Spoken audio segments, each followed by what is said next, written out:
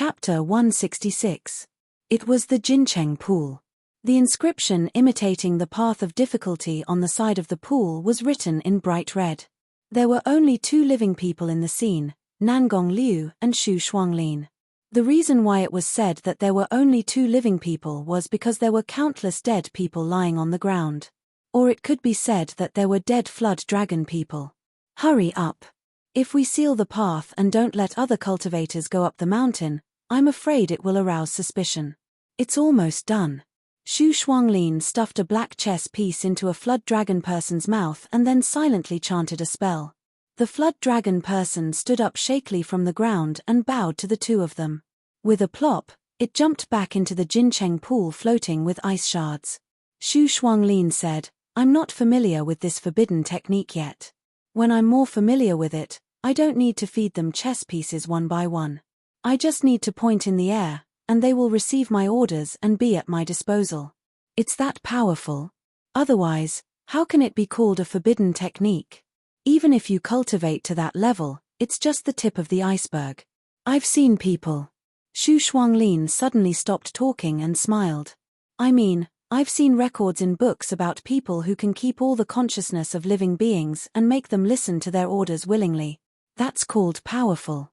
At my level, I can only control the body, but I can't control the mind. I'm still far from that. Nangong Liu nodded. You don't need to cultivate too well. It's not a good thing to attract attention. You're right, Lord. But it's good that you thought of this method. To break my curse, you need to open the infernal gate, and to open the infernal gate, you need to have the spiritual power of the 5 elements of metal, wood, water, fire, and earth. It's not easy to find the essence of spiritual bodies in this world. We can't test them one by one, but you have the ability to change the Jincheng pool. Those cultivators who come to ask for the sword will all tell you what spiritual core they have. It's really a good thing to sit back and enjoy the fruits of others' work. As he spoke, he took out an orange from a pouch on the horse beside him and peeled it. As he ate, he praised, "Shuanglin, those monsters in the Jincheng pool can't even defeat you. You're really capable." Xu Shuanglin smiled. Although the Jincheng pool is an ancient ruin, after hundreds of millions of years, the divine power of the Go-Chen Upper Palace has been weakened. Or else, with my ability, I wouldn't have been able to enter. Lord, you're praising me. Nangong Liu laughed out loud. Tell me, how do you want me to reward you? I don't want anything. Sigh, no, I have to say one. Lord, give me half of the orange. Nangong Liu was stunned for a moment before she smiled and said, "This is nothing." However, she still peeled the orange and handed it to Xu Shuanglin. "I'll give you the whole one. You're such a strange person." "Then I'll give you half," Nangong Liu said and handed the orange meat over. Xu Shuanglin's fingertips were bloodstained, so it was inconvenient for him to take it. He directly ate it from Nangong Liu's fingertips and said brightly, "It's sweet and juicy. It tastes good." At that moment, Xu Shuanglin's smile seemed a little scary under the sunlight. The orange juice stained the corner of his mouth and was licked off by his tongue, like a poisonous snake spitting out its tongue. Nangong Liu suddenly felt a little scared and immediately took back his hand, but then his face showed an annoyed and confused expression, as if he didn't understand what he was afraid of. Xu Shuanglin suddenly said, "Look at that." "What?" Nangong Liu looked over. After a while, his eyes suddenly widened. His slightly chubby face showed an extremely complicated expression.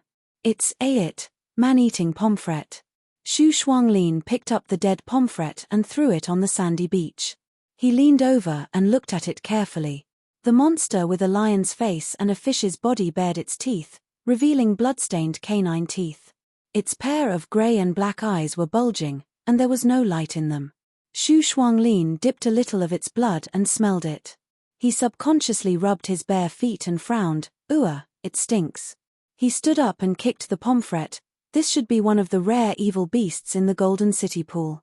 Although the beasts that the North Star left in the pool to guard Shenwu were all auspicious beasts, a long time is enough to change a lot of things. Ghosts can transcend, gods can fall, let alone a mere divine beast. Nangong Liu murmured, "It was it that wanted me to offer the Rongyang's heart. Everyone outside the illusion was horrified. Except for Chu Wanning, who already knew the truth, the others were even more surprised than before. What? Rong Yang. That's, some people murmured, and some people had already turned to look at Nangong Sai with astonishment and pity. That's his. Nangong Sai was stunned at first, and then his whole body began to tremble. He staggered back and fell to his knees. His face was paler than a dead person, and more terrifying than a ghost. Mother! Impossible! Impossible! Yi Wangshi held back his tears and said, Ah Sai, impossible. Nangong Sai was on the verge of insanity. His handsome face was distorted by fear and anger, grief and shock. His facial features were almost dislocated. He couldn't listen to anyone's words, and he couldn't hear anything anymore. Impossible. My mother died when she was killing a monster. Father told me that her heart was pierced through when she was killing a demonic beast. Then he suddenly shook and murmured to himself, without a heart. She died when her heart was pierced. He didn't cry. His eyes were wide open, and his eyeballs were about to burst. He kept repeating in a hoarse voice, from murmuring to shouting, from shouting to roaring, from roaring to crazily roaring, pierced the heart. Pierced the heart. His memory suddenly flashed back. That year, he was still very young. His parents and a group of people set out together to Jincheng Lake to seek a sword. He remembered very clearly that the night before, because he wanted to play, he and Neo Beijing went crazy at the back of the mountain until very late at night. Lu Kang sneaked back to his room in the middle of the night and wanted to pretend to be reciting a book. However, he didn't know that his mother had come to find him after dinner, and wanted to give him a newly embroidered quiver. In the end, after looking around, she didn't see him in the young master's mansion, so she knew that he sneaked out to play again. Rong Yang was a woman with a very cold temperament. Unlike other mothers, she didn't dote on Nangong Sai intimately. When she came to Nangong Sai's bedroom again, Nangong Sai was pretending to hold a scroll of the Wandering Free and Unfettered, shaking his head and reciting it. Rong Yang asked him to stop and asked him, "What did you do after dinner?" Nangong Sai didn't know that Rong Yang had already found out that he was slacking. He put down the book, scratched his head, and said with a bright smile, "Mother, I was reciting a book." "You were reciting it the whole time?" The child was afraid of being punished, so after stuttering for a long time, he still nodded, millimeter, millimeter, millimeter. Rong Yang slightly raised her elegant neck and raised her chin. She lowered her eyes and looked at him with disdain. Her eyes were sharp and cold. "Liar." Nangong Sai was startled. His face turned red. "I didn't." Rong Yang didn't say much. She took his bamboo scroll and closed it, asking, "What's the first sentence?" "What's the first sentence?" And the whole world, and the whole world praises it, but not persuade." Rong Yang frowned.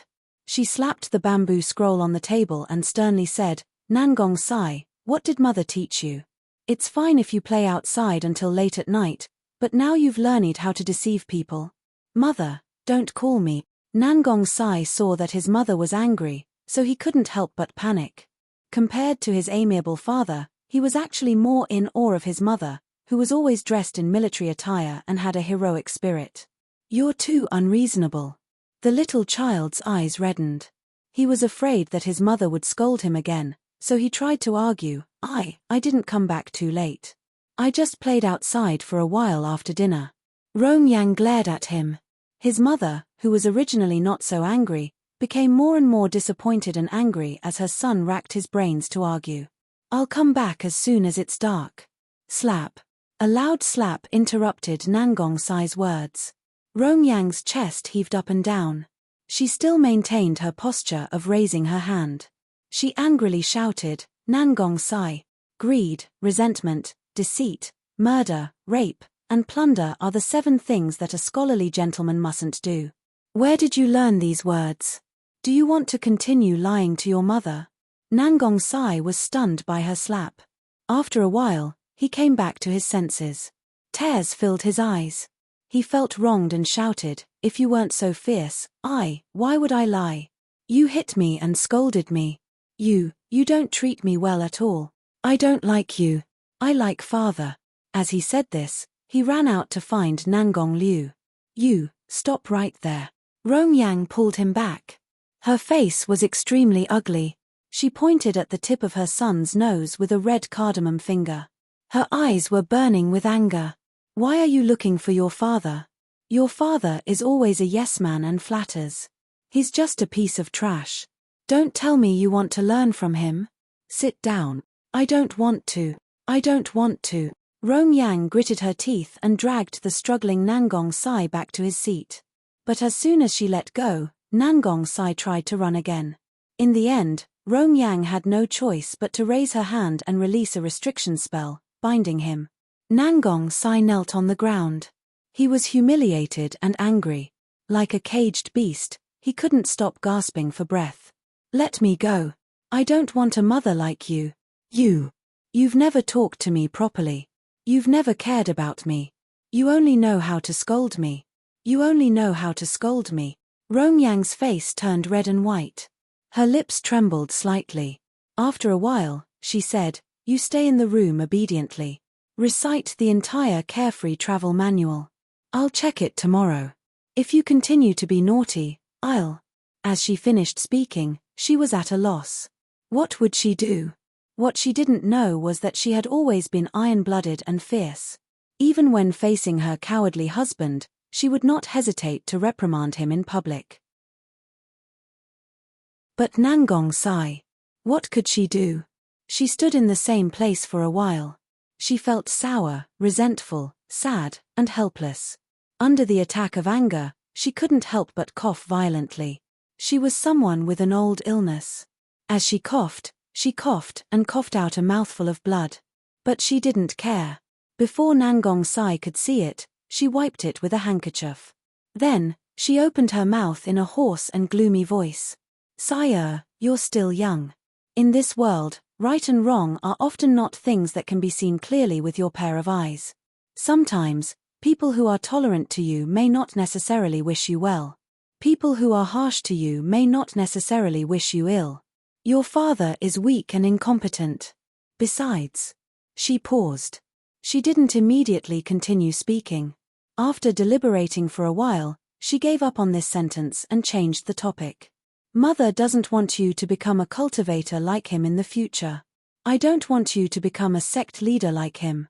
Nangong Sai bit her lip and didn't say anything. "You're naughty and mischievous. You don't pay attention to your studies. These aren't important matters. But how did you learn to lie and deceive people? Our Confucian Wind sect has a glorious foundation of 100 years. It's only because we've always adhered to the character of a gentleman that we have the face to stand at the peak of the immortals. Your father has never seriously taught you these principles. But I'm your mother. He doesn't want to tell you. So, I'll be the one to give you advice and repeat it to you again and again. Even if you don't listen, even if you think I'm harsh, even if you hate me. Father doesn't want to tell me. That's because he treats me as sire. If he makes me happy, he'll be happy. What about you?" Nangong Sai angrily said. "What, mother? You only treat me as the young master of the Confucian Wind sect and as the future sect leader. When I'm with you, I don't even have half a day of good days. I won't listen to you." Rong Yang was extremely angry. An abnormal flush appeared on her snow-white cheeks. She covered her face with her handkerchief and coughed again. After gasping for breath for a long time, she sternly said, "Fine. If you don't want to listen, I'll keep talking to you. I'll talk to you until you finally understand one day." The child was extremely stubborn. He simply covered his ears with his hands. Rong Yang sat on the chair and slowly calmed down. However, her heart was still throbbing with pain. She remembered the injury she received when she killed a demon in her early years. Although she was on an intravenous drip of medicine every day, it still turned into a serious illness. Her illness was getting worse and worse. She looked up at the child's rebellious appearance under the candlelight and couldn't help but close her eyes. After a long time, her tone softened and she said, "Sire, mother can't accompany you for a lifetime. There will be a day when I can no longer watch over you. I can no longer warn you. I only hope that you can understand in the future." She suddenly stopped talking. That was because she saw Nangong Sai squatting on the ground, his little body curled up into a ball. He was crying inside the forbidden spell that she had cast. Her child, Sai who had always been happy and cheerful, was choked with sobs as she scolded and beat him. Rong Yang was stunned for a long time. She slowly stood up and walked to the forbidden spell. She raised her hand and wanted to undo it. She wanted to bend over and hug him. She wanted to caress his red and swollen cheeks and kiss his forehead. But she endured. In the end, she still stood there fiercely. She slowly finished the second half of her sentence. You have to understand: greed, resentment, deceit, murder, rape, and plunder. These are the 7 things that I, a scholar, cannot do. I don't understand. I don't want to understand. I. Nangong Sai raised his teary eyes and shouted at his mother outside the forbidden spell, I hate you. I don't have a mother like you. At that moment, outside the forbidden spell, Rong Yang's face was so pale. Her usually cold and resolute face looked as if she was heartbroken. That face, for the past 20 years, had appeared in Nangong Sai's dreams many times. When he woke up, his pillow was already wet. At that time, he was like a poisonous scorpion, waving its pincers and stabbing its poisonous juice into his mother's heart. Pain, it was really painful. Even after a lifetime, he would never be able to release it. He would never be able to reconcile with himself. On the 3rd day, Rong Yang did not come to the mansion to see him. She only asked a maid to bring him a quiver embroidered with camellias and a letter. In the letter, his mother's handwriting was neat and solemn. There were not many good words. She only said that she knew that Nangong Sai was practicing martial arts and liked bows and arrows, so she embroidered a knapsack for him to carry. She also said that she was going to go to the Jincheng pond with his father. When they came back, she would take a good look at the carefree travel. She hoped that he would not be playful and capricious again. What about him? What did he do? His anger had not yet subsided, his heart was full of resentment. He took a knife and cut his mother's quiver into pieces. He threw his mother's letter into the fire pit and burned it to ashes. He tore up the free and unfettered Torah on the table, and the young child felt very happy in the midst of all this. He took revenge on her. He hated her. He wanted to let her know that he would never listen to the teachings of such a terrible mother. He would never compromise. He grimaced in viciousness. He racked his brains to build a high wall. He was waiting for his mother to lower her head to him, to admit her mistake. Or perhaps, at that time, he was only using his pitiful malice to exchange for his mother's soft words and a hug. But he did not get anything. It did not matter if she admitted her mistake, hugged him, regretted it, or was gentle.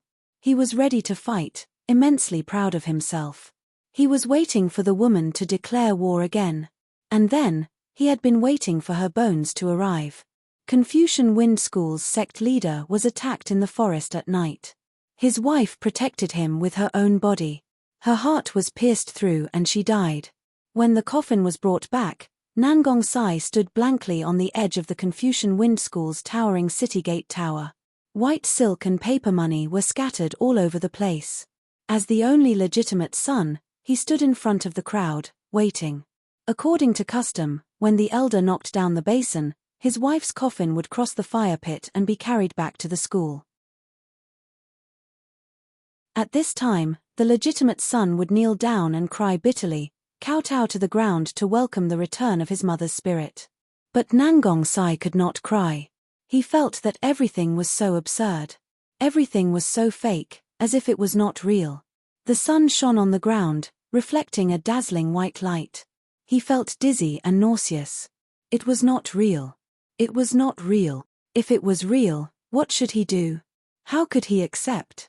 In this life, separated by life and death, the last thing she said to him was, greed, resentment, deceit, murder, rape, and plunder are the 7 things that I, the Confucian Wind School, cannot do.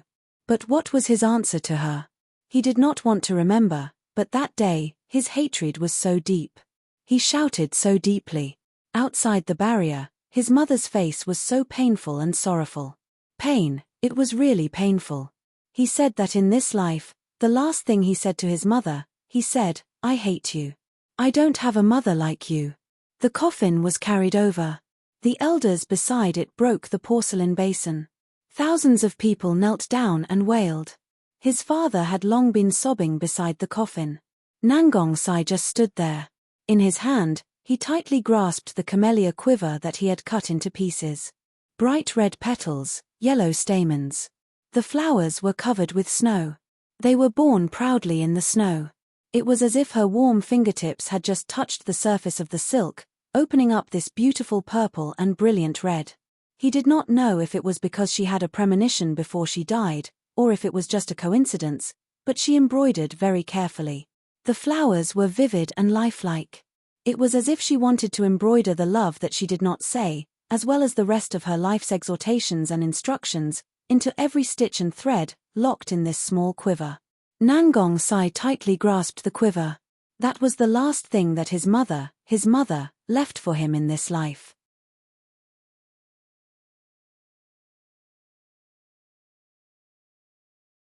Chapter 167. The illusion would not disappear because of Nangong Sai's pain. It continued cruelly, revealing the truth of the bloody past to everyone one by one. Beside the Jincheng pool, Nangong Liu crushed the face of the man-eating pomfret with his foot, looked around, and said, "Beast. The beast wanted your wife's spiritual nucleus. The Lord didn't have to give it to him." Xu Shuanglin said, "But the Lord still sold your wife for the divine martial arts."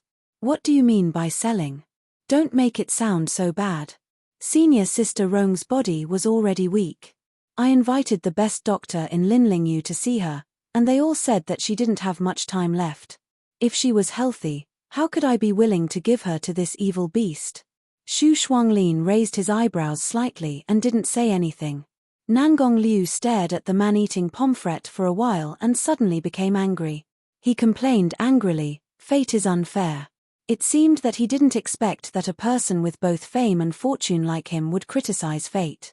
Xu Shuanglin was a little surprised and actually laughed. "What?" I said, "Fate is unfair. Why is it that when others ask for the divine martial arts, those auspicious beasts ask for things like breaking flowers and singing songs? When it comes to me, I summon an evil beast that wants my wife's life. What can I do? What else can I choose?" Nangong Liu looked very angry. "When I asked for the divine martial arts at the Jincheng pool, you also saw it." The attendant was silent, and the Grandmaster criticized. "That Chu Warning. Damn, a 15 or 16-year-old boy dares to offend me like that. He talks so much about benevolence and morality. It's easy for him to say that. I don't believe that if he had to make a choice, he would choose between a dying wife and a powerful divine martial art." Xu Shuanglin laughed. "That's really hard to say. Don't look at me like that. I'm serious. You can never guess what they are thinking. What else can they think?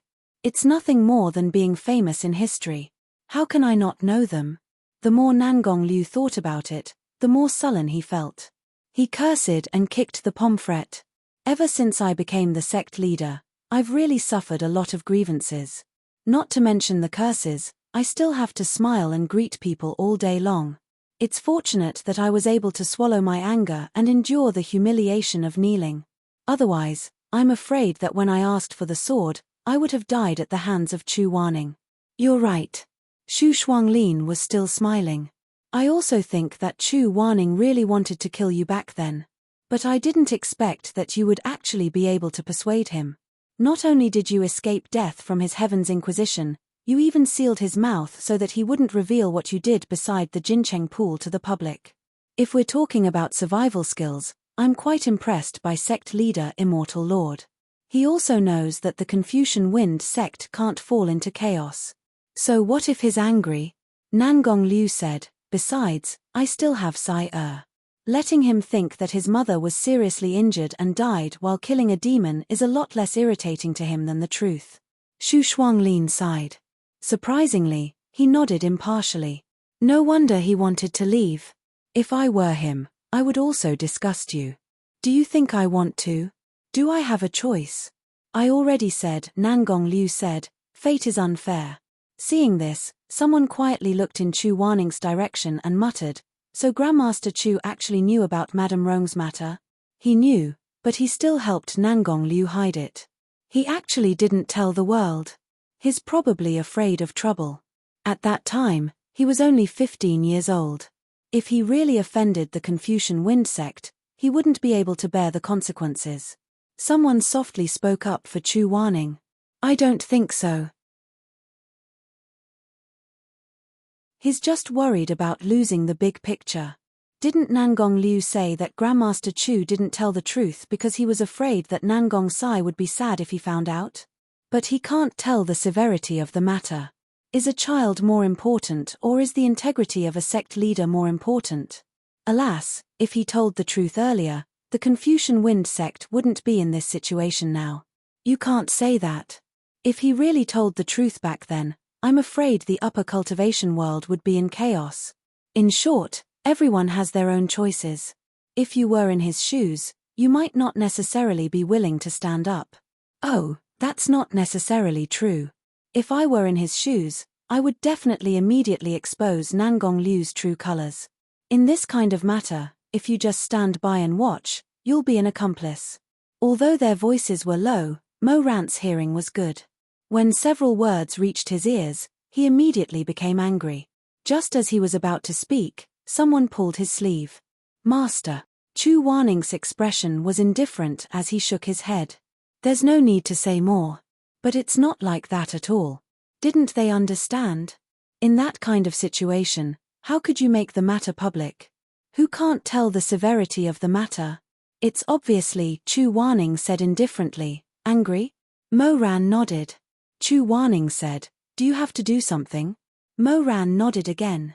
Chu Wanning said, okay, then help me cover my ears. I have no intention of arguing with them, but I don't want to listen either. Help me cover my ears. When they stop talking, you can let go. Mo Ran really walked behind Chu Wanning, raised his hands, and covered his ears. He lowered his eyes to look at the person in front of him. He only felt resentful and distressed. He really couldn't understand why there were still people dissatisfied when Chu Wanning did everything so well. This person seemed to have lived for others for both of his lifetimes. He had never been selfish for even a single day. Why was it that as long as something was controversial, as long as something was not so black and white, he would be criticized by so many people behind his back? It seemed that things were always like this. People were often used to being grateful to the good deeds of the bad, but would not let go of the bad deeds of the good. In his previous life, the Emperor Ta had killed countless people. One day, he took the wrong medicine and gave each of the masters of Wubei Temple 10,000 taels of gold. Because of this, he was praised and said that the Emperor Ta had become a Buddha. During that time, the Emperor Ta that people talked about, because of this small act of kindness, was practically shining brightly from head to toe. But what about Chu Wanning? Chu Wanning was an indisputable Grandmaster. He was the most benevolent immortal in the world. So as long as he did something wrong, he would be maliciously speculated by people. It was so many times. When Chu Wanning did things ruthlessly, people would angrily scold him for being cold-blooded. When Chu Wanning did things softly, people would suspect that he was afraid of trouble. Mo Ran even heard people talking about the incident of Councillor Chen in colorful Butterfly Town during his 5 years of traveling. There was actually a voice saying that Chu Wanning was just trying to impress people, so he whipped his employer and hurt ordinary people. He's just a heartless blockhead. Otherwise, look, which normal person doesn't have a few friends? Look at this Chu Wanning, he betrayed Huizue at the age of 15 and has been alone ever since. In this big world, who would be willing to be his friend? Yes, that Councillor Chen in colorful Butterfly Town, no matter how wrong he was still an employer. Chu Wanning was so heavy-handed, he didn't care about the face of the sect and didn't care about the rules of the immortal sect. I think he has been alone for a long time, so his heart is a little twisted. Twisted heart? Who was the twisted one? Didn't this person give enough? Did he really want to squeeze his blood dry, chew his flesh, and even sacrifice his bones? Was this the right thing to do? Was this the right thing to do? Was this the right thing to do? Was he worthy of the name Grandmaster Chu? Mo Ran covered his ears. Chu Wanning's figure was tall and slender, but when he stood in front of Mo Ran today, the top of his head only reached his chin. Chu Wanning wasn't a weak person, but when Mo Ran looked at him with lowered eyelashes, he suddenly felt that he was very pitiful. He couldn't help but feel infinite love and tenderness. He wanted to hug this person more than ever before. There was no lust. He simply wanted to hug him. He wanted to use his flesh and blood to give him warmth in this hard world. That was all. Regarding these doubts that came out of his mouth without thinking, as well as the words "if it were me, I would do and do and do and do," Chu Wanning was much more used to it than Mo Ran, so he appeared very calm. At this time, Jin Cheng's memories also ended. The memory fragments collapsed and reformed. Chu Wanning moved his gaze away and fell on Nangong Sai. Nangong Sai had his back to him. He kept kneeling and didn't stand up again. Chu Wanning sighed softly. Although he and Nangong Sai weren't master and disciple in name, they were master and disciple in reality. If possible, he really hoped that Nangong Sai would think that Rong Yang unfortunately died while killing a monster. But things didn't go as he wished. After so many years, the paper was penetrated by flames and burned to ashes. In Chu Wanning's gaze, the kneeling Nangong Sai and the child kneeling in the morning hall in his memories suddenly overlapped. That child was clumsily carrying Xiao Yaoyu, but his recitation was very jerky. He couldn't connect the words together. While wiping his tears, he slowly recited to his mother. There is a fish in the North Sea, its name is Kuan. The Kuan is so big, I don't know how many thousands of li it is, it turns into a bird, its name is Peng. He stumbled. Every time he stopped, his young and tender face showed a pain that shouldn't be experienced at his age. And the world praises it, but does not advise it, but does not advise it, but does not advise it, but does not advise it, but does not advise it, but does not advise it, but does not insist on it, but does not insist on it, to insist on the distinction between inside and outside, to debate it. The child's soft voice came to an abrupt stop. He didn't recite it. His small body trembled slightly like a willow tree in the wind. In the end, he covered his face. Unable to hold it in any longer, he burst into tears. "Mother! I was wrong. Sire was wrong. Please wake up, Mother. I won't be playful anymore. Please wake up and teach me again, okay?" Later on, Xiao Yaoyu became Nangong Sai. Every morning class, he would copy the scriptures from memory. He accompanied him from a young child to a high-spirited scholar. Madame Rong left. She couldn't teach him anymore. Not long after, Chu Wanning also left. He didn't look back. Nangong Sai didn't have a teacher. He relied on this patched-up quiver of arrows and that sentence: greed, resentment, deceit, murder, rape, and plunder are the 7 things a scholar should not do. In the end, he grew up in this world's #1 sect. He grew up to be a righteous hero who was completely different from his father. At this time, nearly 15 years had passed since Madame Rong's death. The illusion gathered again. This time, what appeared in front of everyone was Nangong Liu's sleeping chamber. It was a full moon night. Nangong Liu was curled up on the bed. The bed was covered with a mat and Madame Zhu was placed on it. It was obviously summer. However, Nangong Liu was wrapped in several layers of thick mattresses. He was trembling incessantly and his lips were purple. Chu Wanning patted Mo Ran's hand. "Let go. I want to continue watching." Mo Ran said, "You don't have to watch. I'll tell you." He still didn't want to let go of his hand that was covering Chu Wanning's ear. However, after being patted twice by Chu Wanning, he knew that he couldn't change his mind. He had no choice but to let go of his hand. At the same time, he gloomily swept his eyes around. He thought that if anyone said anything bad about Chu Wanning, he would secretly remember it in his mind. Later on, he would deal with these people alone. In the illusion, Xu Shuanglin walked in from the door and saluted in a crooked manner. He didn't follow the rules at all. However, Nangong Liu seemed to be used to it. He didn't care. His eyes were bloodshot. He trembled as he asked, "Shuanglin, where's the medicine? Where's the medicine?" It was mixed. It failed. Nangong Liu cried out. He was so scared that his snot and tears flowed out. How could, you clearly said it could. I can't take it anymore. It's like all the bones in my body have grown thorns and are pricking me. You, hurry up and help me close the windows tightly. Don't let any light in. Don't let any. It's already closed tightly. Today is the full moon. Even if you don't go out, you will still feel pain. Xu Shuanglin said, it's useless. You can't escape. No. Where's the medicine? Nangong Liu was a little crazy. Where's the medicine? Where's the medicine? You said it could be mix. I believe you. Where's the medicine? I reread the scroll. I couldn't mix it. The curse on your body is too vicious. You need something to break it. What? I can give you whatever you want. Just give me the medicine. Give me the medicine. Xu Shuanglin said, I want the spiritual nucleus of the person who cast the curse. Nangong Liu's face instantly turned pale. Spiritual nucleus. You want his spiritual nucleus? Do you have it? How could there be more? Nangong Liu roared. His hair was messy, and saliva was dripping from the corner of his mouth. You also know who cursed me. My good teacher, that trash, good-for-nothing, gentleman, Luo Fenghua. He usurped my position.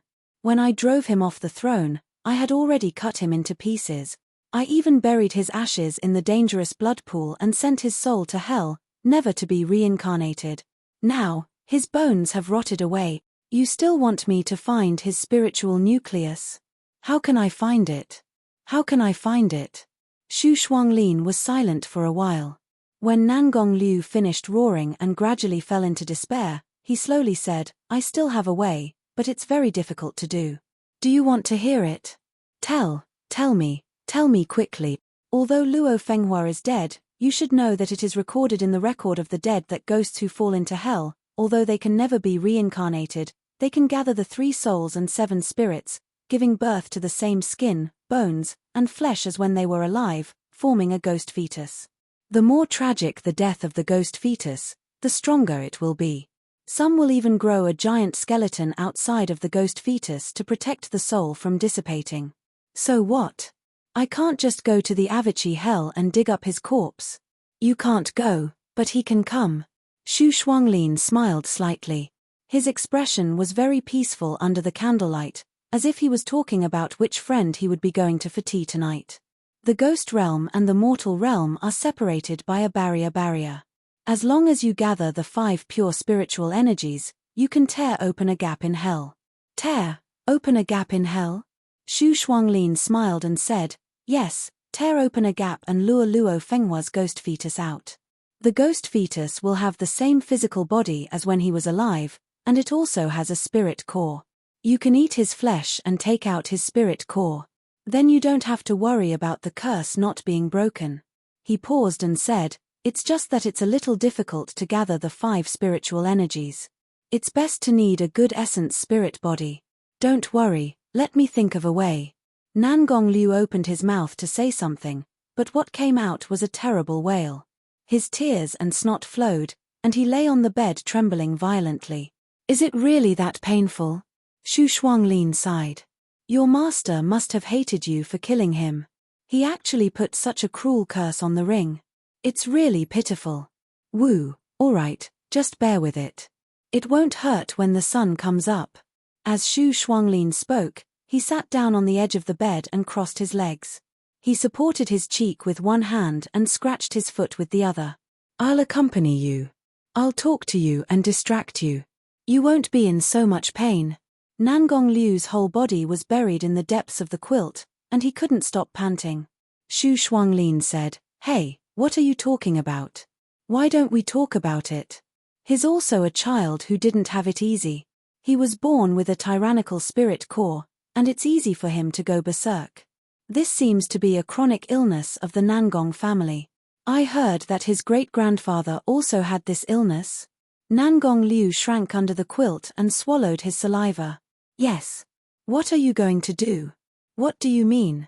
Nangong Liu's voice was trembling. His illness is better than mine. It's much easier to deal with. In the future, when he marries a wife, they'll all be able to suppress the spirit flow through dual cultivation. You'd better worry more about my curse. Haven't I always been worried about your curse? But the more you think about it, the more pain you'll feel. Xu Shuanglin thus changed the topic. He scratched his toe and said with a smile, but wouldn't this kind of dual cultivation be too good for a Dao companion's body? I heard that Sire's great-grandmother passed away at a young age. Duh. Oh, I was just casually asking. I didn't expect that she really died early because of dual cultivation. Xu Shuanglin sighed. The Confucian Wind sect is really deep.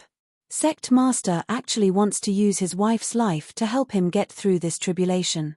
A woman's life is useless. Xu Shuanglin laughed. You look down on women so much. It's not like you don't understand the teachings of the Grand Sect Master. I don't understand. What did the Grand Sect Master say? The Confucian Wind sect should be led by a gentleman. That's right. What's a gentleman? It's a man. Do you understand? Phut, I'll say something disrespectful. Sect Master, I'm afraid you're going to make the Grand Sect Master come back from Hero's Mound in anger. Nangong Liu said with a trembling voice, you haven't married a wife, so you don't understand. Women are useless. Only carrying on the family line is their responsibility. Grandmother is willing to sacrifice herself for grandfather. Willing? Xu Shuanglin laughed. Then shouldn't you also find someone for Sire who is willing to dual cultivation with him and give up her life for him? I've already found someone. Xu Shuanglin was stunned. What? Who? He seemed to be very gossipy. He crawled deeper into the bed and almost wanted to pull Nangong Liu out of the quilt. Okay, you even have a candidate in mind for the young master of the Confucian Wind sect. Then tell me quickly. Nangong Liu wrapped himself in the quilt and moved deeper into the bed.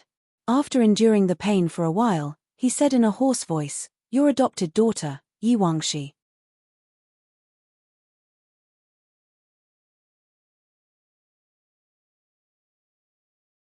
Chapter 168. In the picture, Xu Shuanglin's eyes suddenly widened. At the same time, most of the people outside the picture were also stunned. When Mo Ran saw this, he vaguely felt that something was wrong. He was a person who had lived 2 lives. This conversation and some things in his previous life were linked together, allowing him to figure out some thought-provoking details. He knew that Yi Wangxi's friendship with Nangong Sai was not only because Yi Wangxi had asked to be buried with Nangong Sai before she died, but because in the previous life, Yi Wangxi's female identity was made public to the world very early on. Nangong Liu personally chose her and let her marry Nangong Sai. Now it seemed that this section was completely a father looking for a double cultivation furnace for his son. However, not long after the 2 people made the marriage agreement, Nangong Sai suddenly died, and Yi Wangxi was able to survive. Mo Ran couldn't help but think, was Nangong Sai's death really just a coincidence? He didn't think so. In the picture, Xu Shuanglin's fingers were clenched into fists. Although his face was still smiling, his tone was a little cold. You want little Yi Wangxi to marry our Sai? Well, she's the most suitable. How is it suitable? Xu Shuanglin laughed. You originally wanted to cultivate her to be the commander of the Shadow Guards, but you made her look neither male nor female. Now you say that you want to marry her to Sire. Aren't you afraid that Sire will dislike her? He was really unhappy. I saw that he often talked and laughed with Yi Wangxi and treated her well. I thought that he would be able to accept it more or less. But when I told him about the marriage, he was furious. He said that he didn't like Yi Wangxi at all. The reason why he took care of her was because she was a girl and it wasn't easy for her to survive in Anqing. He refused to accept the marriage. Xu Shuanglin, how could I compromise? He had a big quarrel with me, saying that I didn't respect his decision, that I casually handled his most important matter in life, and that I couldn't avoid Yi Wangxi, that I was cold and distant. The more I told him, the worse his attitude became. In the end, he even thought that I was biased towards Yi Wangxi. He really doesn't know what's good for him. Nangong Liu scolded, isn't it because he thinks she's not pretty? Xu Shuanglin was quite fair. If the previous sect leader suddenly asked you to marry a woman you didn't like, would you be willing? I don't think it's a matter of good looks or not. You really don't respect him. He's shallow. One has to marry a useful and virtuous wife. If he likes pretty girls, does that mean he can't take concubines after his health stabilizes? Nangong Liu sighed. Sigh, this is also my fault.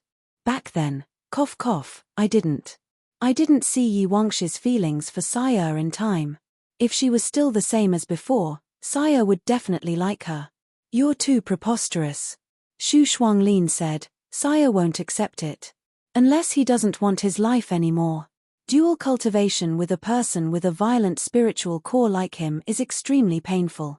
If he marries an ordinary woman, I'm afraid she won't be able to bear it. Nangong Liu gasped for breath. Yi Wangshi likes him. If she's willing, she'll be able to bear it. How could she possibly be willing? I've already asked her. What? I've already asked her. I've already told her about this matter. Nangong Liu said, she's more afraid that something bad will happen to Saya than she's afraid of dying. Xu Shuanglin didn't say anything. He lowered his head and seemed to be thinking about something. After a while, he said, she's really a fool.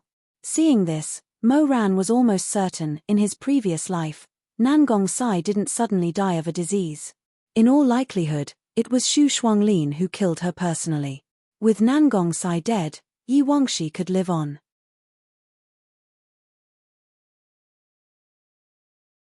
The reason why Nangong Sai was still alive in this life was probably because of the incident with Song Chiotong. Song Chiotong was a beauty with a bone in her body, which was extremely suitable for dual cultivation. With her marrying Nangong Sai, as a father, he naturally had nothing to say. He even felt that a meat pie had fallen from the sky and wouldn't force Yi Wangshi to marry Nangong Sai. Since Yi and Sai's engagement was annulled, it was completely reasonable that Xu Shuanglin wouldn't harm Nangong Sai in this life. However, there was still one thing that Mo Ran couldn't figure out. Xu Shuanglin looked like a deranged devil now. But why would such a devil value Yi Wangshi so much? She was clearly just an adopted daughter. What was that treacherous, terrifying, and unpredictable person obsessed with? What exactly was it that he wanted? This memory was not long, it ended very quickly. When the illusion lit up again, it was a lot earlier. Nangong Liu obviously looked younger than he was now, he didn't even put on weight yet. He was holding a small object in his hand that was flickering with green light. Everybody looked carefully and found that it was Confucian Wind School's sect leader's ring. Once this ring was put on, it couldn't be taken off. Until the day of his resignation, Nangong Liu still hadn't put it on. Therefore, it proved that at this time, he still hadn't become the true master of Confucian Wind School. An attendant came in and knelt down to salute. The attendant's daoist robe was stained with blood. Apparently, he had just fought a fierce battle. This memory should have happened on the night when Nangong Liu killed his Shifu and regained the sect leader's thumb ring. Sect leader, what should we do with Luo Fenghua's body? Nangong Liu turned the ring in his hand, thinking, bury him in the hero's mound. For better or for worse, he was my Shifu. I'll leave him a decent place to return to. Yes. The attendant withdrew. Mo Ran slightly frowned. He felt a little strange. According to the memory he saw just now, the Nangong brothers' Shifu, Luo Fenghua, was clearly chopped into 10,000 pieces by Nangong Liu, sank into the corpse blood pool, turned into a malicious spirit, and fell into the infernal hell, never to be reincarnated. But why did this memory say that Nangong Liu buried his Shifu in the hero's mound? In the illusion, Nangong Liu gently stroked the sparkling green sect leader's ring. His eyes flashed with a complicated and strange luster, as if he was a little scared, but also full of desire. His Adam's apple bobbed up and down. Finally, he slowly raised his hand. Under the candlelight, he solemnly put the ring on his thumb. He stared at his hand, looking back and forth. The corners of his mouth slowly curved up, as if he was about to burst into a brilliant and happy smile. But before the ripples of his smile spread out halfway, he suddenly stopped. Nangong Liu shouted and suddenly fell down from the sect leader's throne. His whole body was convulsing and trembling. Sect leader, what happened to you? His left and right rushed to support him. Unexpectedly, when Nangong Liu raised his head, his face was full of blood. His face, which was fine just now, suddenly had countless small wounds. Those wounds immediately healed, and then immediately tore again. Blood kept surging out of those strange scars. What's going on? Nangong Liu was at a loss. Pain, so painful, how could this happen? What's going on? The sound of footsteps came from outside the door. A man with a pair of smooth bare feet stepped on the cold bricks against the moonlight. He came in front of Nangong Liu, lifted his robe, and half knelt down.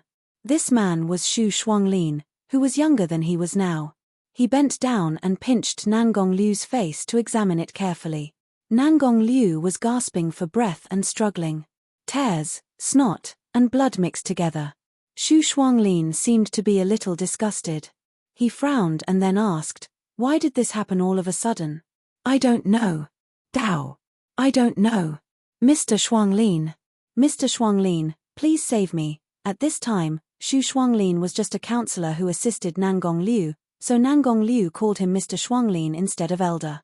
After some investigation, Xu Shuanglin grabbed Nangong Liu's right hand and looked at the shining ring. Suddenly, his expression changed. "The curse of 10,000 calamities is attached to this ring?" After hearing this name, the people gathered around all gasped. Only Nangong Liu was muddle-headed. He didn't know what the curse of life and death was. He only raised his head blankly with tears. Crystal snot kept flowing out of his nose, dripping on the tiles together with blood. "Ah, what is that?" "The curse of death." Xu Shuanglin's expression was very bad. This ring was cursed by Luo Fenghua. After he cursed the person who wore the ring, as long as the moonlight shone on him, his skin would be chapped and he would suffer a fate worse than death. Every night, it happened. "What? It's more than that." Xu Shuanglin's hand stroked the jade of the ring. He closed his eyes and felt the turbulent spiritual current there. On the 15th day of the full moon, even if you don't go out of the house and the walls are sealed, you will still feel the pain of being cut into pieces and there is no way to escape. He opened his eyes and looked at Nangong Liu, who was curled up on the ground miserably, and whispered, "Until death."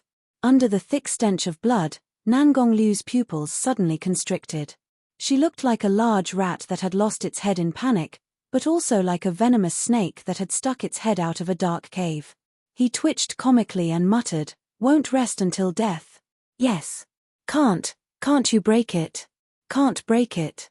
Xu Shuanglin said, "At least I can't think of any way to break it at the moment. I can only..." Before he could finish his words, Nangong Liu broke free from his hand and climbed down the stairs while screaming and laughing madly. He dragged a crooked trail of blood on the cold and clean floor tiles. He screamed and laughed at the same time. His voice was hoarse and distorted to the extreme. It was as sharp as a needle. Even many people outside the illusion couldn't stand it and covered their ears with their hands. "Ha ha ha, curse me? You curse me? Luo Fenghua. You took the position of the head of the Nangong family. I kicked you off the stage and left your body intact. It's already justified. You actually curse me? How can you bear, how can you? Because of your teaching. I buried you in the hero's mound." "Ha. Hero's mound. Yet, you want me to suffer every night until my skin is torn and my flesh is torn apart, until I die." He roared and moved inch by inch to the entrance of the main hall.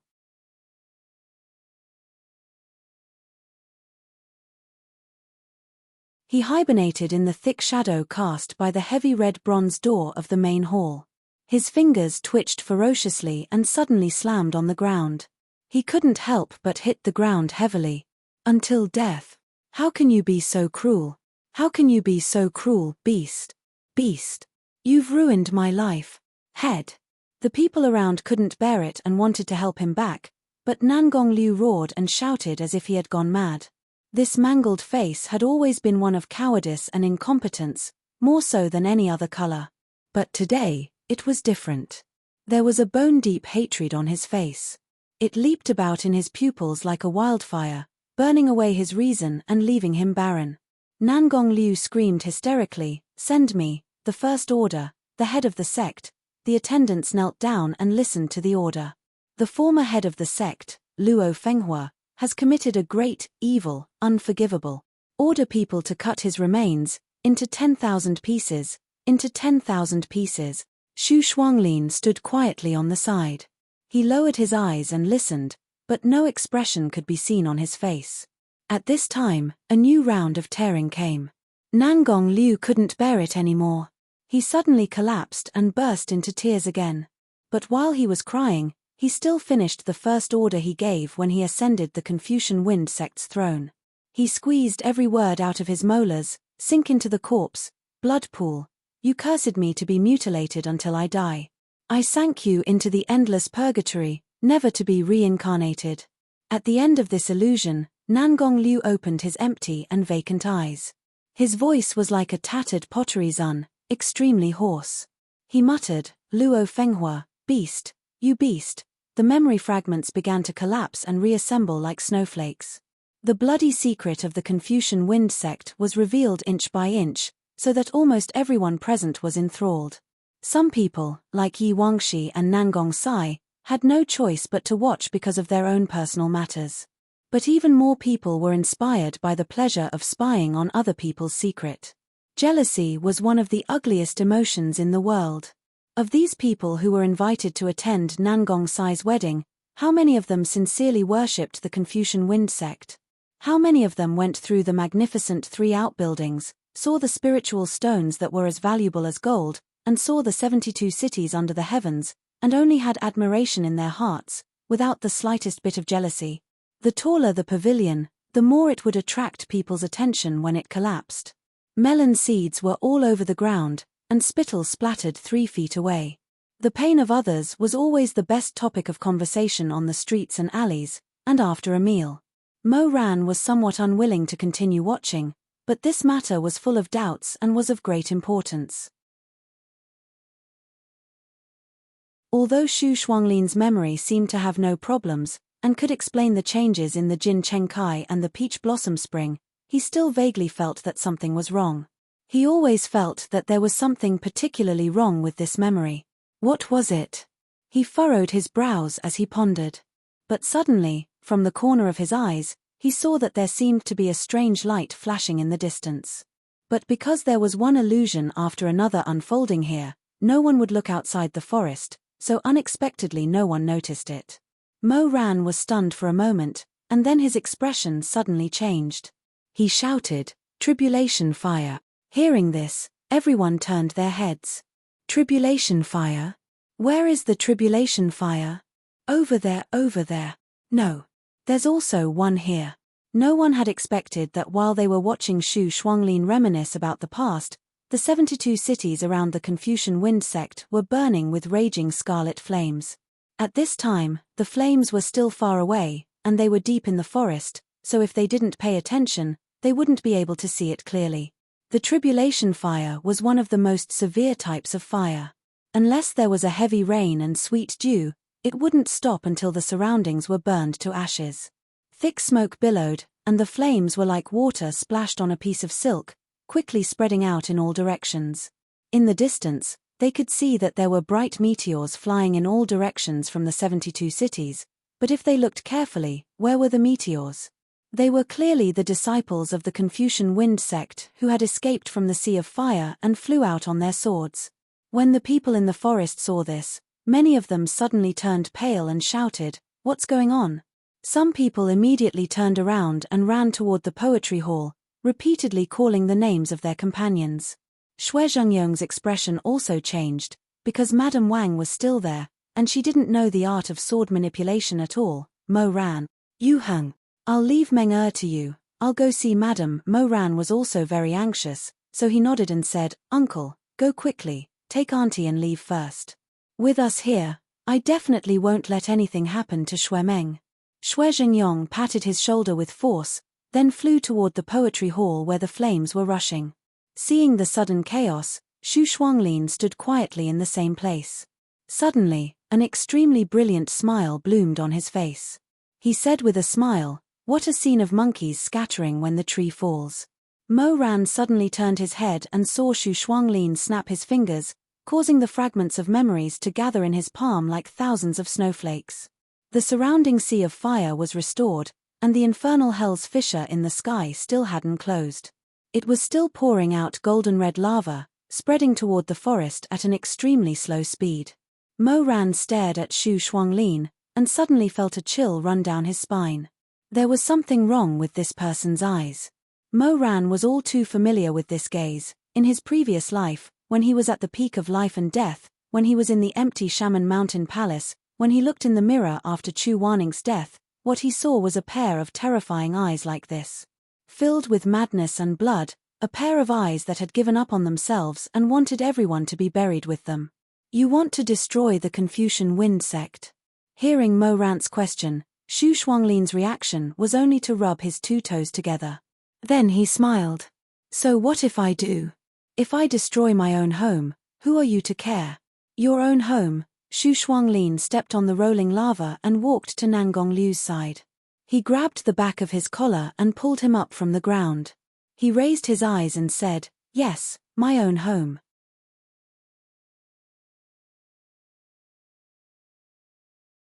He forced Nangong Liu to look at his face. Then he raised his hand. In front of Nangong Liu, who was hanging by a thread, he raised his other hand. Slowly, inch by inch, starting from the bottom of Nangong Liu's neck, he slowly tore, bit by bit, rip. In the end, there was only a soft sound. An exquisite human skin mask made from the skin of a 100-year-old snake demon was taken off, revealing a face that was no longer youthful. At first, Nangong Liu's entire body shook, and then he began to tremble violently. His breathing was weak, but he was still struggling to squeeze out bits and pieces of sound from his throat. It's you? You didn't die. You actually, I didn't die. You're still alive. How can I die before you? Xu Shuanglin said with a smile, I'm much stronger than you in every aspect, including my lifespan. Even if you rot into mud, I'll still live well. What? You and I have met again after a long separation. Are you so happy that you can't say anything else? He created a cluster of fire and casually burned the human skin mask. The flames continued to spread until it reached his fingertips. He did not care at all and did not feel any pain. He shook his hand and pressed his burnt fingertips to Nangong Liu's lips. He tilted his head and said with a smile, I'm sorry, Nangong Liu. Sect leader, immortal monarch, long time no see. Or should I call you, brother?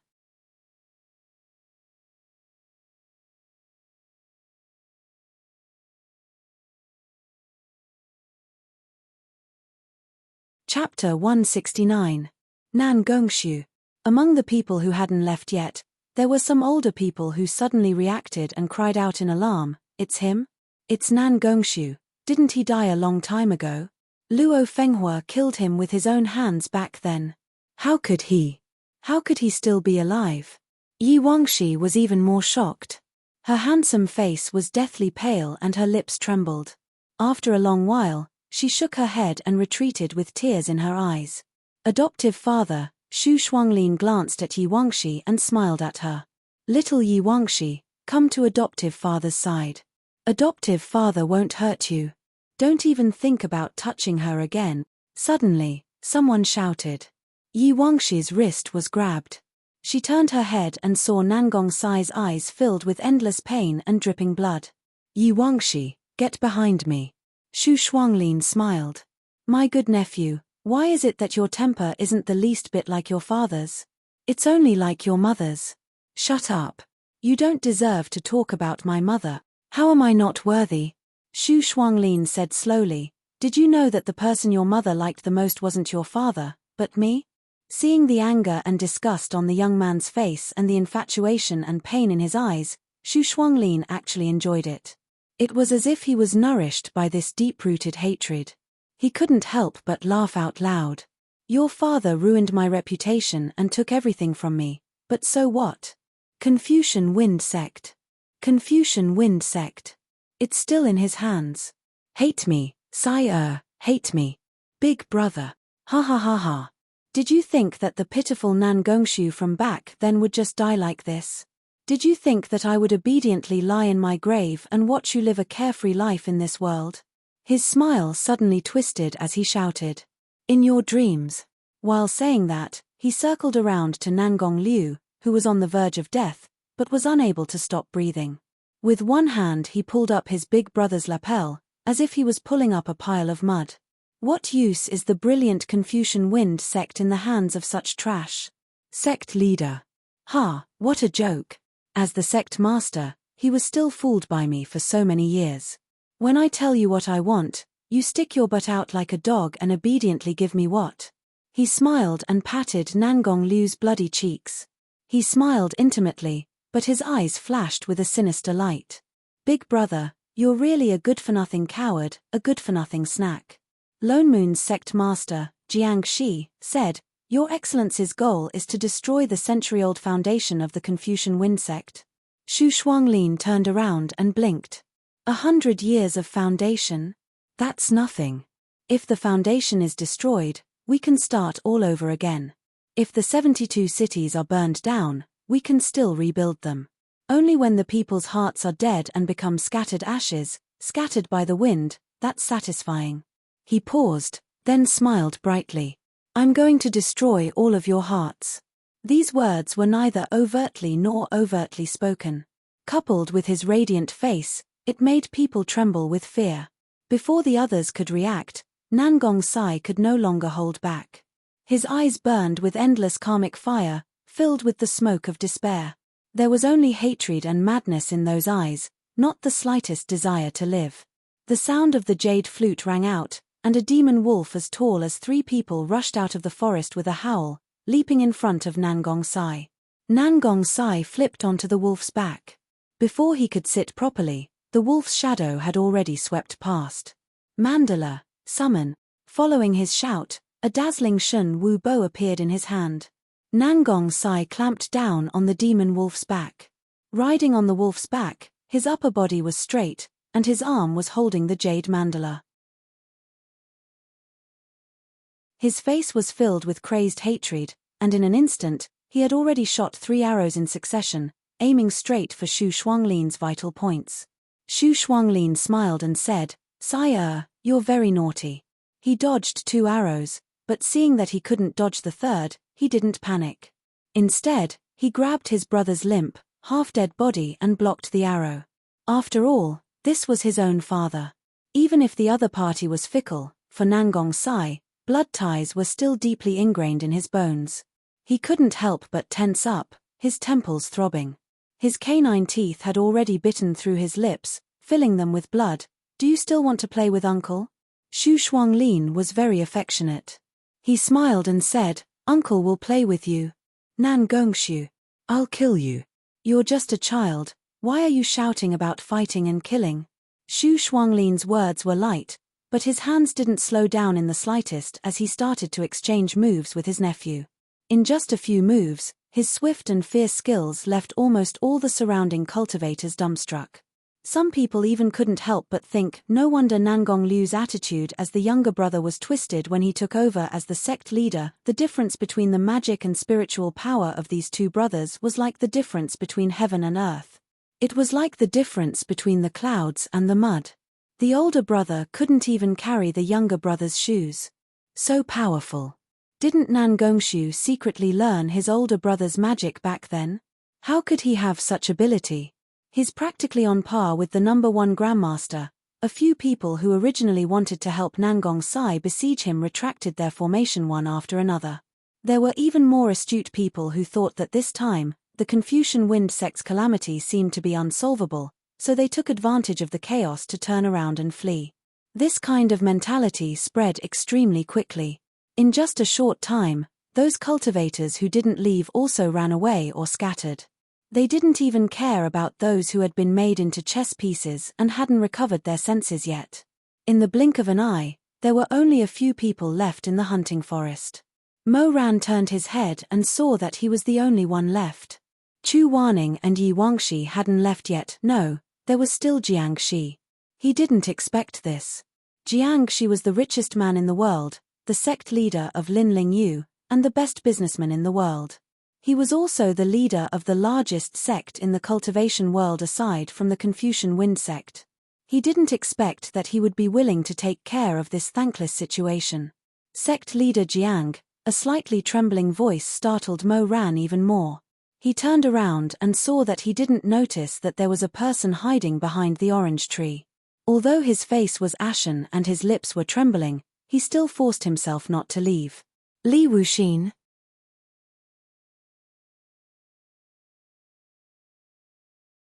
As the sect leader of the sect at the bottom of the upper cultivation world, Li Wuxin swallowed his saliva.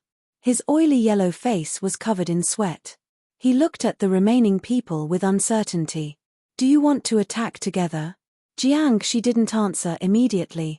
His eyes quickly swept over the remaining people and he said decisively, Villa Master Li, come with me.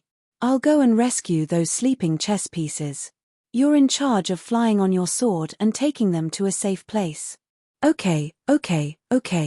As for Grandmaster Chu and Grandmaster Mo, Chu Wanning said, Mo Ran, you go and help Nangong Sai. I'll mend the Sky Fisher and come to help you immediately. This Sky Fisher was different from the one in colorful Butterfly Town.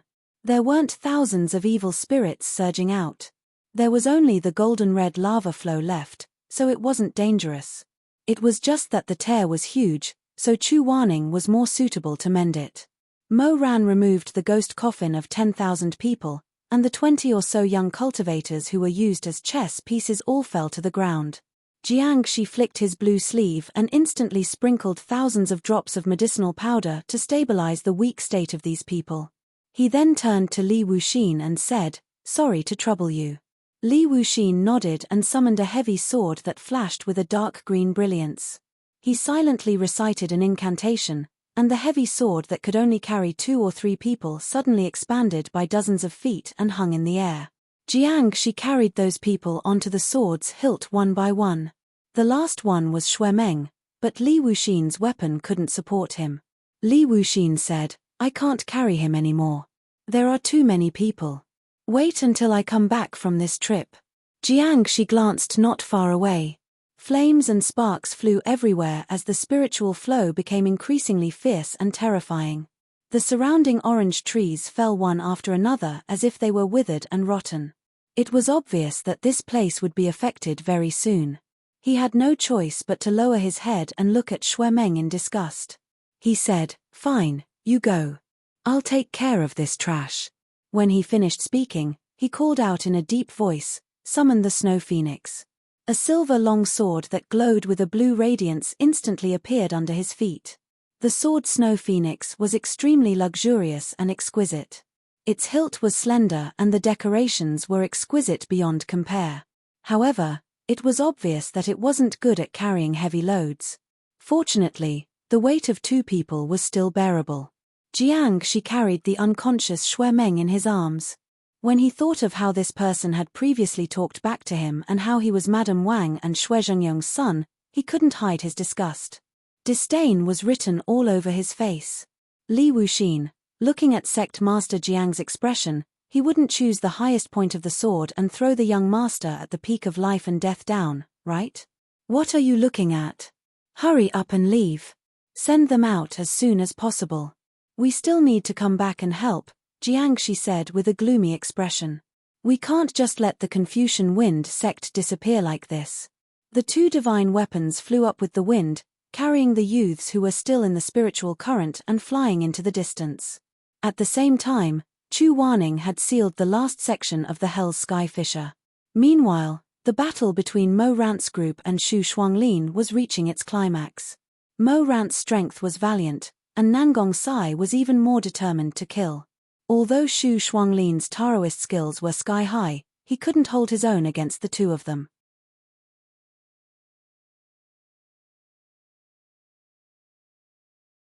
While he was at his wit's end, Xu Shuanglin yelled at Yi Wangxi, Yi, what are you standing there for? Do you really want to watch your adoptive father die in the hands of others? Hurry up and help me. Yi Wangxi clenched his fists with a pained expression. His entire body was trembling slightly, but he didn't go forward. Instead, he retreated step by step. Are you really going to stand by and watch? Did you forget who brought you back from the orange grove when you were young, raised you, and gave you a name? No. She was on the verge of collapse, but because she had been strong since she was young, whether it was the sect leader or the elders, they all raised her as a man. Now that she had encountered such an unforeseen event, she still persisted as usual. Her back was still straight, and although her face was red, she didn't cry like an ordinary girl. However, her flesh seemed to have been shattered. At this time, it seemed that if anyone touched her lightly, her entire body's muscles, veins, skin, and flesh would be peeled off from her bones and crushed into mud. Seeing her like this, Xu Shuanglin cursed inwardly, but he didn't force her anymore. Instead, he turned his head and fiercely fought with the other two people. Clang! The saber in his hand suddenly made an ear-piercing metallic sound. The top-grade weapon from the Kunluns treading in Snow Palace couldn't hold on any longer. Under Mo Ran's willow vines, it broke into pieces and fell to the ground. Mo Ran coldly said, "What else can you use to fight?" Xu Shuanglin knew that things were not going well. At this time, he suddenly heard a distant roar above his head. He looked up immediately and saw that Chu Wanning had completely repaired the heavenly fissure. The night sky above the hunting forest returned to its original state. The hell lava that had lost the spiritual flow of the netherworld instantly scattered into little golden red spots, like fireflies floating in the forest.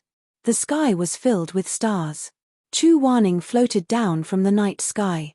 His dark ceremonial robe fluttered in the strong wind, which made his face look as white as porcelain. His features were handsome beyond compare. However, no matter how handsome he was, it couldn't hide the murderous aura that was exuding from his body. Damn it! Xu Shuanglin gritted his teeth. One Grandmaster Mo was already enough to make him suffer. Now, there was another Grandmaster Chu. If the two of them worked together, who in the entire cultivation world could fight against them alone? Xu Shuanglin took a step back and suddenly cut his palm with a knife. He squeezed out a drop of blood and smeared a curse mark on his forehead. He shouted in a low voice, "Why aren't you coming to save me? How long are you going to drag this out?" Then, he raised his hand and grabbed the air. His fingernails suddenly grew several inches. With a pu sound, he directly tore apart Luo Fenghua's body that was lying on the surface of the lake. He pulled out his bloody spiritual core and put it into his arms. Then, he quickly jumped back. He actually grabbed his half-dead elder brother, removed the enchantment under his feet, and jumped into the Lake Gangquan.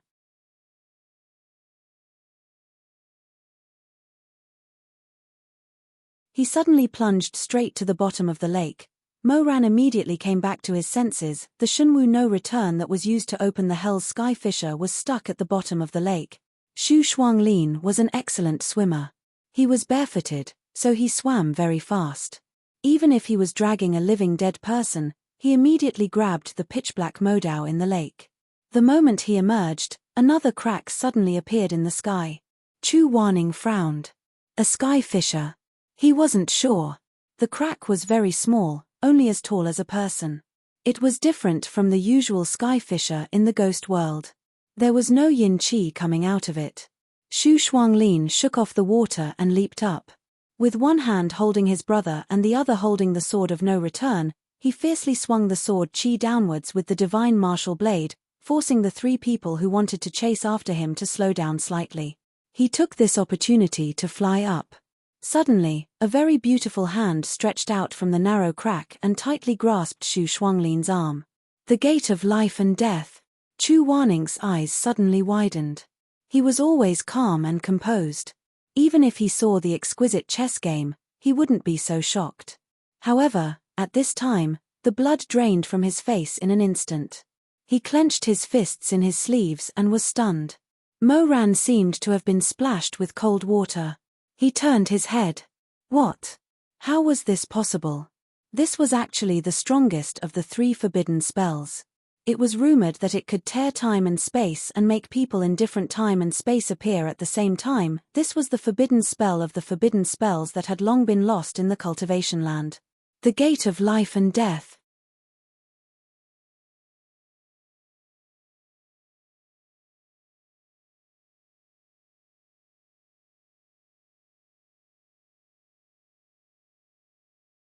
Chapter 170.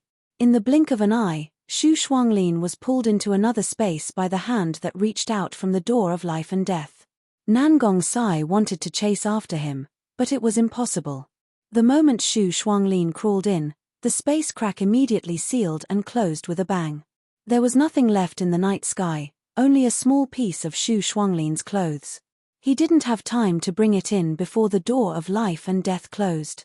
At this moment, in the dead silence, it fluttered and fell into the lake. The white cloth was quickly soaked by the lake water and slowly sank into the lake. How is this possible? Mo Ran murmured, how can there be someone in this world who can truly control the door of life and death? As the Emperor Ta in his previous life, he was very clear that there were 3 forbidden techniques in the world: the exquisite chess game, the secret technique of rebirth, and the door of life and death. Although the first 2 forbidden techniques were difficult to learn, they were not unheard of in the Shizun continent. For example, in his previous life, there were always people who could use these 2 techniques, such as Master Huizue. However, there were very few records about the door of life and death in history. The most recent one happened thousands of years ago. There was once a great master who was heartbroken because of the death of his beloved daughter, so he opened the door of life and death. He wanted to bring his daughter, who was living in another space and time, back to his own world. However, his actions were detected by the him in that space-time. As a father as well, how could the him in that world allow his beloved daughter to be taken away? In the battle of life and death between the 2, the space-time crack that was opened was distorted, and in the end, their daughter was sucked into the crack and crushed into pieces. After that great master came back, he broke down. From then on, the scroll of the forbidden technique was sealed in the Yang Emperor's divine wood, and he became the last person in the long river of time to completely control the door of life and death. Because this forbidden technique had not been used for a long time, over the years, more and more cultivators firmly believed that there was no such thing as a space-time distortion technique in this world. However, in his previous life, Mo Ran, because of his boundless Tao, actually tore open a similar door of life and death by himself with the incomplete scroll in his hands. However, the crack was extremely unstable. Mo Ran once tried to throw a rabbit into it, trying to send it to a place thousands of miles away. The rabbit made it, but due to the instability of the crack, it turned inside out when it came out. Its innards were on the outside, and its fur was wrapped inside. It turned into a bloody lump, and its heart was still thumping. Later on, Mo Ran tried many times. Out of 100 times, there were always 5 or 6 problems. Once a problem occurred, the scene was extremely disgusting. There were even cases where the head appeared very quickly, but the body was spat out by the door of life and death half an hour later. But even so, it was enough to cause an uproar in the world of cultivation. Almost everyone thought that Mo Ran had restored and mastered the door of life and death, but he himself was not sure. He had not seen the first forbidden technique thousands of years ago, but according to the historical records, he felt that the technique he copied was far from the real door of life and death. Chu Wanning rushed to the lake and raised his hand to pick up the half-piece of cloth left by Xu Shuanglin. He closed his eyes and felt a little relieved, but then became more depressed. He shook his head and said, "It's not the complete door of life and death. That person should have only mastered half of the scroll."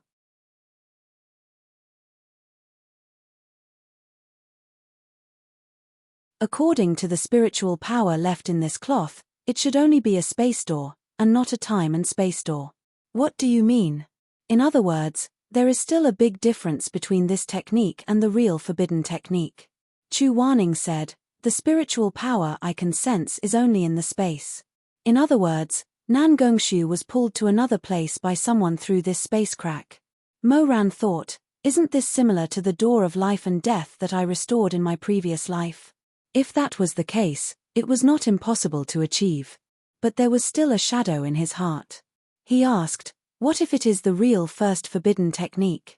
What will happen when it is used?" For some reason, Chu Wanning's expression became a little strange. She paused for a moment before saying, "If this is the real gate of life and death, then what it can do is not just tear space apart. It can even bring Nangong Shu to another world." However, when he heard this, Mo Ran's expression changed slightly. He pursed his lips and did not say anything. He didn't have much knowledge in his previous life, and he didn't know how much of the literature he collected was credible. As for the rumor of the great guru tearing open a crack in time and space and bringing back his daughter from another world, he actually didn't think it was very reliable. Now that these words came from Chu Wanning, Mo Ran was finally completely convinced. But this conviction brought him waves of coldness. In the 5 years that Chu Wanning was not around, Mo Ran read all the classics. In fact, he faintly felt that the mystery of his rebirth was strange and treacherous. In his previous life, he had not seen the real rebirth technique.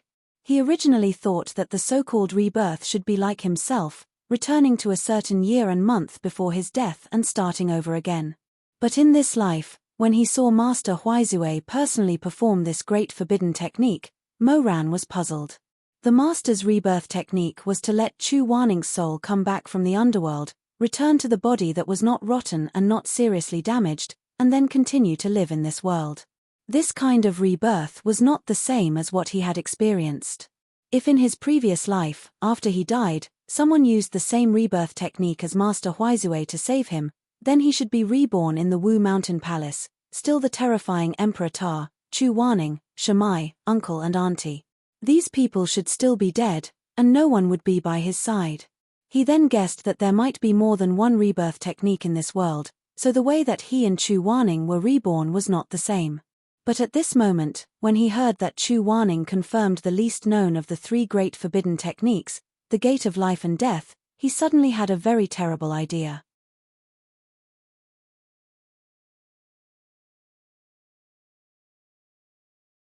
Could it be that he was not only affected by the rebirth technique, but also by the Gate of Life and Death at the same time, causing the evil soul that should have been suffering in another time and space to tear through time and space and come back to the year when everything had not happened yet, when there was still time to turn back?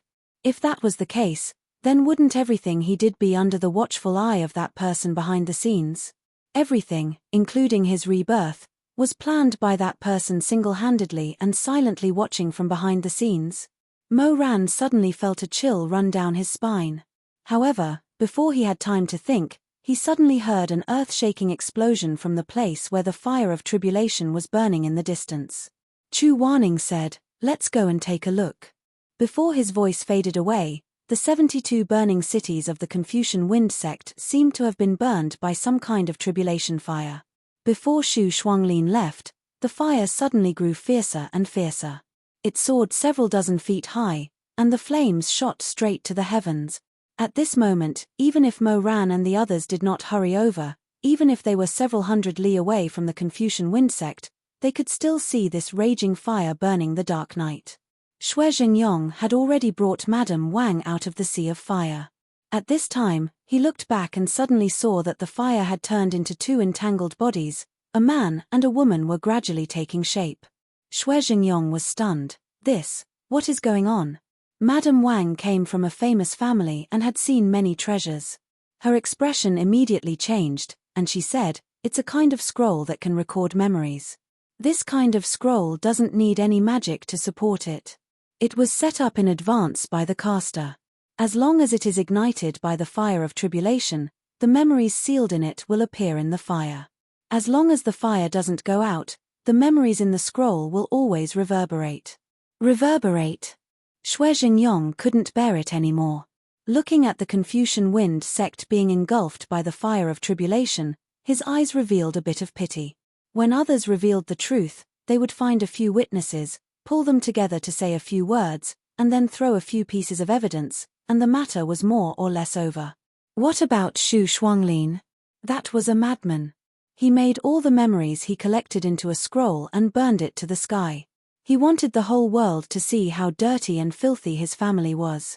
He used the magnificent sea of fire as a canvas and used a magic technique to expand those shameful whispers into people's ears to a thunderous sound. He hated that he couldn't let a deaf person hear these sounds. This Xu Shuanglin, what is he doing? Xue Zhengyong sat on the expanded iron fan and rode on the sword with Madame Wang in the air. His face was illuminated by the flames that reached the sky and earth. He muttered, "Could it be that he hasn't exposed enough of the Confucian Wind sect's dirty secrets and wants to continue? Madame Wang, it's enough, it's really enough. He has already torn so many scars on the Confucian Wind sect and reduced it to the laughingstock of the cultivation world. Why won't he let it go? But as a woman's voice rumbled from the sea of fire, the cultivators who had escaped the Red Lotus purgatory and were watching a good show in the air were stunned. Shui Jingyong was also stunned. Brother Liu, we are both so old. Why are you still not serious? With this soft groan, the originally blurry figures of the two people in the sea of fire gradually became clear. The tribulation fire that swept across the 72 cities of the Confucian Wind sect expanded the two naked bodies to the extreme.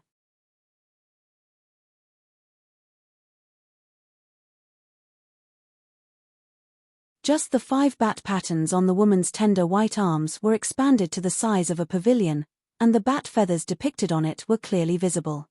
Everyone was stunned and turned their heads to look at Jiang Dongtang, one of the top 10 sects in the cultivation world. The disciples of Jiang Dongtang were even more horrified.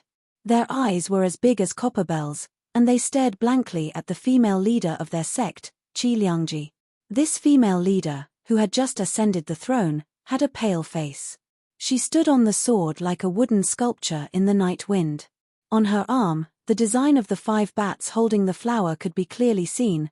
She would never have thought that her adultery with Nangong Liu would be completely seen by someone and made into a memory scroll. Now, it was all exposed, without any concealment. It was made public. Her mind was instantly muddled.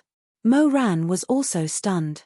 Almost at the moment when the naked phantom of Leader Qi appeared in the air, Mo Ran covered Chu Waning's eyes.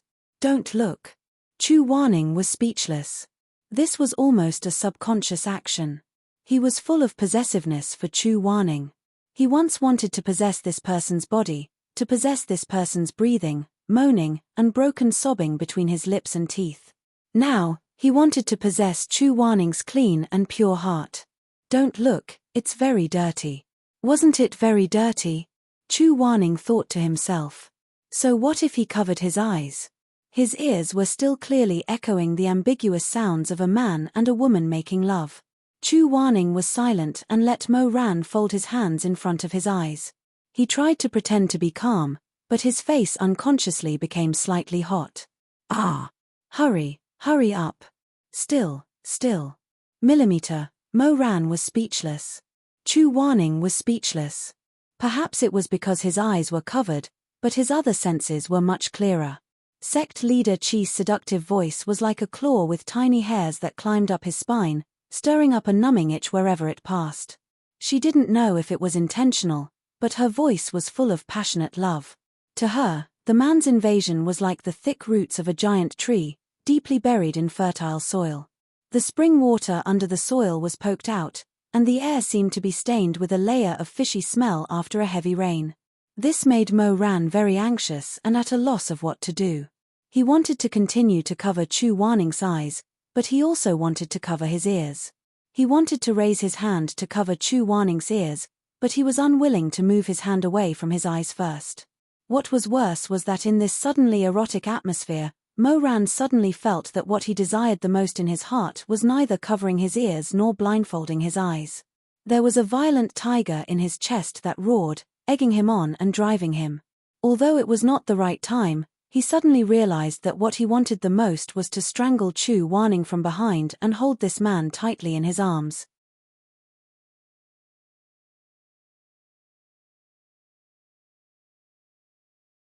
He intimately rubbed his back, eagerly sucked on his earrings, and then turned his face over and kissed him fiercely. His eyes were dark as he stared at Chu Waning, who was close at hand, and his breathing gradually became unnatural.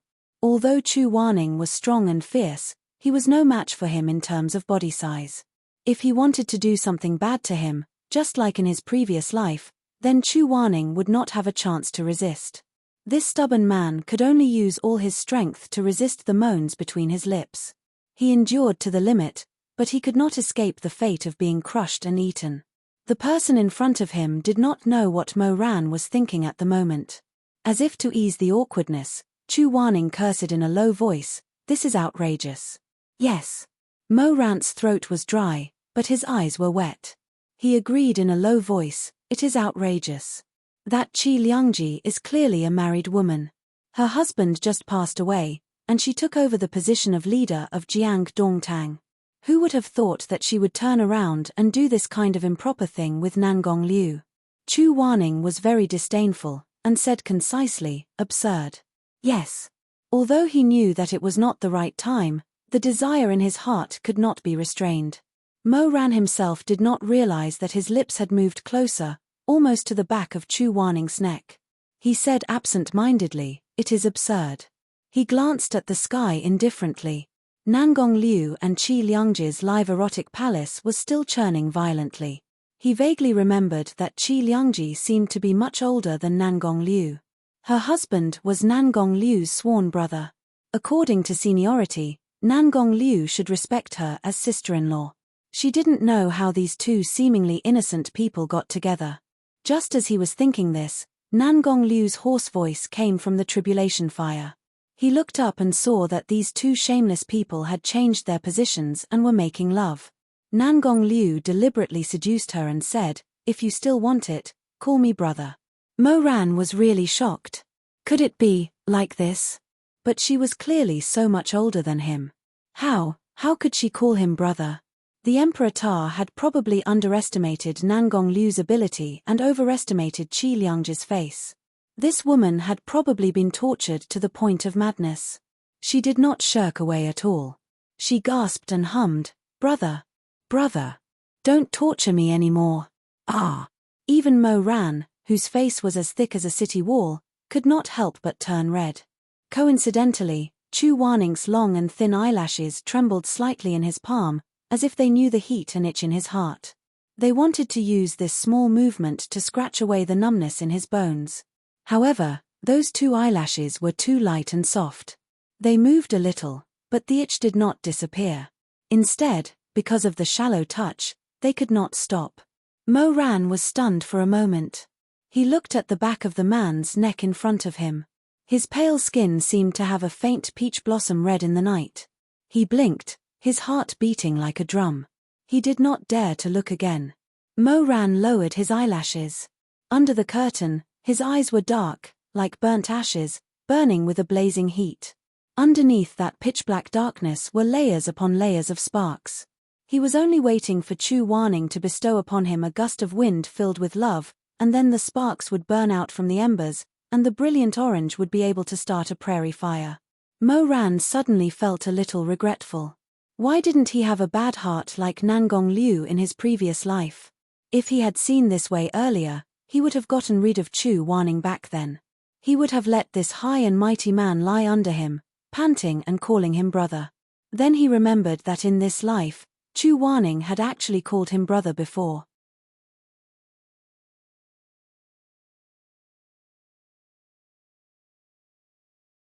Not only did he call him brother, but he also called him senior brother. However, at that time, he did not know Xia Xianai's real identity. He still thought that this little junior brother was his little junior brother. Now that he looked back, his heart was burning. He was bold and ambitious. He knew that it was impossible, but he could not help but think about it. He thought about Chu Wanning lying on the bed. His forehead was shining, and there were a few strands of sweaty hair on his forehead. He closed his eyes slightly, leaving only a strand of his gaze to look at him. There was grievance and restraint in his gaze. Then, love burned up, burning away the grievance and restraint, and turned into a thin layer of red at the corner of his eyes. Chu Wanning's lips were half open. He resisted the urge to bite, but in the end, he opened his mouth again and called him with a wet and hoarse voice, "Senior brother, Mo Ran." He did not know when his hand had let go of the other. He probably knew that if he covered his eyes so intimately, he would really be unable to control himself and do something disgraceful. Love was an emotion that was extremely difficult to suppress. Moreover, Mo Ran had tasted it before, so he knew how ecstasy it was. Chu Wanning looked back at him. His cheeks were a little red, but he subconsciously raised his chin slightly. His eyes were bright and clear, showing a bit of pride. "What's wrong with you?" Mo Ran glanced at his lips, coughed softly, and turned his head away. "Nothing." "Have you asked all the elders in the sect about this matter?" After a while, Nangong Liu stroked Qi Liangji's hair and asked lazily. Qi Liangji opened her soft eyes. "What matter? Look at you. You clearly know it, But you always like to beat around the bush with me. Nangong Liu said, what other matter could it be? Didn't you tell me before that after you became the leader, you would work to merge Jiang Dongtang into the Confucian Wind sect? You're talking about that. Qi Liangji smiled, don't worry, I just succeeded the position not long ago. The leader ring is not even warm yet. You have to hurry up. When our two sects are merged into one, I will let you be the first protector of the Confucian Wind sect. At that time, you will be under one person and above thousands. As Nangong Liu said this, he couldn't help but touch her slender waist. However, Qi Liangji seemed a little unhappy. Although her face was flushed, she raised her hand to stop his action. It wasn't easy for me to climb to the position of sect leader, but you won't let me stay for a few more days. What's so good about being a protector? You won't take me home and let me be the wife of the Confucian Wind sect. Nangong Liu said embarrassedly, you also know sire's temper. If I want to remarry, he will definitely not agree. What's more, with our current status, marriage is not a personal matter.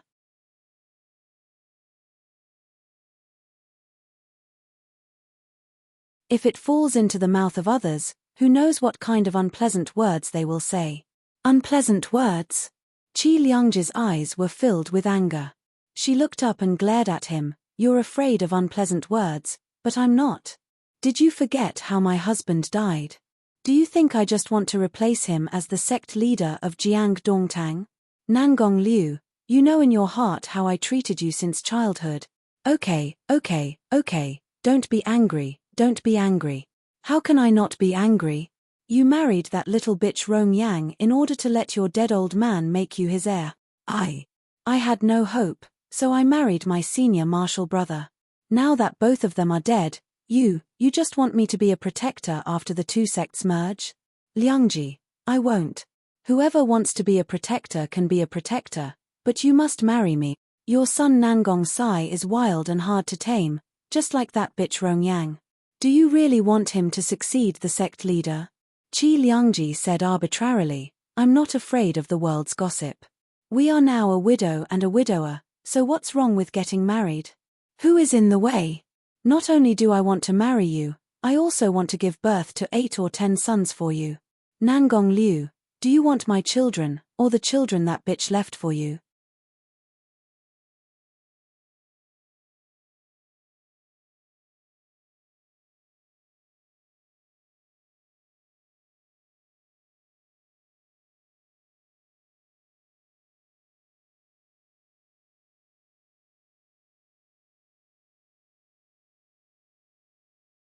Chapter 171.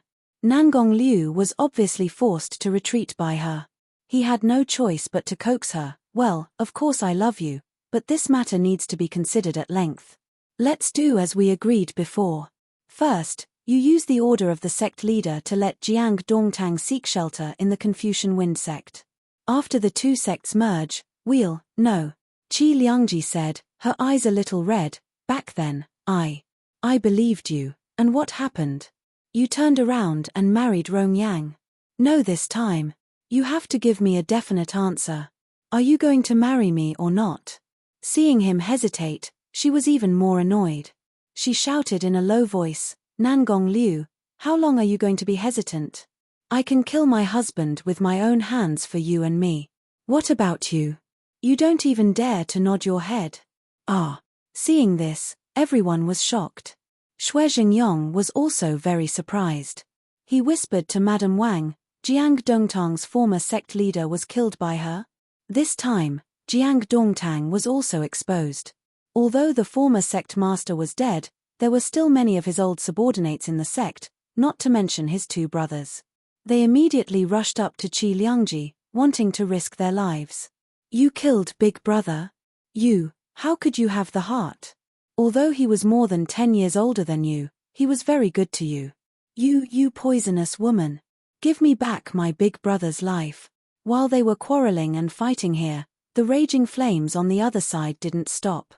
Horrifying fragments of scrolls were torn open one after another, and amidst the boundlessly dazzling light, they revealed numerous stinking and shameful matters of the past to the world. These things were not only related to the Confucian Wind sect, but were also related to almost all the sects in the upper cultivation world, as well as countless famous cultivators who came to the Confucian Wind sect for this meeting. After Jiang Dongtang, Wubei Temple, Fire Phoenix Pavilion, Baitan Village, and even the Kunlun Treading Snow Palace, which had always been floating in the dust, had the ugly stories of high-level disciples and elders exposed one by one. In addition to Nan Gongshu's own memories, there were also the memories that he had collected over the years, all of which were laid bare in front of everyone. Among them, there was even a record of the collusion between Nangong Liu and the former head of Wubei Temple, Master Tian Chan. Great Master, tomorrow is the Spiritual Mountain Conference. Winning or losing is extremely important to me. Father already thinks that I'm stupid. If I lose to my younger brother's sword at the Grand Conference, then I'm afraid that I really have no chance of becoming the sect master. Almsgiver Nangong, there's no need to panic. Have you memorized the spell scrolls that this old monk handed to you previously? I've memorized it. Master Tian Chan stroked his beard and smiled. Then tomorrow, you don't have to worry about winning or losing. You just have to use all the spells on the scroll. Your little brother will naturally not be your opponent. Nangong Liu was puzzled. Junior is slow-witted, please enlighten me. That magic scroll is a secret technique created by your younger brother, Nan Gongshu. He has been diligently practicing it and is determined to make a name for himself at the Soul Mountain Assembly. Ah! Nangong Liu was extremely shocked. Since it was created by younger brother Shu, then how can I use his spell to defeat him? Master Tian Chan smiled slightly. Nan Gongshu is an aloof person. After researching this spell, he was unwilling to communicate with others. He hid in the cave and practiced day and night. If he said that this spell was created by him, who would believe him? You're different, almsgiver Nangong.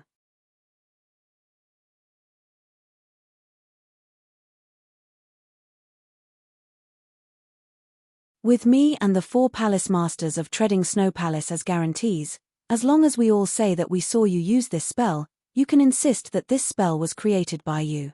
No matter how eloquent your younger brother is, he won't be able to escape the crime of stealing his elder brother's unique spell. Master Tian Chan said calmly.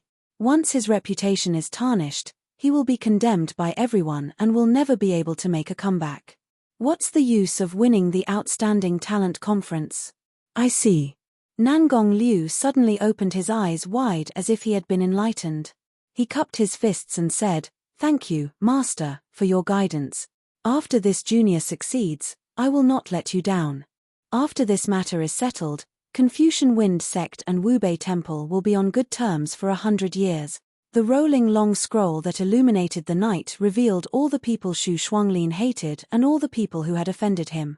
Whether it was the cultivators or the people near Confucian Wind Sect, they were all attracted by the flashing picture of the fire. They saw all the stinky and ugly lice buried under the magnificent robes. When the gate to the ghost realm was cut open, Shu Shuanglin said with a smile, "I'm going to destroy all of your hearts." It was only at this moment that everyone in Porridge understood the true meaning of his words. Nan Gongshu had been hiding in Confucian Wind Sect for so many years under the name of Elder Shuanglin. What he wanted was not only to destroy the 72 cities of Confucian Wind Sect and its century-old foundation. What he wanted to destroy were all the people he disliked. All the people who had wronged him, slandered him, and forced him into a dead end for public and private interests. And his brother, Nangong Liu, was only the first person to nod his head on this sacrificial ground of vengeance. After that, the sect leaders and elders, as long as they did something that angered Shu Shuanglin, no matter who they were, they could not escape from this burning execution platform. Chu Wanning suddenly remembered something in Luo Shenxian's memory in this long night illuminated by the flames. The young man covered in blood once said something with a smile. There was a man in Lini, but his heart was already dead. A talented young man with outstanding spells had never been treated fairly. He was schemed against, plotted against, and ostracized by his own family. The spells that he created with all his heart were taken away, and those who took away his spells still accused him of being a thief in the end. How absurd this was! His heart was already dead. On the Jincheng Pool, in the Peach Blossom Spring, The white chess controlled by Xu Shuanglin once said with a laugh that he was a ghost that crawled out of hell and wanted to take the lives of the living. Chu Wanning looked around. All the sects in the upper cultivation world were in panic and chaos. As the saying goes, when the tree falls, the monkeys scatter. It was not just Confucian Wind sect.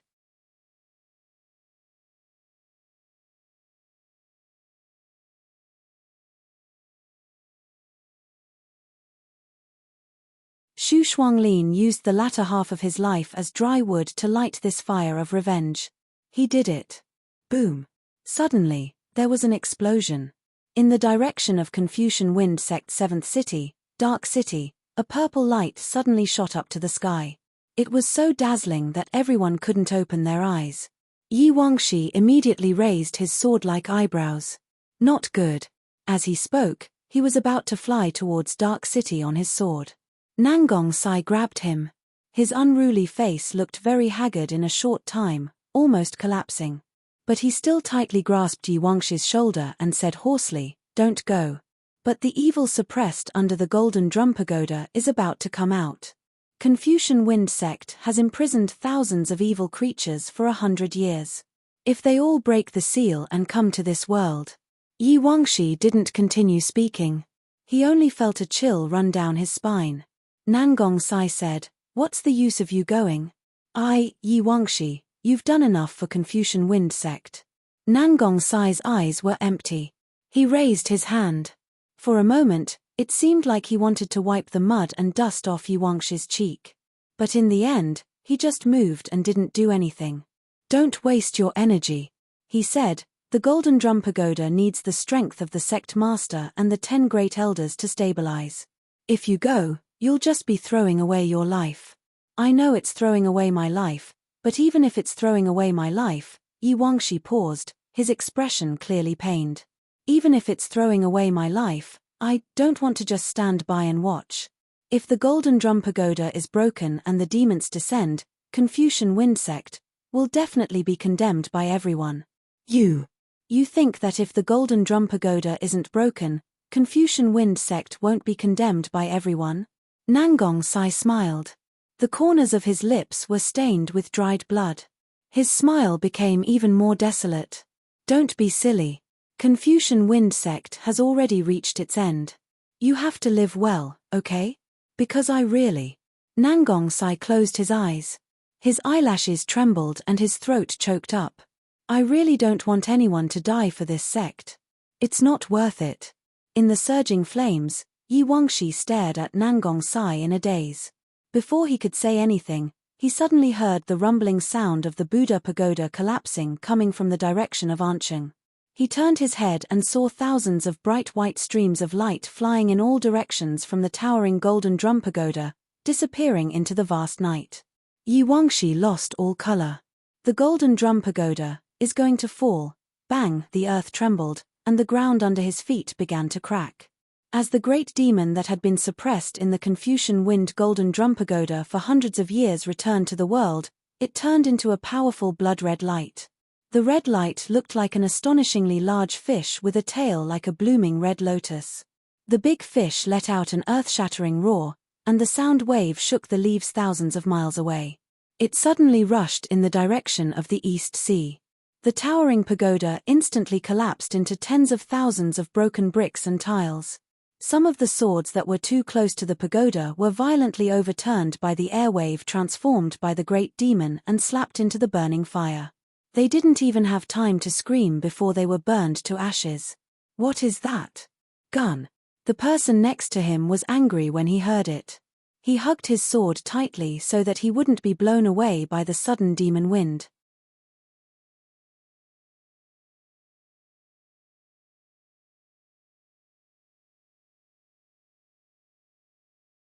He cursed, "Why are you rolling? Why do you want me to roll?" "What roll?" "I said this is gun. One of the ancient fierce beast." Legend has it that the first leader of the Confucian Wind Sect, Nangong Zhongying, once subdued the fierce beast gun in the East Sea and imprisoned it in the Golden Drum Pagoda. I didn't expect it to be true.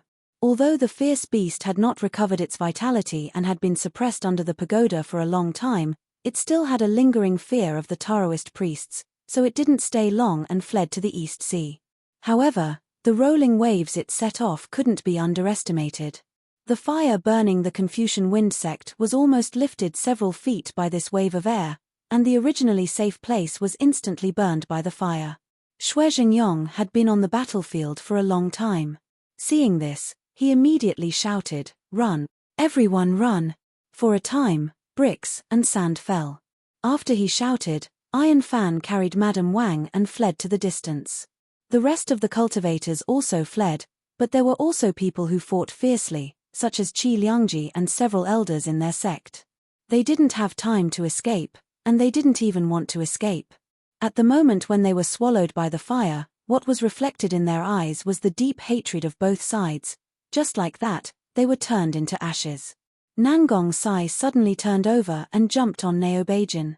She stretched out her hand to Yi Wangxi and said, "Come up quickly." Then she looked at Chu Wanning next to her and said, "Master, you also, I can't carry her. You go first." But Mo Ran made a prompt decision and said to Nangong Sai, "Go quickly, I'll take Master out on the sword." Seeing that the fire was burning closer and closer at a terrifying speed, Nangong Sai cursed secretly. She hugged Yi Wangxi from behind and disappeared into the vast night with her on the demon wolf. The trees fell one after another, and the orange forest burned with ear-piercing crackling sounds. The wind was filled with the strange sound of oranges, and there was no time to delay.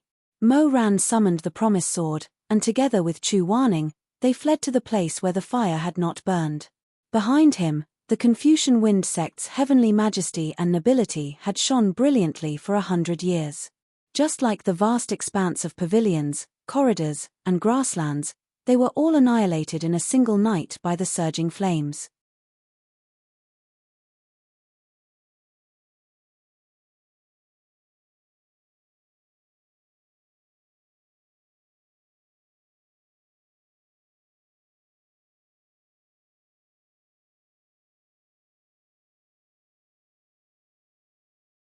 Chapter 172. Due to the airwaves set off by the gun, the fire of tribulation burned almost half of Lini. Originally, the cultivators who had only come to attend the meeting fled in panic on their swords in all directions. However, the flames continued to chase after them. Countless cultivators with insufficient spiritual power were defeated in the struggle against the flames and were devoured by them. Along the way, they flew past the villages close to Confucian wind sect in the upper cultivation world. Those people didn't know what was going on at all. When they saw the flames coming from the direction of Confucian wind sect, they dragged their families and tried to run away, but how could their legs escape from the lava like fire of tribulation? "Father! Father! Father!" Everywhere they passed, there were cries and shouts. Xue Jingyong and the others had already expanded the weapon to the maximum, and it was full of ordinary people from the upper cultivation world. Madame Wang kept comforting them, "Don't cry, don't cry. Sit a little further inside. Be careful, hold on to each other, don't fall again." However, no matter how much the iron fan expanded, it could only reach that big. There were so many people in the towns that they couldn't save them all. Xue Jingyong knelt at the front and leaned over to pull a crying child, but the moment he exerted his strength, the iron fan couldn't bear it and shook violently. He had no choice but to let go and watch the tear-stained face full of hope being thrown far away in an instant. Even a tough man like him couldn't help but wail, "Why? Why? Just because one person is wronged, so many innocent people have to be buried with him?" Xue Jingyong couldn't stop sobbing, tears rolling down his cheeks. Isn't this world chaotic enough? Aren't there enough people who have died in vain? Madame Wang's eyes were also red. She hugged the two rescued children tightly on both sides. After the parents of the two children put them on the iron fan, they couldn't get on in time and were swallowed by the fire of tribulation in the end. The children kept crying. Madame Wang hugged them and kept stroking their hair. She wanted to comfort them, but she didn't know what to say. She looked back and saw that there were about 10 cultivators following behind them. Many of them had already been caught by the flames, and some had already fled in other directions. Chu Wanning and Mo Ran were not here. Her eyes were filled with tears as she silently prayed for the two of them to be safe.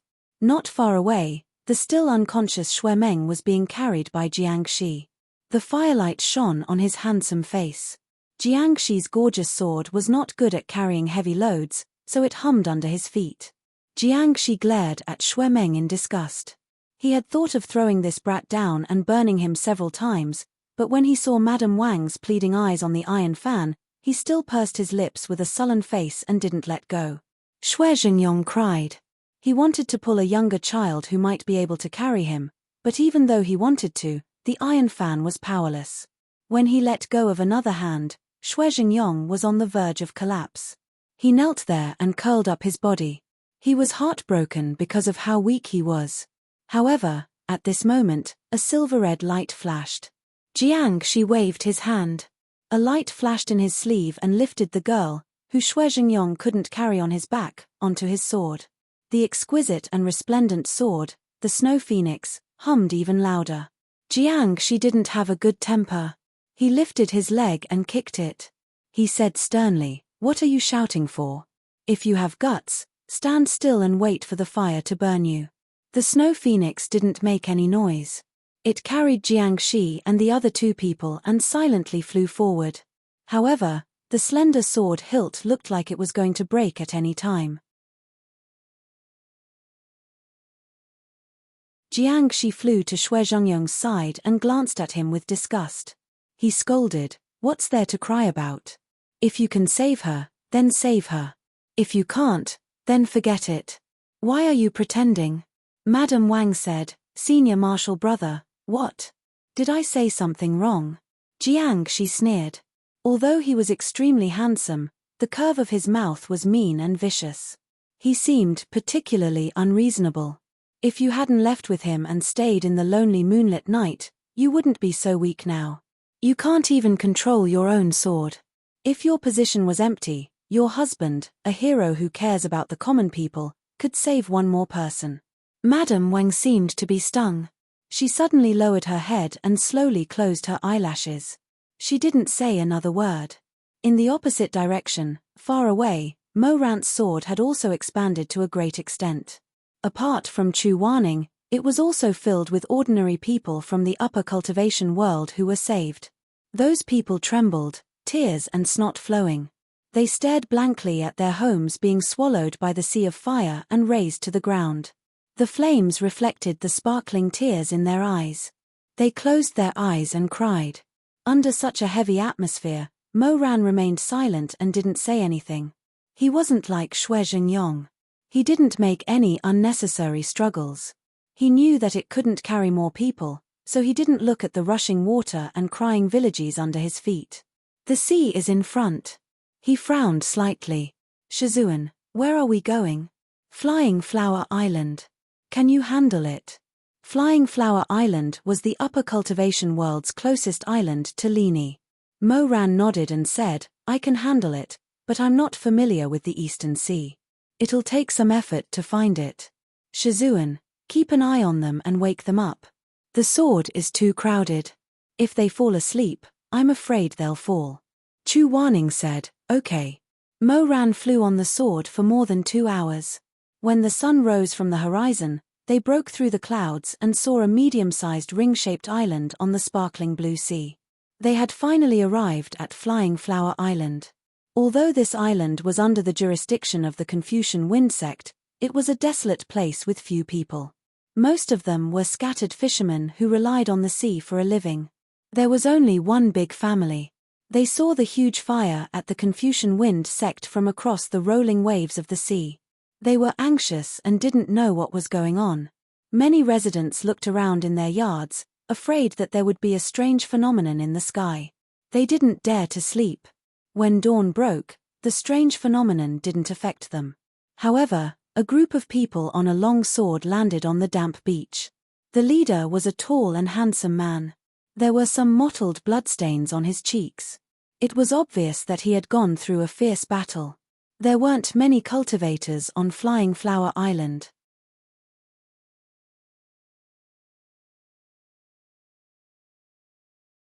The people who lived there were ordinary people. Therefore, they were afraid when they saw him. They didn't know whether he was good or evil and why he was here.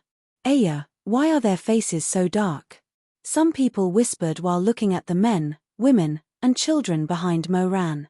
They seemed to have escaped from the fire. Are they from Lini? A sturdy fisherman gathered his courage and approached them. He asked, Are you from the Confucian Wind sect? The peak of life and death. Moran handed the child in his arms to Chu Wanning. The child was too young and couldn't support himself. In order to not let him be pushed down, Moran kept holding him on the sword. Something happened at the Confucian Wind sect. These are all residents of Lini. The fire was too strong, so the weight of the sword was limited. I couldn't save too many people. He was talking to himself.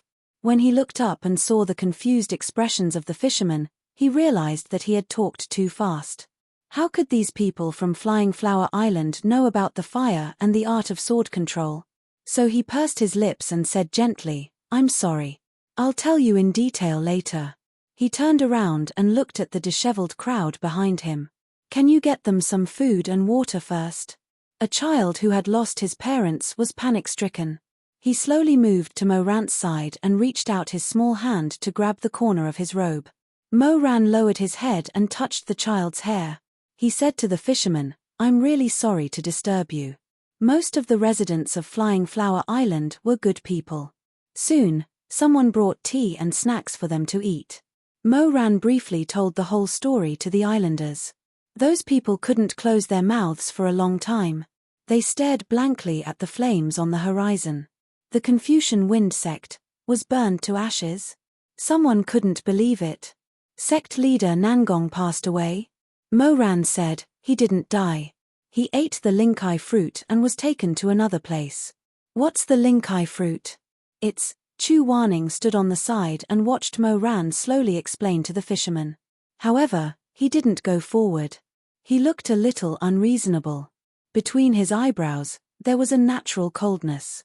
If he went to negotiate with the villagers, the result wouldn't be better than Moran's. In his arms, the sleeping child woke up. Seeing that the person holding him was a strange man, he couldn't help but be stunned. Then, he burst into tears. He wasn't as obedient as when he was in Moran's arms. Chu Wanning glanced at Moran.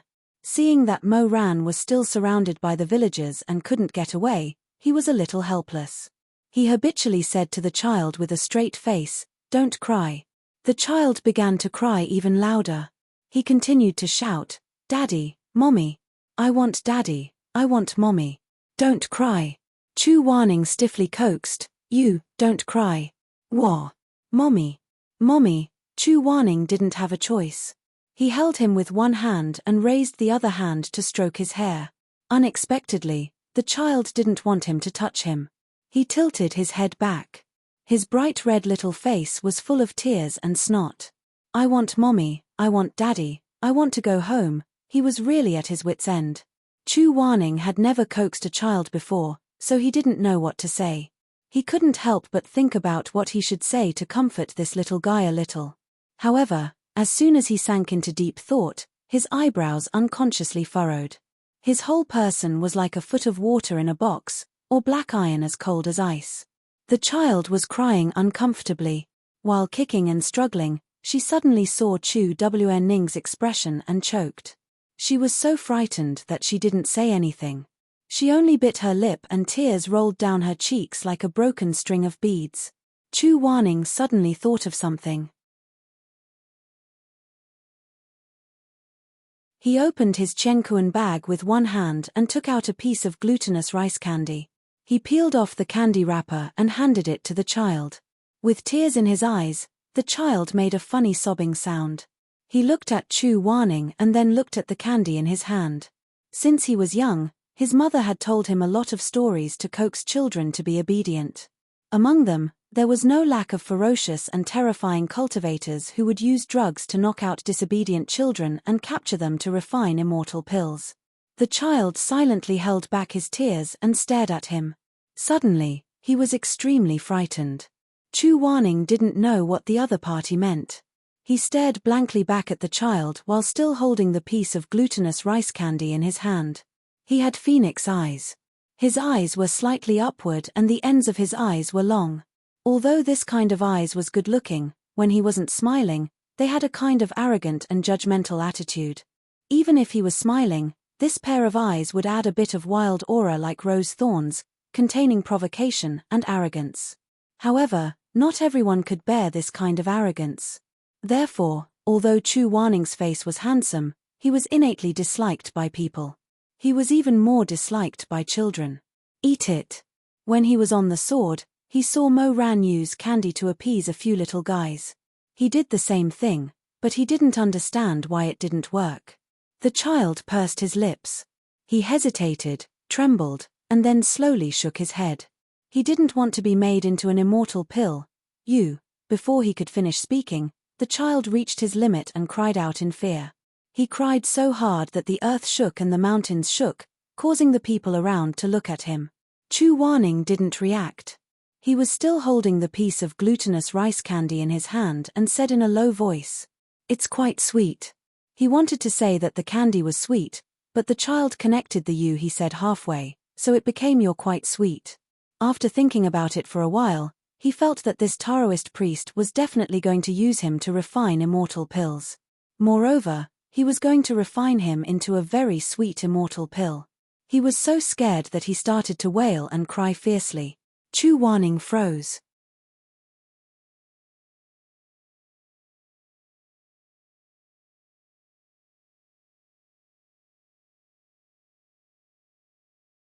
Chapter 173.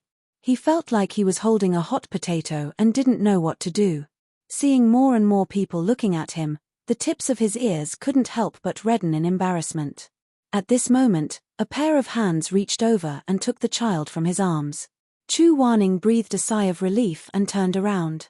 Mo Ran. Yes. Mo Ran moved the child to one of his arms and held him while the other hand was free. He rubbed Chu Waning's hair. His expression was calm, probably because he had seen the miserable scene in Lini. There was a faint trace of melancholy between his eyebrows, but when he looked at Chu Waning, he wanted to curl up the corners of his mouth and not let his expression look too ugly. His expression when he wanted to smile was not as handsome as usual, but it made people feel inexplicably warm. "You've talked to the people on the island?" "Yes, I've talked to them. I'm afraid the fire in Lini won't be extinguished for at least 4 or 5 days. Before that, we have to stay on Feihua Island. There aren't many houses on the island, and we brought so many people. I asked the village chief. He said that we can still live if we squeeze in." It wasn't wrong to let Mo Ran handle this kind of problem. He knew better how to communicate with people, appearance, and so on. Thinking back to when he helped to harvest the rice, the way the girls in the village looked at him, he knew that he was more likable than himself. Chu Waning silently thought for a while. He didn't know what to feel in his heart, but he nodded and said, "You've worked hard." "Don't say that to me." Mo Ran looked at the candy in his hand and understood. He turned to the child in his arms and smiled.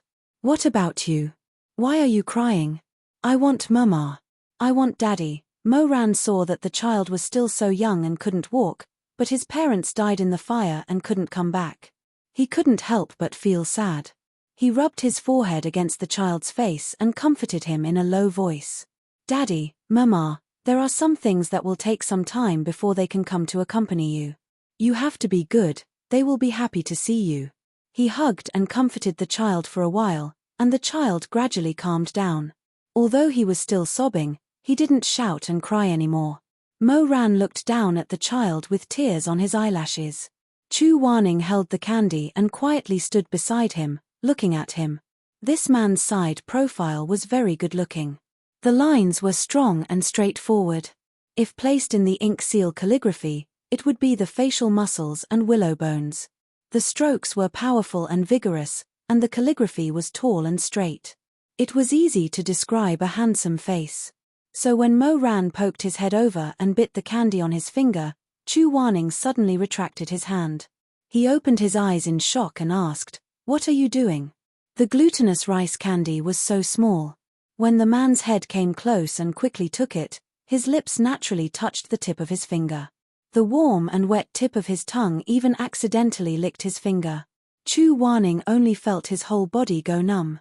That quick and small intimate contact was enough to make his spine itch. It was like a new sprout bursting out of a seed, pushing away the silent soil and making the stuffy soil soft. Mo Ran held the candy in his mouth and smiled at him. He turned his head and winked at the child. He raised his head and rolled the candy into his mouth. His Adam's apple bobbed, and then he said to the child, "Look, it's not some scary pill. It's candy." Chew warning, his mind was wandering just now, so he didn't pay attention to what the child and Mo Ran were talking about. At this time, his gaze fell on the child again. The child stared at Mo Ran for a while.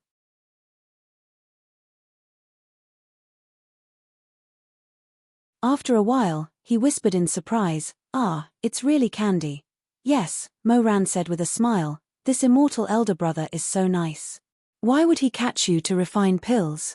Chew warning, because too many things had happened the night before, and because it was too scary, Mo Ran didn't feel sleepy. After settling down the men, women, and children, the sky was already bright. He walked to the beach of Flying Flower Island alone. In the morning, the coastline would recede far away, revealing the beach that couldn't be seen when the tide rose. When he was alone, a lot of thoughts surged up and shrouded his eyes, forming a layer of haze that he couldn't get rid of. He took off his shoes and walked slowly along the wet coastline. His footprints stepped on the wet sand, leaving 2 lines of crooked tracks behind him. In fact, there were still many things about Xu Shuanglin that he didn't understand. For example, why that guy didn't like to wear shoes on such a cold day and was always willing to walk around barefoot. Mo Ran was a person who hid a lot of his past and was always treated badly by others. Perhaps it was because of this that he could clearly understand why Xu Shuanglin wanted to destroy the Confucian Wind sect at all costs. He wanted to destroy Jiang Dongtang and even disrupt the entire upper cultivation world. Being suppressed and ostracized wasn't the most painful thing. The most painful thing was being betrayed by someone close to you. The most painful thing was that even though you didn't do anything wrong, even though you were full of passion and wanted to become a master, at the most important Soul Mountain conference in the cultivation world, you were criticized by everyone, saying that you stole the unique spell that you spent all your effort to create from your elder brother. You were ridiculed and rolled your eyes, forever unable to turn the tables. Mo Ran knew that after this catastrophe passed, the cultivation world was bound to face a reshuffle. For those sects that had suffered both face and body damage, they would all think, Xu Shuanglin is really a madman. Perhaps only Mo Weiyu, who used to grind his teeth, drink blood, and kill people like flies, would be able to stop himself from thinking as he quietly walked along this quiet and long coastline. Xu Shuanglin, what kind of person is he? This madman, when he was young, was he also high-spirited and vigorous? Did he practice swordsmanship hard in the orange grove? Only when night fell did he return tiredly and satisfactorily, holding a fresh orange in his sleeve and bringing it to his lazy older brother to eat? At that time, he didn't know that although his older brother didn't accomplish anything, he could use his 3-inch tongue to make him lose his foothold in the cultivation world. Did this madman also bury himself in magic scrolls, ponder hard, seriously dip his brush in ink, and write down some somewhat inexperienced ideas? Then, when he was dissatisfied, he bit the end of the brush and fell into deep thought again.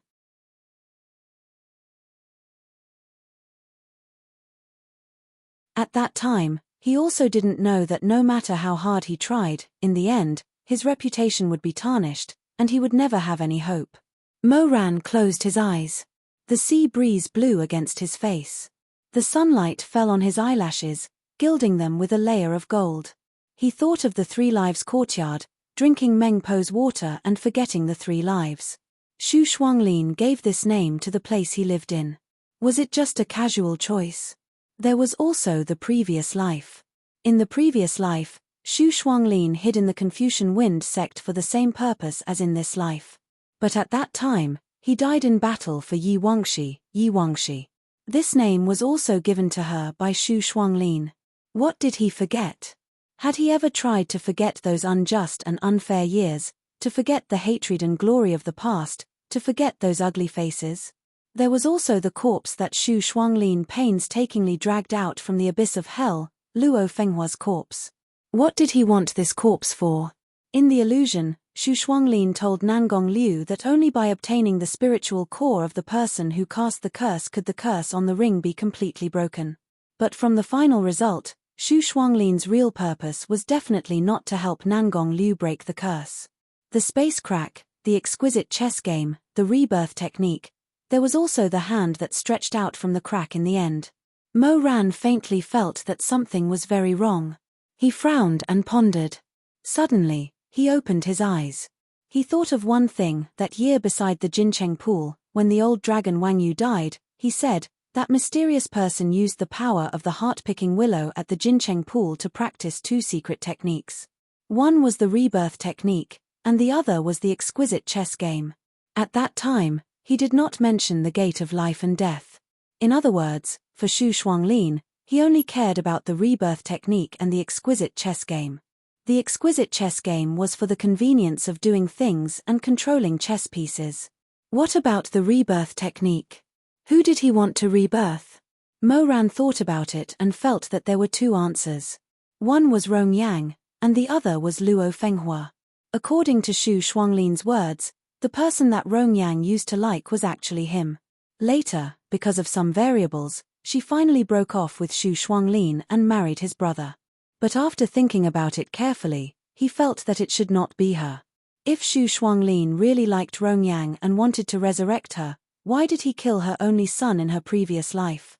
More importantly, this guy had been lurking around Nangong Liu for a long time as Elder Shuanglin. If he wanted to use the rebirth technique to resurrect Rong Yang, why didn't he directly stop her from being sacrificed at the Jincheng pool? It was not Rong Yang.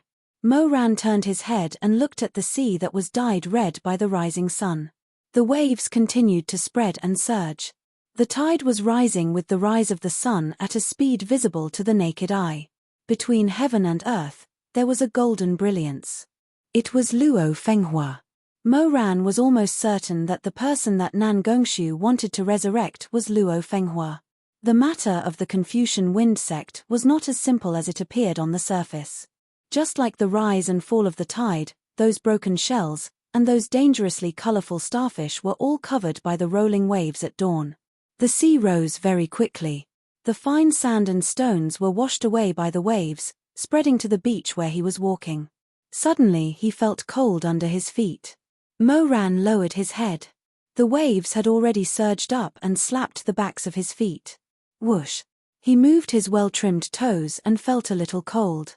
He turned around and wanted to walk back to the beach to put on his shoes. But when he turned his head, he saw Chu Waning walking toward him from the red clouds filling the sky. Chu Waning's expression was indifferent. With one hand, Chu Waning picked up the shoes and socks that he had casually thrown on the sand and handed them to him. "Why are you barefoot? It's so cold." Mo Ran followed him to the top of the sand slope and sat down on the rocky shore. He shook off the sand on his feet and put on his shoes again. He suddenly felt somewhat relieved. Although he was destined to never obtain the kind of love he wanted from Chu Waning in this life, Chu Waning was still the best Shizun in the world. He would always care about him and take care of him. Seeing him walking around barefoot, he would worry that he would catch a cold. What do you think about the Confucian wind sect matter? It's not that simple. I think so. Chu Waning's brows had almost never relaxed since last night. Even though there was a brief moment of peace and tranquility, the space between his eyebrows was still dyed with melancholy. He watched Mo Ran put on his shoes and socks, then he turned his gaze back to the boundless sea. The rising sun from the sea level burned a dazzling golden red. Far in the distance, the unextinguished fire of Lini intertwined, making it difficult to distinguish the two. It's really hard to find out where Xu Shuanglin was pulled to by the spacetime crack. Chu Waning said, if he deliberately doesn't want to be discovered, I'm afraid no one will be able to catch him for 8 to 10 years. Mo Ran shook his head and said, if he can't hold back for 8 to 10 years, after he recovers his energy, he should make some moves. What do you mean? Mo Ran told Chu Waning his guess, and then said, Luo Fenghua's body is not a real body. It's a prosthetic limb that was recultivated in the infernal purgatory. After leaving the ghost world, without the support of Yin Qi, it will fester and decay very soon. So I guess at most 1 year, Even if he's not fully prepared, he will make some new moves. Chu Wanning didn't say anything. He had always been cautious and prudent when doing things or thinking. Regarding this kind of uncertain matter, he wouldn't make bold assumptions like Mo Ran. But it didn't hurt to listen to Mo Ran's hypothesis. What about that hand? Chu Wanning asked, what do you think about the hand that took Nan Gongshu away in the end? Mo Ran shook his head, I know too little about the first forbidden technique, so it's hard to say. I don't know. This sentence was not true. Although Mo Ran didn't want to lie to Chu Wanning, there were some things that he really couldn't tell Chu Wanning. He didn't dare to say. It was true. Since he could remember, he had very few peaceful days. Even if he added up his 2 lifetimes, it wouldn't exceed a year. A person who had been wandering for decades suddenly asked him to sit down, gave him a pot of hot tea, and a bonfire. How could he bear to get up and leave again?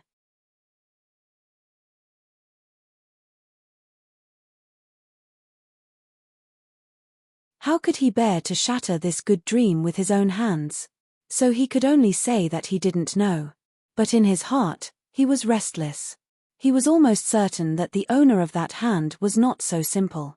Otherwise, why didn't Xu Shuanglin in his previous life collect the 5 great spiritual bodies so quickly and wantonly slaughter them? If it wasn't for someone who had been reborn inciting and bewitching him, according to the normal course of events, Xu Shuanglin shouldn't have thought about how to resurrect Luo Fenghua at this time. What's more, when Xu Shuanglin controlled the white chess piece at Jinchenki, he once said to Chu Wanning, if you think that I'm the only one in the world who knows the 3 great forbidden techniques, then I'm afraid you won't live for long. Mo Ran felt that Xu Shuanglin definitely knew that some people who shouldn't have existed in this world had come to this world. But at the same time, he also felt that although Xu Shuanglin knew that there were people who had been reborn, he didn't know that he was also reborn. Otherwise, when the Confucian Wind sect was fighting, why didn't he directly expose his background? As long as he obtained some of Mo Ran's memories from the memory scroll and put them in the tribulation fire, no matter how good Chu Wanning treated him, he probably wouldn't want this disciple anymore. Then everything would be over, and he, Mo Weiyu, would never be able to make a comeback. Why didn't Xu Shuanglin do this? There were 2 possibilities. First, for some reason, he couldn't do this. Second, he still didn't know his trump card. But no matter what the situation was, Mo Ran was very passive at this moment. He had too few clues in his hands. If the other party was careful and didn't expose any clues, then he could only stand in the open and wait for the cold knife to stab him in the back at any time. Mo Ran pursed his lips, his thick eyelashes drooping and trembling slightly. He couldn't care so much.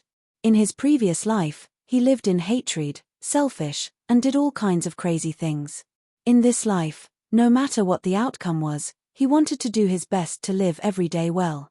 He wanted to do his best to make up for those who owed him. He wanted to do his best to protect his master, Shemai, Shuemeng, and protect the peak of life and death. He tried his best to keep this moment of warmth that he couldn't ask for. Just as he was lost in thought, a fisherman suddenly rushed over and shouted to Mo Ran and the others, "Not good, 2 immortal monarchs, something happened." Mo Ran was shocked. He supported himself with his arms on the ground and immediately jumped up, asking, "What's wrong?" The owner of the island went out to sea a few days ago and just came back this morning. She heard the village chief tell her what happened and was very dissatisfied with the village chief's handling. She threw a tantrum and refused to let the elderly and children live in the empty house. At this moment, she has already chased everyone out. The people you brought are all standing outside. The fisherman was kind-hearted. As he spoke, his eyes became moist. How pitiful. It's so cold, but she didn't even want to give them clothes and blankets. The owner also said. Chu Wanning also stood up with a gloomy face. What else did she say? She also said that those people from Lini had eaten the rations and drank the water from the Flying Flower Island, so she said that she wanted to settle the debt with them. If they didn't pay up, she would capture them and enslave them on the island. Zhong Xian paused for a moment before continuing. Before he finished, Chu Wanning was already furious. His moon-white robe fluttered as he rushed toward the village in the center of the island.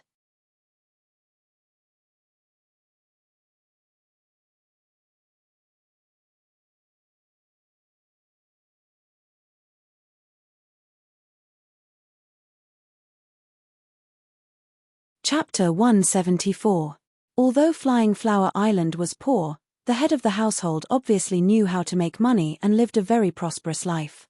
She was wearing a bat-embroidered golden satin robe, and a top-quality snow gauze robe made by the Kunlun Treading Snow Palace. Her black and white hair was tied up in an extremely glossy bun, and her hair was adorned with jade beads. Her eyebrows were thickly drawn with the finest conch, and her lips were slightly red. Around her neck was a pearl necklace with a warm texture, and 2 golden earrings inlaid with rubies the size of pigeon eggs hung from her ears, tugging heavily on her earlobes. She was a woman in her 50s, and her youthful beauty was long gone. Her body was slightly bloated, and her face was full of wrinkles. It would be fine if she deliberately dressed up, but she obviously thought that the more luxurious things she wore, the more beautiful she would be. So, instead, she was trapped in this pile of glittering pearls and jade, like an old turtle wearing red and green. The old turtle sat on half of the land of Flying Flower Island, and the village chief didn't dare to say anything when she spoke. At this moment, the sun rose, and the old turtle with red flowers and green leaves came to the square slowly. She sat in the red rosewood bat deer chair that was prepared for her, and looked at the refugees from Lini. Why did you accept them? She opened her heavy and oily eyes and glanced at the village chief. They haven't even paid, so why did you give them a room to live in? How about the food? How much did they eat? Not much. It's all leftovers in the village. They can't eat anymore, the village chief murmured.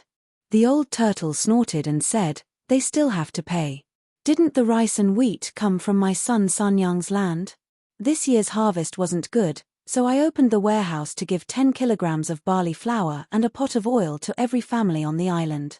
I don't mind giving you food since we're all family, but I'm afraid it's not good for you to use my food to help the refugees in Lini, right? You're right, the village chief said with an apologetic smile. But look, these little girls and old men are so pitiful in this cold weather. You're so kind, so why don't you just let it go? The old turtle stared at him. How can I let it go? Money, it's all money. Village chief, how much did each family feed them? Old turtle asked. I asked you to record it. Did you record it? Village chief had no choice but to say, yes, I've figured it out. As she spoke, she handed a booklet to Sun Sanyang. Sun Sanyang raised her right hand and 9 colorful bracelets appeared on her right wrist. They were made of gold, silver, jade and all kinds of gemstones, covering almost half of her forearm. Yes. She lazily finished looking through the accounts book, opened the box, counted with her fingers, and said, you people are really pigs. You can really eat. In such a short time, you've already eaten 26 steamed buns on the island. Our steamed buns are big and sturdy, so it's not too much to charge you 90 silvers. In addition, I drank half a jar of fresh water, which I brought back from Lini. Lini sold me 3 gold per jar, so I had to take into account the travel expenses, so I sold it back to you for 4 gold per jar. Half a jar is 2 gold, so that's a total of 2 gold and 90 silver. By the way, Sister Zhong. The kind-looking woman who was called trembled and hurriedly raised her head. Ah, third madam. Sun Sanyang smiled. Your steamed buns are the best. When you knead the dough, you put lard inside. You have to account for it. This, 10 steamed buns will only produce a grain of lard the size of a pea. How do you calculate this? Why not? 10 steamed buns will produce a grain of lard the size of a pea. After conversion, I charge you 1 copper coin. It's not too much. So it's 2 gold, 90 silver and 1 copper coin.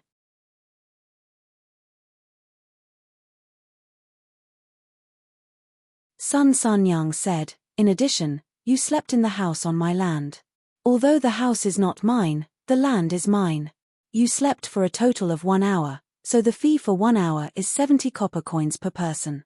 She turned to ask the steward next to her. How many people are there in total? In reply to third madam, there are 49 in total. That's not right. Didn't you say 51? What about the other 2? Before she finished speaking, a gloomy voice suddenly said, they're here. Although Chu Waning was not wearing a white robe, but a deep moon-white robe, he still had a divine aura and a frosty aura. His pair of slightly upturned eyes were clear, but they were cold and arrogant, like sharp bayonets unsheathed. Sun Sanyang was an ordinary person, but when she saw cultivators, she did not fear them. She had been making a living for most of her life. Although she nitpicked and haggled over the smallest details, she did not commit any crimes. Therefore, she said unhurriedly, so it's an immortal. No wonder you don't need to sleep. These people were saved by you, right? You came at the right time. Hurry up and pay up. The village chief said in a low voice, "Third madam, these two are not from the Confucian Wind sect. They are immortal masters at the peak of life and death. You don't have to. I don't care which sect they are from. I only recognize money, not people." Chu Wanning glanced at the refugees who were huddled together and shivering from the cold. He raised his hand and cast a golden-red barrier to dispel the cold. Then he turned his head and asked, "How much do you want?" 2 gold, 93 silver, and 430 copper. Although Sun Sanyang was disgusting, they had nowhere else to go. Chu Wanning knew that if he offended her, he would implicate the people he brought with him. Therefore, although his complexion was very bad, he still took out a money pouch from his Chenkuan bag and threw it to her. There's about 80 gold inside. Most of his money was with Shuizhengyong, so he did not have much left. We need to stay for about 7 days. Count it and see if it's enough. It's not enough. Sun Sanyang would not do it herself. She handed the money pouch to her subordinates and let them count it on the side. 80 gold is only enough for you to stay for 3 days at most, and it doesn't include food. If Immortal Master is not convinced, I can settle this account with you. A businessman knows how to calculate money. I can tell you the reason for every transaction. At this time, Mo Ran also rushed over. He did not have much money on him. Together with Chu Wanning, it was barely enough for 52 people to eat and live for 4 days. Sun Sanyang put away the money and smiled with her bright red lips. I'll let you stay for 4 days. After 4 days, if you don't have money, I won't care if the fire is extinguished or not. You have to leave immediately.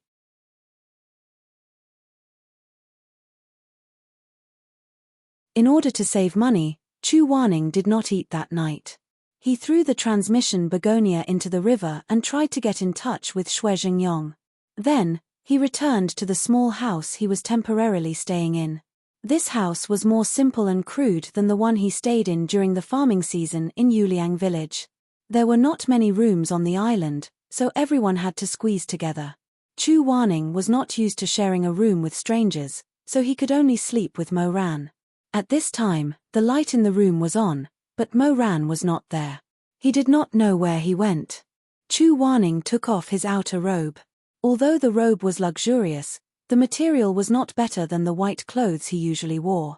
It was stained with ashes and blood from the fire. He poured a wooden bucket of hot water and was about to wash it when the door opened. Chu Wanning looked up and glanced at him. "Where did you go? You're back so late." Mo Ran entered the house and brought back a bamboo lunchbox. The wind was a little strong outside, and it was very cold. He put the lunchbox in his arms and looked up. The tip of his nose was red from the cold. He smiled and said, "I went to San Niang's house to beg for food." Chu Wanning was stunned. "You went to beg for food?" "I was joking." Mo Ran said, "I brought some food back." "What food?" "Steamed buns." Mo Ran was a little embarrassed.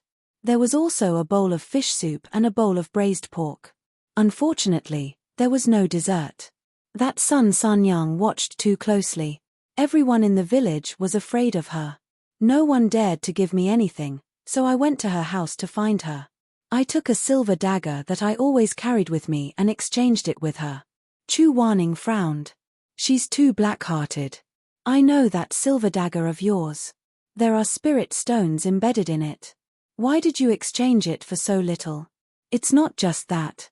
I bargained with her and exchanged it for 52 portions. Everyone has one. I watched the kitchen send it out." Mo Ran said with a smile, "So master, you don't have to worry about others.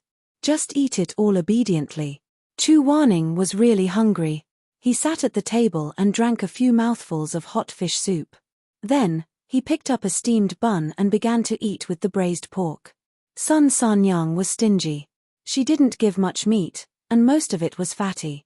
Chu Wanning didn't like to eat it, but the steamed bun dipped in the meat soup tasted pretty good. He ate one, then the second. Mo Ran glanced at the steaming water bucket and asked, "Master, are you going to wash your clothes?" "Yes. It's just a robe. I'll help Master wash it." "No need. I'll do it myself." Mo Ran said, "It's fine. I'm just going to wash it, so I'll do it on the way." As he spoke, he went to the bed and picked up the clothes that he had thrown away. Then, he carried the wooden bucket and walked out. The moon was shining brightly in the courtyard. Mo Ran looked up and wondered how Xue Meng and Uncle were doing. He wondered where Yi Wangxi and Nangong Sai had gone. He looked at the tribulation fire on the other side of the sea. It was still rolling like a tide of blood, burning day and night. Song Qiutong, and that person he hated to the bone in his previous life and slaughtered the entire Confucian Wind sect. They were probably already buried in the sea of fire. Mo Ran sighed and stopped thinking about it. He put down the wooden bucket and mixed some cold water in the water tank. Then, he rolled up his sleeves and began to wash his clothes. Chu Wanning, this guy, whether it was making mechas or writing scrolls, he was methodical and meticulous. However, when it came to washing and cooking, he was always a mess. For example, before Mo Ran completely immersed his clothes in the water, he would habitually check his Chenkuan pouch and his secret pouch first, in case anything important got into the water.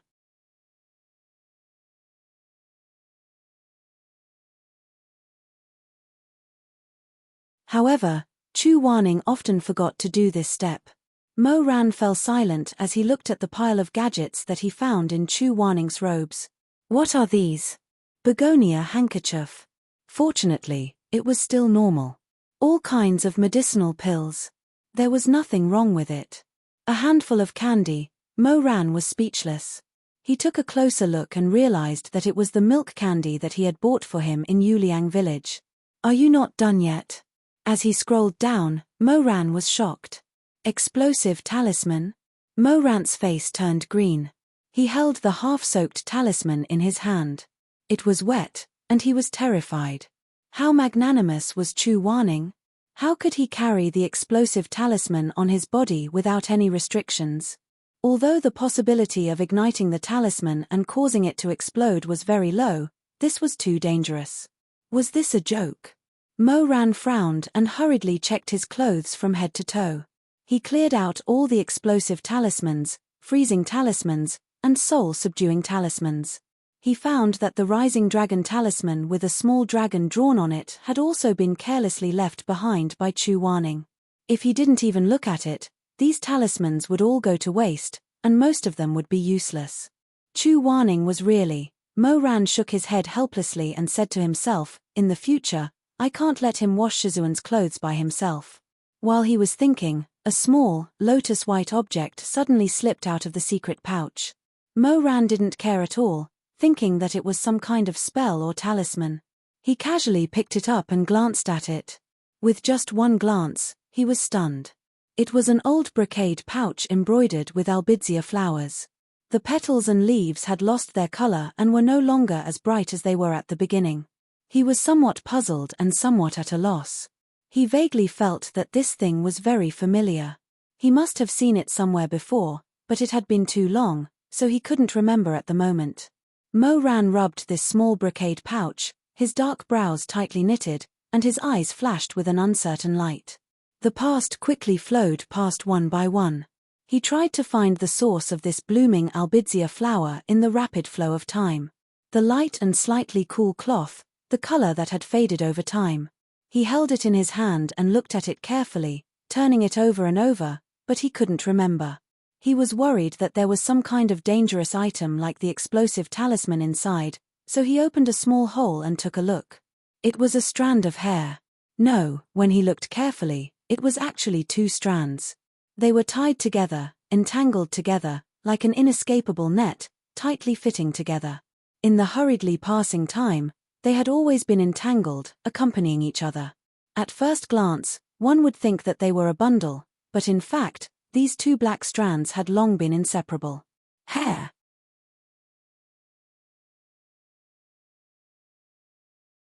Mo Ran was in a daze, and a little wisdom flashed in front of his eyes.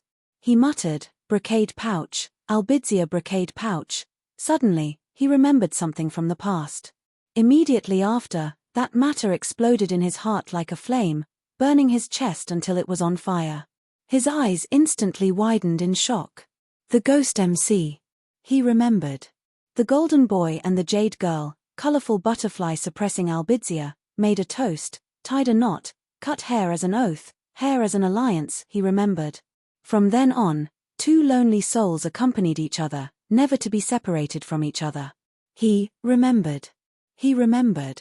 In front of the colorful butterfly suppressing ghost MC, when he and Chu Waning were married in a ghost wedding, the golden boy and the jade girl cut 2 strands of hair for them, kept them in the Albizia brocade pouch, and handed it to Chu Waning. It was this brocade pouch. How could it be? Mo Rant's brain buzzed, blood surged, and in a flash, he was stunned. How could it be? He clenched this brocade pouch, his hands slightly trembling, his eyes jumping with longing light, flashing with surprise, horror, disbelief, bewilderment, ecstasy, and even sadness. Shizun. Chu Waning, why did he keep this?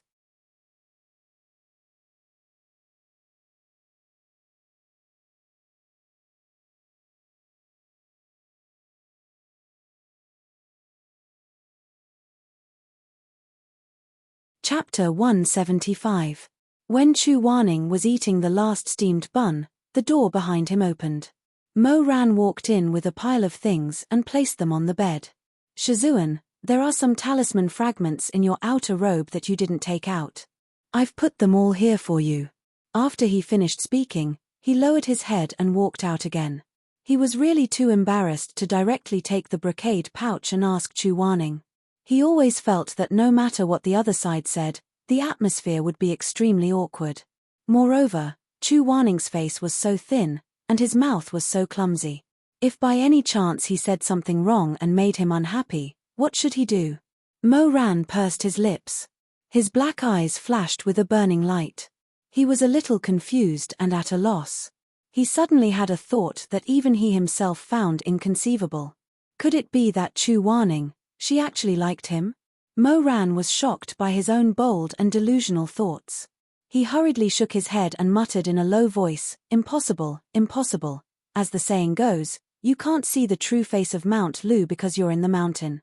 This was probably the case.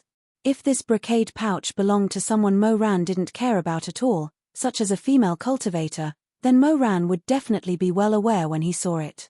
In an instant, he would be able to determine the other party's feelings. If they didn't like him, why would they carry another person's brocade pouch and carry it for so many years?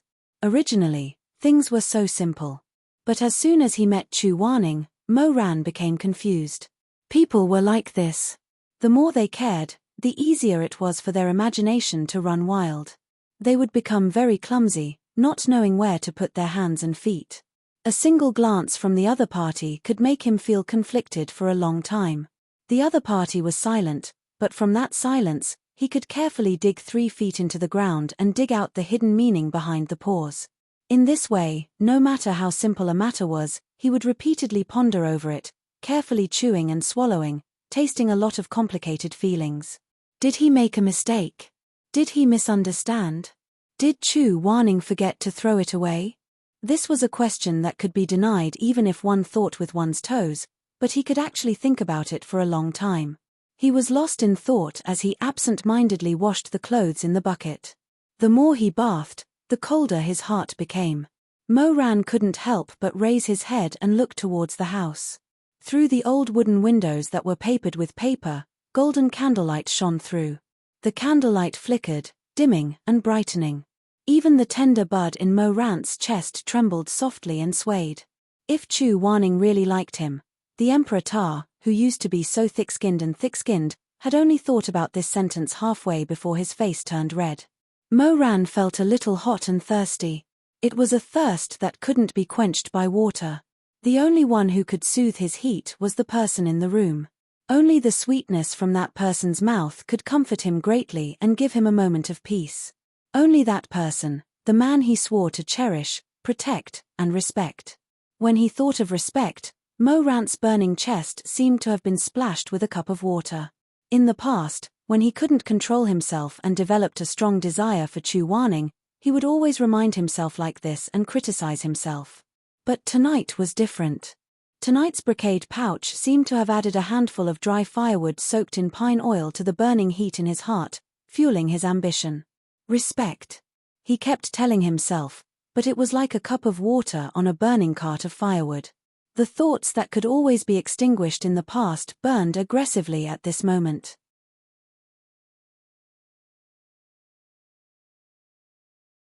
The cold water that was splashed on him instantly evaporated into wisps of steam, making his eyes dazed. Thus, Mo Ran was shocked to find that the mantra of respect had finally, completely, it was ineffective. In the room, Chu Wanning ate the last steamed bun. He wanted to wipe his fingers, so he walked to the bedside and took out a begonia handkerchief from the pile of junk. He sighed, thinking that his memory was really bad. Before washing the clothes, he didn't know to take out the things inside first. He made a fool of himself in front of Mo Ran. He also didn't know that Before he finished thinking, he suddenly saw a slender red string under the cover of a pile of talismans. Chu Wanning's heart thumped. He reached out to take out the red string to take a look, but his fingers paused in the air, not daring to move forward. After hesitating for a moment, he withdrew his hand and reached into his lapel to feel the position closest to his heart. As soon as he touched it, his expression suddenly changed. His acacia flower brocade pouch really wasn't on him. Chu Wanning's expression suddenly became extremely ugly.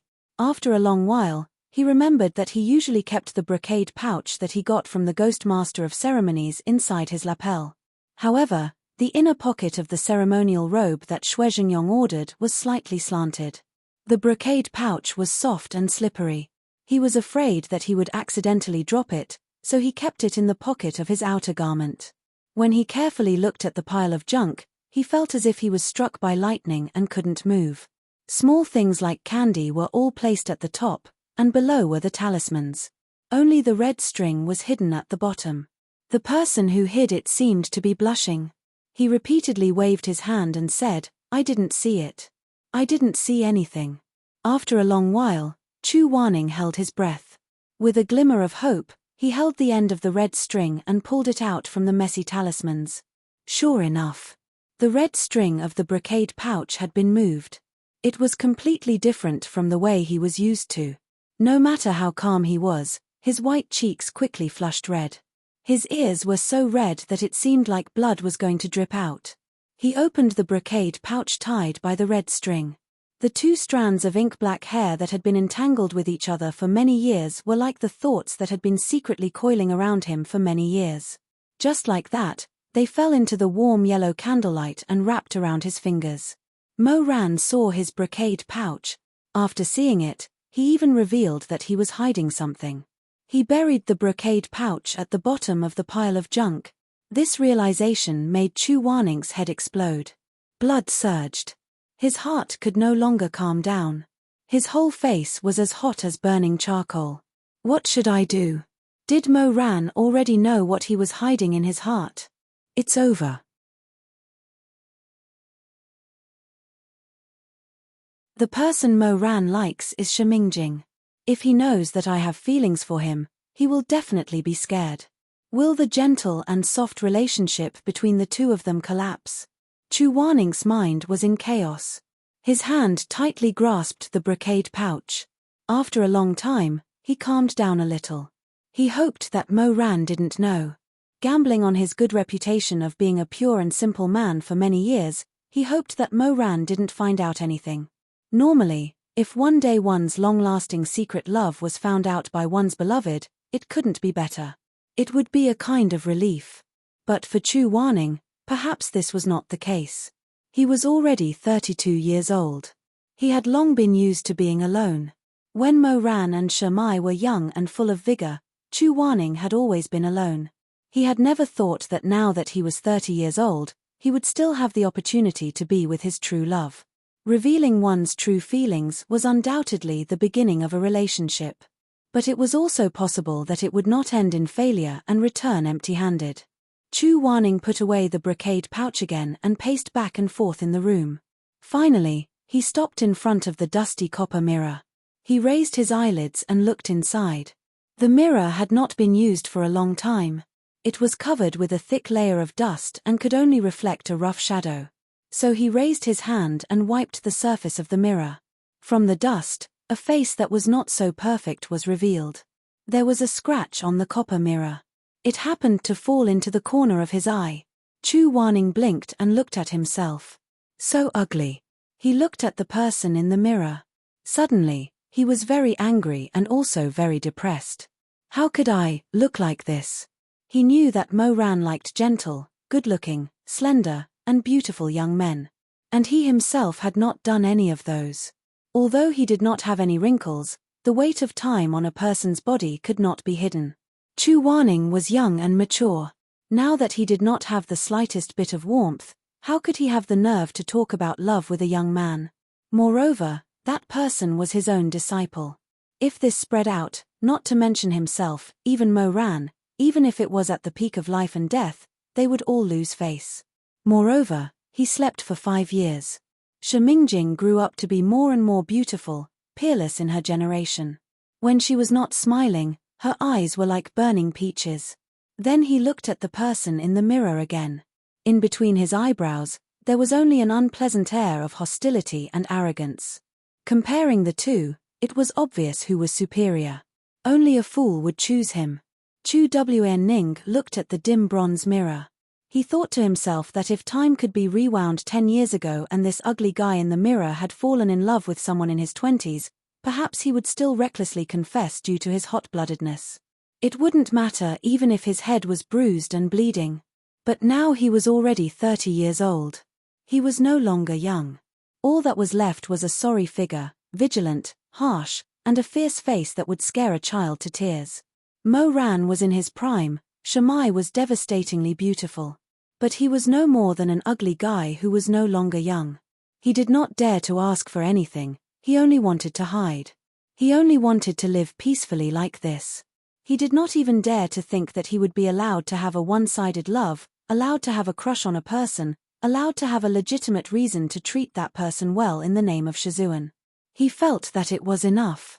He was very satisfied. Right at this moment, a creaking sound came from behind him. Chu Wanning did not turn his head. From the copper mirror, he saw Mo Ran carrying a wooden bucket and walking into the room. Neither of them said anything. The copper mirror was still a bit blurry.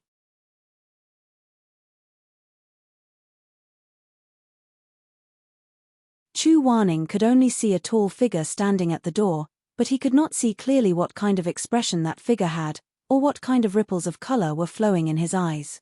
Even though he had repeated to himself 100 times to remain calm, Chu Wanning's heart was beating very fast for no reason. He did not want Mo Ran to see his awkwardness, so he undid his high ponytail and bit the hairband between his teeth. He lowered his head and pretended to retie his hair in front of the mirror. He felt that he was really smart. Biting the hairband gave him a reason not to open his mouth to greet the other person. That was, suddenly, a hand touched the back of his ear. Chu Wanning's body suddenly trembled. He tried to suppress it, but he still could not suppress it. He trembled slightly.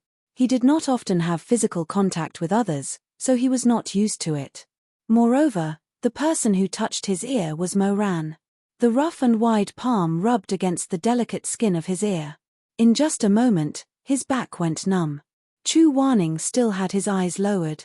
He suspected that if he raised his head now, even if the light was dim, even if the copper mirror was dim, the person behind him would be able to see that his face was abnormally red.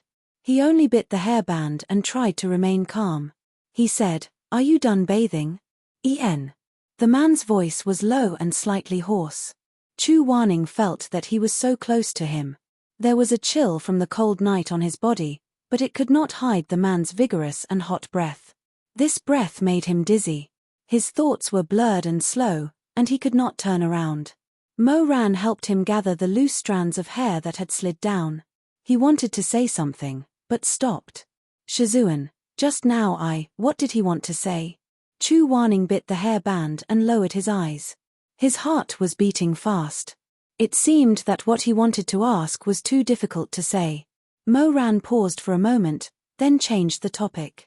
Forget it, it's nothing. It's so late, and you're still tying up your hair. Chu Wanning did not answer. He only felt that the body behind him was too close. So hot.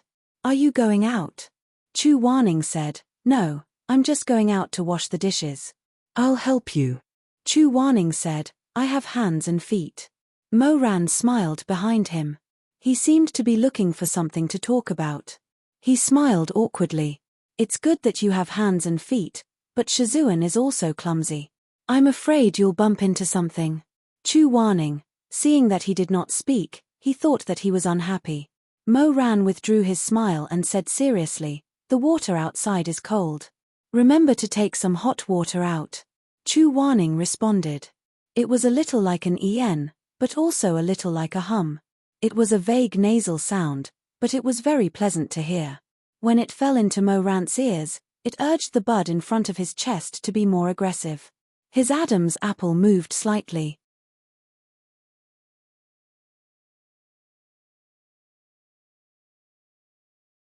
His eyes fell on Chu Wanning's pale neck that was exposed from the edge of his clothes when he lowered his head. He felt even more annoyed and thirsty. He swallowed subconsciously, but tried to make the sound as soft as possible. He did not want Chu Wanning to hear it. Mo Ran took a deep breath and forced a smile. He said, This mirror is so blurry. It hasn't been used for too long. Shizun, you can't see clearly. Give me the hairband. I'll comb your hair for you. Chu Wanning bit the snow blue ribbon. Before he could refuse, Mo Ran held the hairband in his hand. In this case, he could not bite it. He could only let go of it resentfully and let Mo Ran tie his ponytail for him. He pretended to be arrogant and snorted. Do you know how to do it? If you don't do it well, I'll have to do it again. Shizun, have you forgotten? In the peach blossom spring, I braided your hair. Chu Wanning was suddenly speechless. Xia Sai was his shameful past. He did not want to mention it again.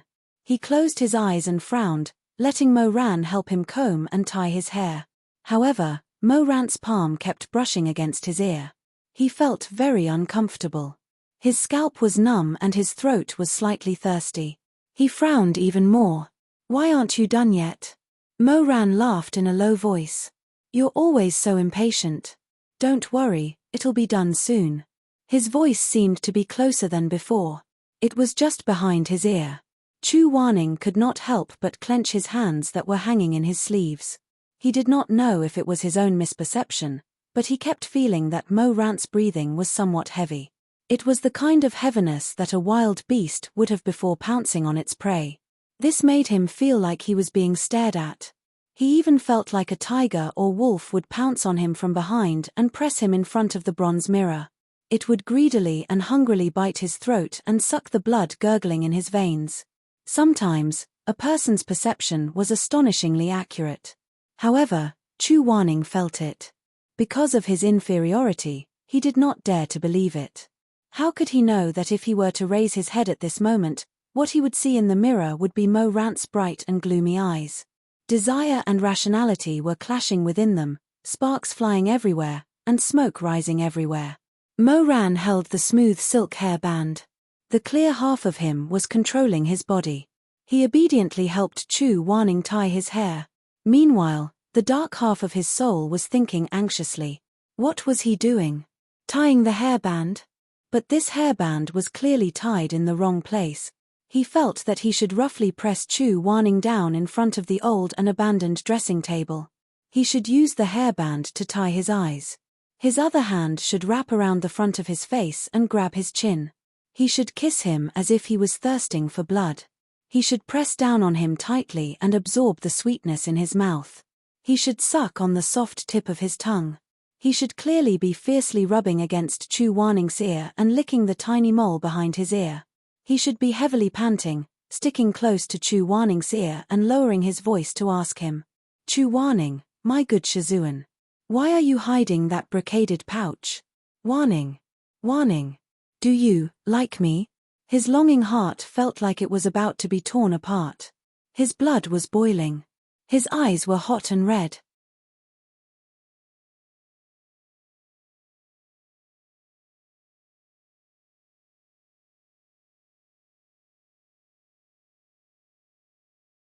Chapter 176. After Chu Wanning tied his ponytail, he went outside to wash the dishes. There were 3 bowls, but he didn't enter the room even after washing them for a long time. Mo Ran sat on the bed, somewhat anxious. His fingers unconsciously scratched the edge of the bed, occasionally glancing out the window. What to do? He was thinking. Tonight, how should he sleep? This was a seemingly simple question, but in fact, it was fatal. Mo Ran couldn't understand Chu Wanning's intentions, and he was even more conflicted. Desire and rationality were in full swing. At this time, the warm curtains were lifted, and Chu Wanning returned to the room with the washed bowls in the chilly air outside. He glanced at Mo Ran, who was sitting by the bed. The candlelight flickered, and his gaze seemed to be somewhat subtle. But in the next moment, his eyes fell, and before Mo Ran could see clearly, he had already sat by the table with his back to him. "Shizun, you're still not sleeping?" As soon as the words left his mouth, he felt that he had misspoken. No matter how he heard it, it sounded like a man who couldn't be any more thirsty, urgently inviting his lover to rest in bed. Chu Wanning didn't turn his head, and said lightly, "I still have some things to do. If you're sleepy, you can sleep first." "I'm not sleepy either." Mo Ran said, "Shizun, what do you want to do?" "I'll help you." "You can't help, I want to make more voice-condensing begonia flowers tonight." As Chu Wanning spoke, he raised his hand and pinched his fingertips, forming a golden and tender begonia flower, and placed it on the table. This begonia flower was formed by Chu Wanning's spiritual energy, and could be used to receive short messages. This was his unique secret technique, and no one else could imitate it. But Mo Ran was somewhat puzzled. He came to the table, pulled out a chair, and sat down. His strong arms rested on the back of the chair, and his chin rested on his arms. "What is Shizun doing with this?" "Selling it." "En?" Hearing the slight surprise in Mo Ran's voice, Chu Wanning looked up and glanced at him. "We don't have enough money to stay on Flying Flower Island for 7 days. Didn't Sun Sanyang want to do business? Then I'll do the same as her. Sound-condensing begonia is unbeatable all year round. Look at all the gold and silver jewelry on her body. Which one of them isn't shining? I think she just likes shiny things. Once it's done, I'll sell it on the streets tomorrow. I'll see if she wants it." Mo Ran couldn't help but laugh. "Shizun wants to sell flowers?" Chu Wanning's expression changed slightly. He probably didn't want to put himself in the same category as the girls selling white orchids in the alley, so he said very stiffly, "Flowers made by magic can't be counted as flowers." "Then I'll go with you tomorrow." Chu Wanning didn't say anything. He lowered his head and quickly condensed 4 or 5 flowers. Then he said in a muffled voice, "Do as you wish, as long as you don't find it embarrassing." "How is it embarrassing?" Mo Ran picked up one of the flowers and smelled it. The flower was very light and didn't have any fragrance. The way it flowed with light was very graceful and unique. The golden light shone on his handsome face and dark eyelashes. He said with a smile, "That Sun Sanyang will probably cry and beg Shizun to sell it to her. How much does Shizun want to sell it for?" 100 of them won't cost much spiritual energy. How about 3 copper coins for one? Mo Ran, Chu Wanning looked at him again and slightly frowned. He hesitated and said, "Too much." Mo Ran sighed. He didn't say too much, but also didn't say too little. He only said, "Tomorrow, Shizun, don't give me a price. I'll sell it." "Why?" "I made the flowers and I set the price myself. 3 copper coins." Mo Ran stretched out 3 fingers and waved them in front of Chu Wanning, not knowing whether to laugh or cry. "Shizun, you're the Northern Dipper Celestial Venerable. This is your late-night begonia, something that cultivators can't even get their hands on. You're selling it for 3 copper coins? No one asked me for it. Besides looking good and being able to transmit sound, this thing has no other use. I think this price is about right." Mo Ran was so angry that he almost laughed. "Then, sell it to me, okay? I'll give you the money right now." Chu Wanning stopped. A half-formed begonia flower lost the support of its spiritual flow and dropped a dazzling golden petal. He actually really did reach out his palm and said indifferently, Deal. Mo Ran was speechless for a long time. He touched his money pouch and then remembered that Chu Warning and he had all the money left on them had been squeezed out by that old turtle. He couldn't help but feel slightly embarrassed. When he looked up, he saw Chu Warning looking at him with a smile that wasn't a smile. He couldn't help but feel even more embarrassed. He muttered, "Shizun already knew that I don't have money," but Chu Warning thought he was funny, so he said, "You were the one who boasted that you wanted to buy my flowers." He silently swallowed his words. Because he suddenly felt that Chu Warning's words were a little ambiguous. Chu Warning should have said buy my flowers, but he was lazy. Before he finished speaking, it sounded like Mo Ran wanted to spend money to buy the man in front of him. Mo Ran's heart suddenly beat faster. He didn't look at Chu Warning's eyes, afraid that the other party would see through his rebellious thoughts. But when he looked down at his hand for a while, he suddenly realized that Chu Warning had been washing the bowls outside for a long time. He had forcibly turned the hot water into ice water, and his fingertips were frozen red. Mo Ran didn't have time to think too much. Almost out of habit, he grabbed the 5 outstretched fingers on the table. Chu Warning was shocked. He was pretending to be calm. He stretched out his hand to ask for money, but he didn't get the money. Instead, his hand suddenly fell into a pair of warm and broad palms. The temperature of the palms was just right, but he felt like he was being burned by a soldering iron. He suddenly pulled away. "What are you doing?" Mo Ran originally didn't have such vulgar thoughts. He really just wanted to warm Chu Warning and feel sorry for him. But he never expected to encounter such a big reaction. For a moment, he was stunned. The two people looked at each other under the dim candlelight. Suddenly, the candlelight burst and broke the silence. Chu Warning knew that he was being too sensitive. He didn't say anything for a while. He pursed his lips and felt a little embarrassed. Mo Ran looked at his silent appearance. The young seedling in his heart grew stronger and stronger. He tried to stretch his soft little body, tickling his chest even more. "Shizun, Chu Warning, are you?" Halfway through his sentence, he stopped. He didn't know what was waiting for him in front of him. His rationality finally pulled him back from the brink, and he didn't continue speaking. But before he could finish asking, Chu Warning still said stiffly, "No." Mo Ran was stunned. "What do you mean by no?" "No matter what you say, the answer is no." Chu Warning frowned and raised his sharp thorns. He was like a cat guarding its territory, not letting strangers come close. "Take your hand away." Mo Ran took his hand away and continued to put it on the back of the chair, looking very obedient. Chu Warning continued to condense flowers. When he finished condensing the begonia that had dropped a petal, he was a little angry.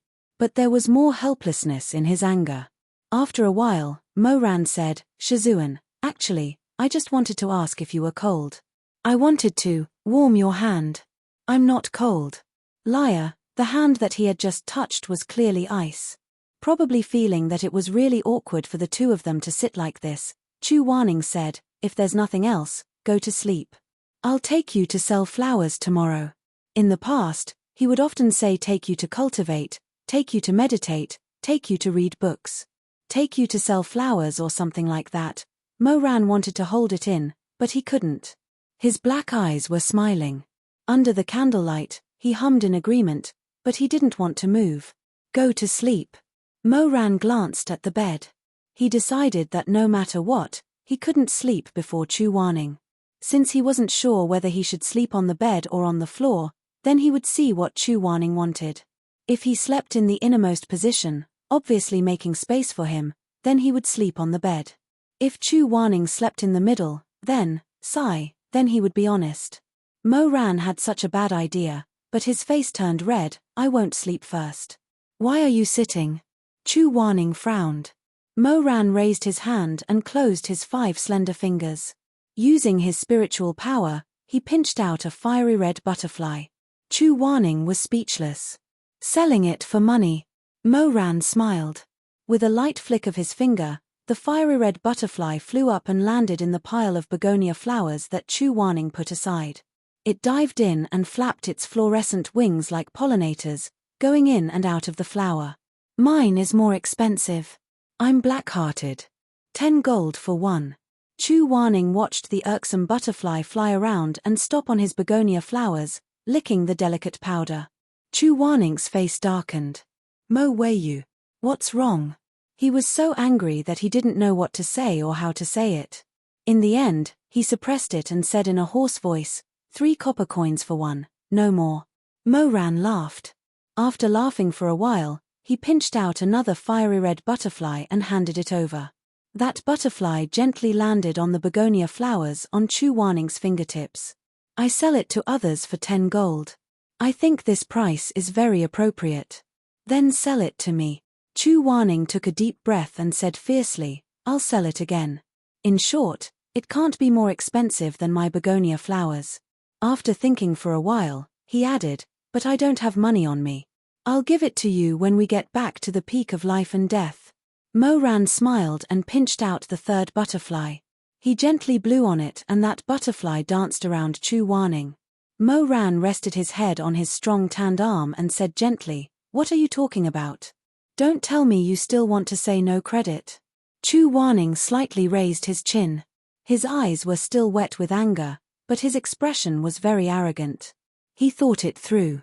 If Mo Ran really dared to say no credit, then he would take out the etiquette of a teacher and teach this arrogant man a lesson. The arrogant man smiled even more brightly. His dimples were deep and his nasal voice was shallow. He said, No, I want to say, what did he want to say? Chu Wanning was ready for battle, her awe-inspiring.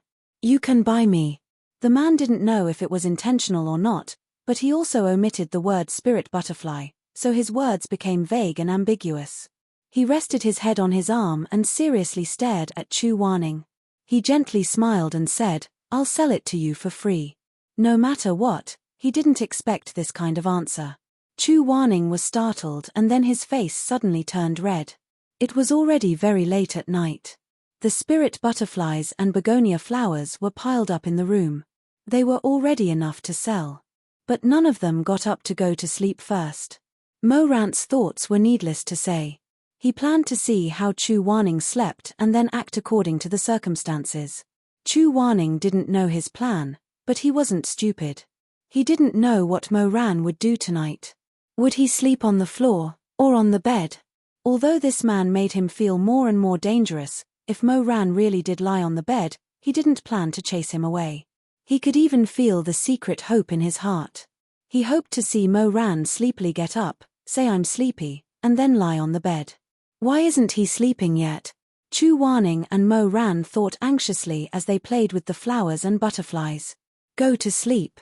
Lie on the bed first, Shizun. Yes. Are you tired? It's too late. Why don't you rest first? No need, I'm used to it. So another 2 hours passed. Mo Ran. Yes. Why are you still sitting? I'll condense more butterflies. If Shizun is sleepy, you can go to sleep first. I'll wait. Chu Wanning tried his best to resist the urge to yawn and clenched his teeth. Because he couldn't sleep for 2 consecutive nights, his eyes were a little red. He stubbornly said, I'm not sleepy yet. Mo Ran. After some time, the butterflies and begonia flowers in the room were piled up like an ocean. The gold and red intertwined, dazzling and dazzling. Mo Ran drowsily raised his head and was suddenly startled. Chu Wanning was really too tired. He had already fallen asleep on the table. There was still half a begonia flower at the tip of his finger. The petals trembled slightly as he breathed. Mo Ran walked over and gently picked up the remaining half of the flower. He put it on the table and then picked him up.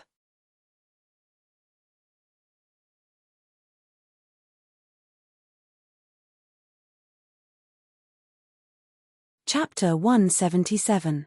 Chu Wanning hadn't closed his eyes for 2 days, so he slept very deeply. Mo Ran's movements were gentle, so when he laid in Mo Ran's warm arms and was carried to the bed, he was still not disturbed. Mo Ran put him in the center of the bed, put his hand on his neck, put him on the pillow, and then covered him with the quilt. After doing all this, he didn't leave. He just stared at that face with infatuation, from the dark eyebrows down inch by inch to the thin lips. Beautiful. How could his Shizun, his warning, be so beautiful? He was so beautiful that if he looked at him more, his heart would soften, and his lower body would become hard. His scalp was slightly numb, and reason strangled his neck. He knew that this was wrong, but Chu Waning's face was so close, and the faint begonia smell on his body was like countless pairs of soft claws, tearing apart his delicate clothes, seducing him to go to the hotbed with him. Maybe it was because the blood in Mo Rant's veins was surging like a river, or maybe it was because his heart was beating like a drum, or maybe it was because his eyes were too hot, burning the sleeping person awake. In short, Chu Waning opened his eyes and suddenly woke up. For a moment, no one made a sound. Mo Ran was stiff in the same place, and Chu Waning turned from drowsiness to astonishment in an instant. His pair of phoenix eyes opened wide, meeting Mo Rant's blazing eyes. Chu Waning suddenly woke up. What are you doing? The expression on the handsome, young, and strong man's face was hard to see clearly. He slowly leaned down, and Chu Waning was so shocked that he didn't dare to move. He was getting closer and closer. His heart was thumping. Bang! The bedside made a light sound, and suddenly the light around them dimmed, falling into an even more ambiguous and hazy atmosphere. Mo Ran leaned over and pulled the bed curtains tight. He straightened up and sat by the bed. He lowered his head to look at Chu Waning, who was lying on the bed. His voice was low and slow. I saw that Shizun was fast asleep, so I wanted to help you put down the bed curtain. I didn't expect that I would still wake you up. Chu Waning didn't make a sound. He leaned against the pillow and turned his head slightly to look at him. The dark yellow curtains that had just been unhooked fluttered behind Mo Ran. The candlelight outside became so hazy, like the mist on the window in winter. It was too dark, and the young man's handsome face was almost impossible to see clearly. In the dark night, only a pair of eyes were shining brightly, like falling stars. Mo Ran suddenly called out, Shizun. There's something I want to ask you. With the help of the darkness, the disciple's courage seemed to have grown. Chu Waning's heart tightened, he thought, is he going to ask about that brocade pouch? His face was calm, but his heart was surging with emotions. Is it too late to pretend to be asleep now? Mo Ran asked, where do I sleep? Chu Waning was speechless. Thus, after being busy for most of the night, Mo Ran decided to sleep on the floor. The bed is too small. In fact, he regretted asking just now. His body was still young and full of vigor, so it was better not to sleep with Chu Waning. It was not that he did not know how terrible a man's desire could be. I'll sleep on the floor. Is there an extra bed? There is a bed. Will it be cold? No, I'll just lay down more straw. As Mo Ran said this, he went outside to get some straw. He came back with a pile and laid it on the floor. Chu Wen-ning was no longer sleepy after being tormented by him just now. She leaned to the side and propped up her head. With one hand, she lifted the curtains of the bed and silently watched as the man busied himself. With lightning speed, he prepared a single bed for her. Sleep, Shizun. Sweet dreams. The man lay down with his clothes on and pulled the blanket over himself.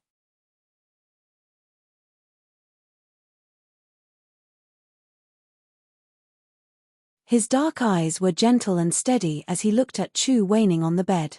Chu Waning, seeing Mo Rant's I'm very honest look, Chu Waning was also relieved. He put on an I'm very cold and aloof face and casually put down the bed curtain and lay down. However, Mo Ran sat up again. What are you doing? Turn off the lights. The man got up and blew out the candles. The room fell into silence. The master and disciple lay on the bed, each with their own thoughts. They looked at the begonia flowers and butterflies faintly lit in the endless night. Shizun. What's wrong? Are you still not going to sleep? I'm going to sleep. Mo Rant's voice was very gentle. In the night, it was especially soft. I just suddenly wanted to tell you something. Chu Waning pursed his lips. Although his heart was not as fast as when he guessed blindly the first time, he still could not help but feel his throat go dry. I wanted to say, Shizun, you don't have to be so reserved when you sleep. You always sleep in a corner. There was a hint of a smile in his voice. It was low, but very pleasant to hear. Chu Waning. I'm used to it. Why? The room is always too messy. Previously, when I flipped over and fell down, I was cut by a file on the floor. Mo-ran heard this and did not speak for a long time. Chu Wanning waited. When there was no movement, he asked, "What's wrong?" "Nothing," Mo-ran said, but his voice seemed to be closer. Chu Wanning turned his head. Through the soft and fuzzy curtain, he saw him pull the mattress closer to him with the help of the fluorescent light from the begonia flowers and butterflies. Mo-ran lay down again and said with a smile, "When I'm here, Shizun doesn't have to worry. You won't get cut when you fall." He paused, then said seemingly casually, "I'm here." After a while, Mo-ran heard the person on the bed snort softly and say faintly, "The flesh on your arm is so hard. If you hit it, it won't be much better than a file." Mo-ran laughed, "There's something even harder. Shizun hasn't seen it yet." He originally wanted to say the muscles on his chest, but before he finished speaking, he suddenly realized that this sentence was filled with a strong smell of blood. He was stunned and hurriedly said, "That's not what I meant." Chu Wanning was already silent and awkward when he heard the first sentence. When he heard the second sentence, the atmosphere between the two of them sank even deeper into the abyss. Of course he knew that Mo-ran had something even harder and hotter. It was even more chilling than the handle of the mecha he made himself. Putting aside that damn cultivator ranking list, he himself had unintentionally felt it through his clothes. It was a kind of terrifying passion that made one's whole body tremble and numb. Chu Wanning said impatiently, "Sleep." Yes. But how could he sleep? The lava of love was tormenting the two of them, licking their chests that were so hot that they were cracking. The room was too quiet.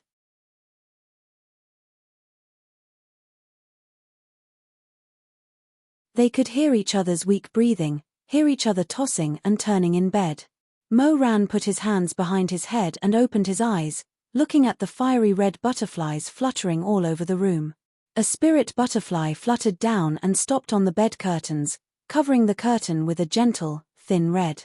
In this kind of silence, Mo-ran suddenly remembered something. Back then at the Jincheng Lake, the person who saved him from the heart-picking Willow's nightmare had vaguely said something in his ear. At that moment, his divine sense was blurred. He wasn't sure whether those words were his imagination or not. But now that he thought about it, he suddenly felt that maybe he didn't hear wrong. Maybe it was true. At that time, he heard Chu Wanning say, "I like you too." Mo-ran's heart beat faster and faster. Some minor details that he didn't notice in the past sprouted and sprouted at this moment, turning into fresh and tender leaves. Then, nourished by his wolfish ambition, they grew into a lush tree that reached the sky. His head buzzed and his vision was dizzy. The more he thought about it, the more he felt that something was wrong. "I like you too. I like you too." If he really misheard those words back then, if Chu Wanning didn't say that, then why was Chu Wanning unwilling to admit that he was the one who saved him after the nightmare at the Jincheng Lake woke up? Unless he didn't mishear. Unless Chu Wanning really said. Mo-ran sat up abruptly. He was so excited that he couldn't control himself. He said hoarsely, "Shizun." Even though the person behind the curtain didn't move, Mo-ran still asked, "Today, when I was washing clothes, I picked up something. Is it?" It was very quiet behind the curtain. "Do you know what it is?" When the words came to his mouth, he suddenly became timid. He actually asked Chu Wanning so stupidly. The other didn't answer for a long time. Mo-ran hesitated, his eyes wet and dark. "Shizun, are you still awake? Did you hear me?" On the bed covered by the curtain, Chu Wanning didn't move anymore. It seemed that he had really fallen asleep. Mo-ran waited for a long time. He was unwilling to give up. Several times he reached out to open the curtain, but he froze. "Shizun," he muttered, lying down again. His voice was very soft. "Pay attention to me." Of course, Chu Wanning wouldn't pay attention to him. His entire being was in chaos, and the clear mind that he had always prided himself on was now filled with a cloud of smoke. He lay on the bed, staring at the dark curtains with his eyes open. He thought slowly and stiffly, what does Mo-ran want to do? He thought a lot, made all kinds of outrageous guesses, but he didn't dare to guess the most obvious answer. He didn't dare to guess that Mo-ran also liked him. It was like a hungry person who had obtained a piece of fragrant and crispy meat pie. Because it was not easy to obtain, they especially cherished it. Therefore, they ate up the outer layer of the pie, but could not bear to eat the last remaining meat filling for a long time. Chu Wanning listened to the gentle and anxious murmur of the person outside the curtain. He quietly pulled the quilt up, covering his chin, mouth and nose, only revealing a pair of bright eyes. Then he covered his eyes as well, hiding his whole body under the quilt. Of course he heard it, but he didn't know how to answer. His heart pounded, and his palms were sweaty. He had a sense of being forced into a dead end. He hated that he couldn't sit up and roar, "Yes, if **** King hid that brocade pouch. I like you. Are you satisfied? Get out of here, don't ask any more. Go to sleep." He was tormented and nervous. His heart was itching. Shizun? Is he really asleep? After a while, Chu Wanning heard Mo Ran sigh softly. He covered his head with the quilt. In the darkness, he felt dejected and his heart palpitated, nervous and sweet. He had mixed feelings, sour, bitter, and sweet.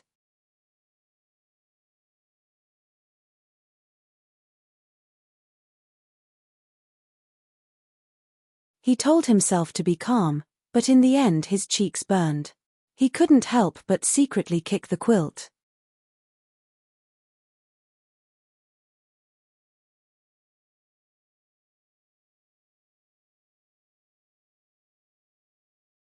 Chapter 178. The next morning, Chu Wanning woke up with dark circles under his eyes. He didn't sleep well at all last night, so he looked especially gloomy. His originally cold face was covered with a thin layer of ice, and there was no warmth.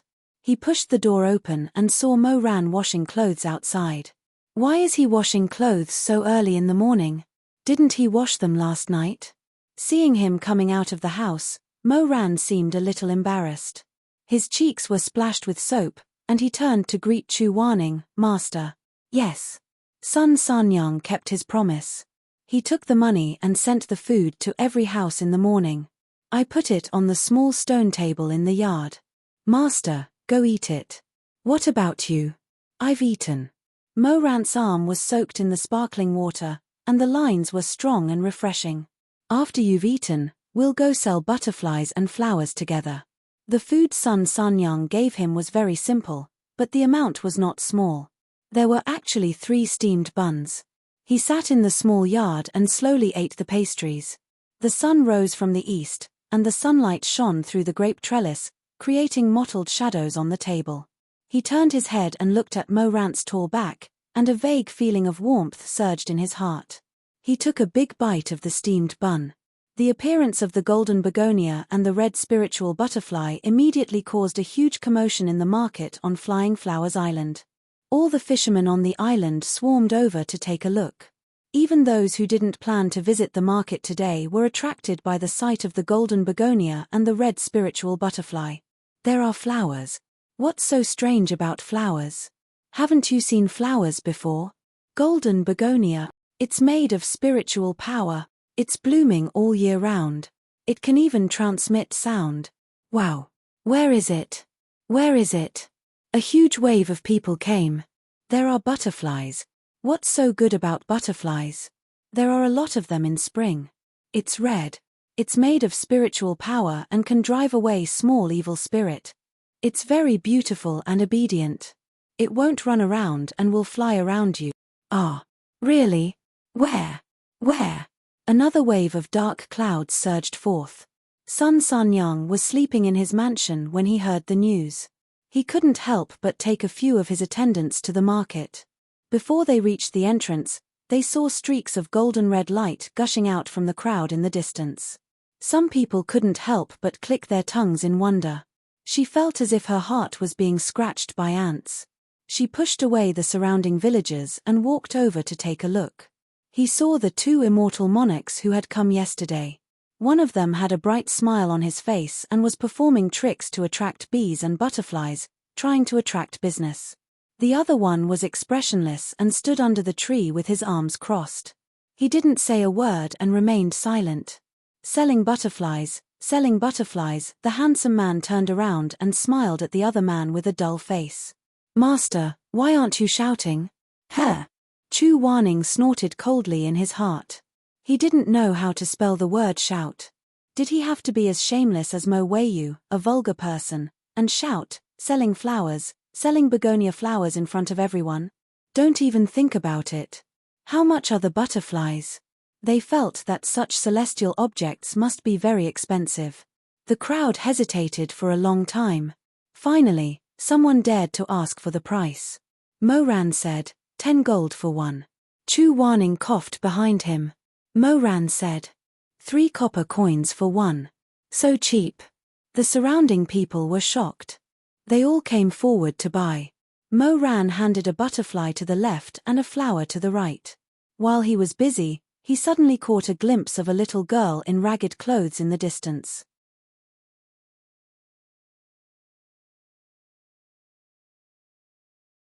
She was biting her fingers, looking longingly at the bustling scene here. Moran smiled and didn't say much. He suddenly closed his 5 fingers, forming an extremely beautiful butterfly. He gently blew, and the butterfly floated to her side across the sea of people and landed on her braid. The girl was stunned. Her face was full of astonishment. She walked a few steps hesitantly, then stopped and shook her head. She had no money, not to mention 3 copper coins. She didn't even have a single one. Moran waved his hand at her and mouthed the words "for you" to her. Then he winked, smiled, and turned his head away, continuing to busy himself. Sun Sanyang watched as the dazzling and beautiful spirit items were bought. A young lady who loved beauty directly put a begonia flower in her black hair bun. In an instant, her head of black hair shone brightly and shone with an indescribable air of nobility. She couldn't help it. These butterflies and flowers, I want them all. Moran raised his eyes, his smile undimmed. I was wondering who was so generous. So it was you, Sanyang. How many are left? Count them, I'll take them all back to the residence. That won't do. Moran smiled. Everything has a first come first serve. Others came before you, and they haven't finished buying. I can't let you have the things first. Sun Sanyang looked at the crowd of villagers and immediately became anxious. She was afraid that they would be sold out. She said, then I'll increase the price. I can't make the decision. Moran said, I'm just helping. You have to ask my Shizun about the price. Sun Sanyang went under the tree and found the aloof flower seller Chu Wanning. Immortal gentleman, sell those flowers and butterflies to me. We're all businessmen, the price can be negotiated. Chu Wanning said coldly, 10 gold each. Moran heard this and couldn't help but laugh. He turned his head and saw Chu Wanning's pair of dark eyes. He was amused for a moment, but he also felt lush softness.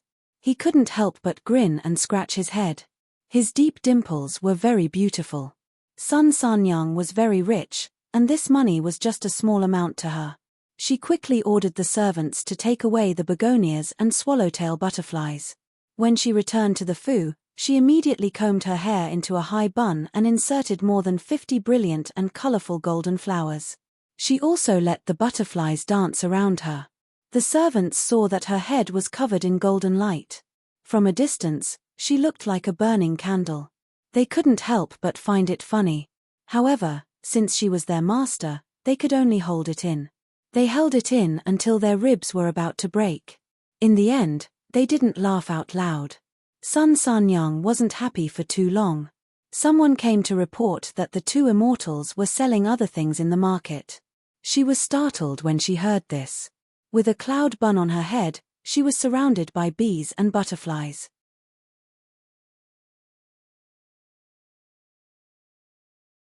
Once again, she ran towards the market. Selling butterflies, Sun Sanyang squeezed through and put her hands on her hips. She was furious. Didn't I just buy all of them? Why are there more? Moran blinked. They're newly made. Since they can be newly made, why did you sell them to me for 10 gold each?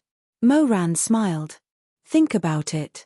You get up in the morning and go to a pan-fried bun shop where there are many people waiting in line to buy pan-fried buns. Everyone else is waiting in line, and you want to cut in line. The shopkeeper tells you that you can eat first, but you have to pay more. Isn't that right? Sun Sanyang said angrily, You profiteer, you. Just as she was thinking about how to refute this person's fallacious reasoning, she suddenly saw the immortal who had been silent all this time walking over.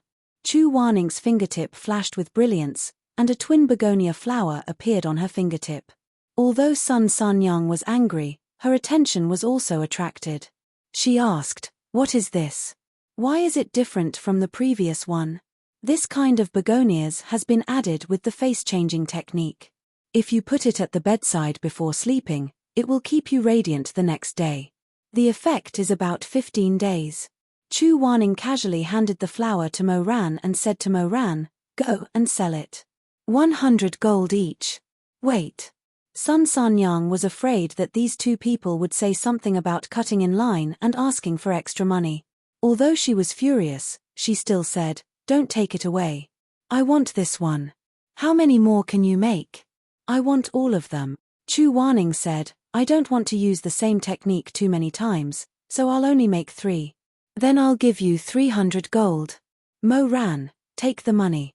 Chu Waning said and lowered her head to condense the other 2 flowers. She handed them to Sun Sanyang and then began to condense the 4th flower. Sun Sanyang was unhappy. Didn't you say you'd only make 3? This flower has been added with the art of fine sound. Chu Waning said lightly, when worn, it can make a woman's voice become more pleasant. Sun Sanyang was greedy for money, but she was even more greedy for time. She anxiously watched as this immortal who was at the peak of life and death condensed one flower after another. She was so angry that her teeth itched, but she could only say, Okay. I'll buy it. I'll buy it. At night, when they went back and closed the door, the master and disciple sat at the table and calculated the money. They found that it was enough for the people they brought over to eat and drink well. When the fire on the other side was extinguished, Chu Waning pushed half of the money to Mo Ran and kept the other half. He said, Before we leave, return the rest to Sun Sanyang. Mo Ran was stunned. Why? Flying Flower Island is far away from Lini, and there are few resources. It's very inconvenient to eat and wear. But look at the fishermen on the island, most of them have enough to eat and wear. Don't you think it's a bit strange? Yes. When he said this, Mo Ran thought about it carefully and felt that it was indeed so. Chu Waning said, You'll know if you ask around. Today, when you were cleaning up the stall, I went to the village chief and asked him some things. In fact, this Sun Sanyang was originally a disciple of Lini's Confucian Wind sect. Because her talent wasn't high, her master didn't really care about her. She entered the sect for 5 years, but she still only knows basic swordsmanship. Mo Ran was slightly surprised. She's a disciple of the Confucian Wind sect. Then has Shizun seen it before? No. Chu Waning said, the village chief said that when she was 17, she followed the cultivators of the Confucian Wind sect to Flying Flower Island to recruit new disciples.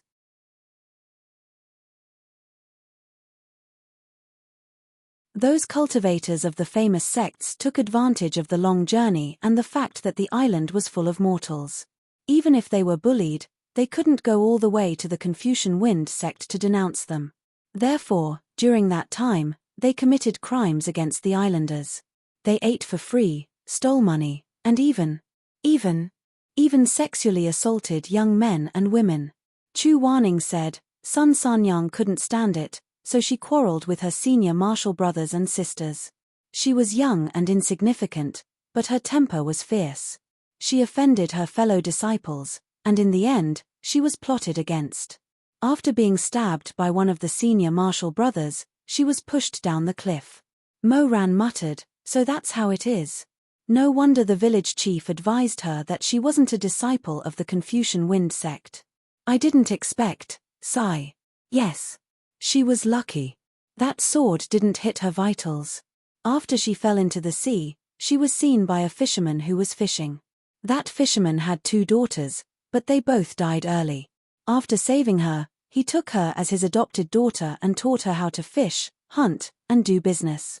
Later on, her adopted father passed away, and she inherited his legacy. Gradually, she became the biggest family on Flying Flower Island. Chu Wanning paused for a moment and said, "You heard it too. She said that this year's harvest on Flying Flower Island wasn't good, so she was the one who opened the granary and gave aid to each family. Although Sun Sanyang's business was good, she only took money from cultivators. She never took a single cent more from the islanders. She would even subsidize the poor." Mo Ran didn't say anything, but he remembered the little girl he saw in the market earlier that day. She longed for begonia flowers. With that kind of shabby dressing and dirty face, it was obvious that she had lost her parents. However, she wasn't thin. Her cheeks were bulging, and her eyes were shining with a clear light. If it wasn't for someone helping her, such a young child who had to beg for food for a living, wouldn't she have become sallow and emaciated? Sun Sanyang goes out to sea more than 20 times a year. Each round trip takes 7 to 8 days, so she spent most of her life on the sea. Look at her luxurious residence. Why bother to come and go in the wind when she's already in her 50s? Every year, she painstakingly brings the things on the island to Lini to sell for money. Then, she goes to Lini to buy supplies and bring them back to Flying Flower Island. Chu Wanning said, "She obviously doesn't lack money." "I understand." Mo Ran felt bad after hearing that. He immediately got up, took the half of the money, and was about to leave. Chu Wanning called out to him. "Where are you going?" "I'm going to return the money I earned from her to her." "Sit down." Chu Wanning said lightly. "Why are you so silly?" Look at Sun Sanyang. She has a strong personality and is very strong-willed.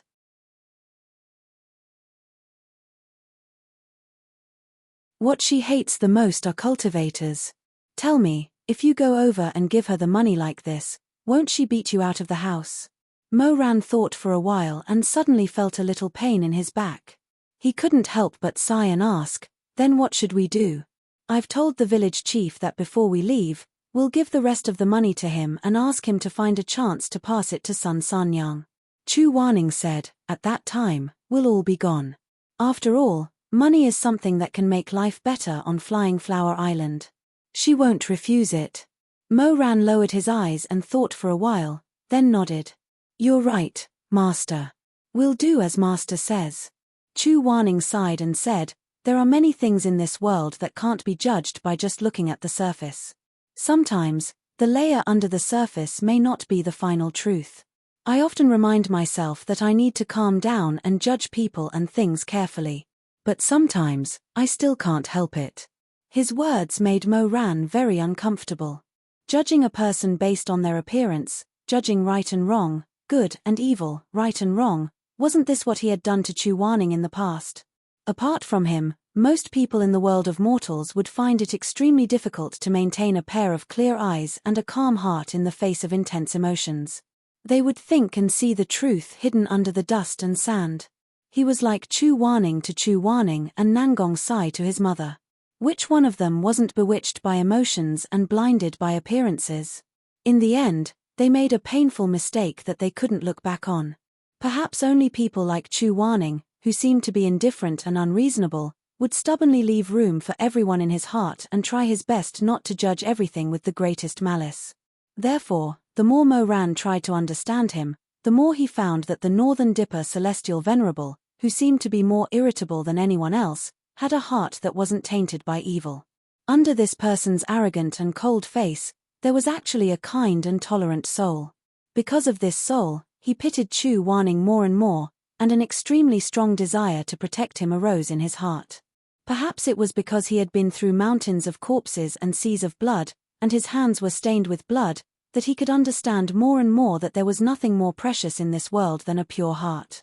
It was a Chong flute in the smoke of war, a flower in the trenches. Therefore, the Emperor Ta, who had once brought disaster to the world, silently thought in front of such a soul. If there was a day when Master needed it, then even if he was covered in cuts and bruises, even if his blood ran dry, even if he died without a complete corpse, even if he had to sacrifice his head and damaged soul, he would protect this clean Northern Dipper Celestial Venerable. "What are you thinking about?" "Oh, nothing." Mo Ran smiled. "Just thinking about some small things." "Small things?" Mo Ran pursed his lips and suddenly remembered that when he went to the market in the morning, Chu Wanning said to him that he wanted to learn the art of sword control. He said, "Master, come with me."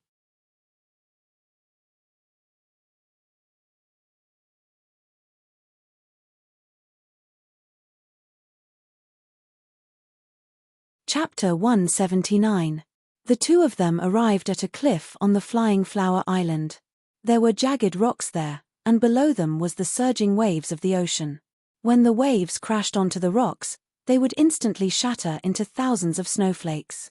There was nothing in the surroundings except for the boundless sea, the sky, and the new moon. Mo Ran summoned the sword that was bound to him, then turned to ask Chu Wanning, "Why can't Shizun use a sword?" "It's not that I can't," Chu Wanning said, "it's just that I'm not good at it." "What do you mean you're not good at?" Chu Wanning waved his sleeves, his expression a bit more arrogant, but his ears were red. "I can only fly close to the ground." Mo Ran was a bit surprised. Flying a sword 1 inch above the ground or 100 meters above the ground consumed the same amount of spiritual energy.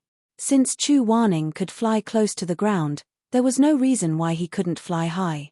He said, "Shizun, why don't you try?" "I'll see." Chu Wanning didn't summon his sword, but instead said indifferently, "I'm not willing to use a sword normally because I feel that weapons should be respected. It's not appropriate to step on them." Mo Ran didn't know why he suddenly explained, but he still nodded. Shizun is right. "But, we can't just lie on the sword, or hang on it and fly."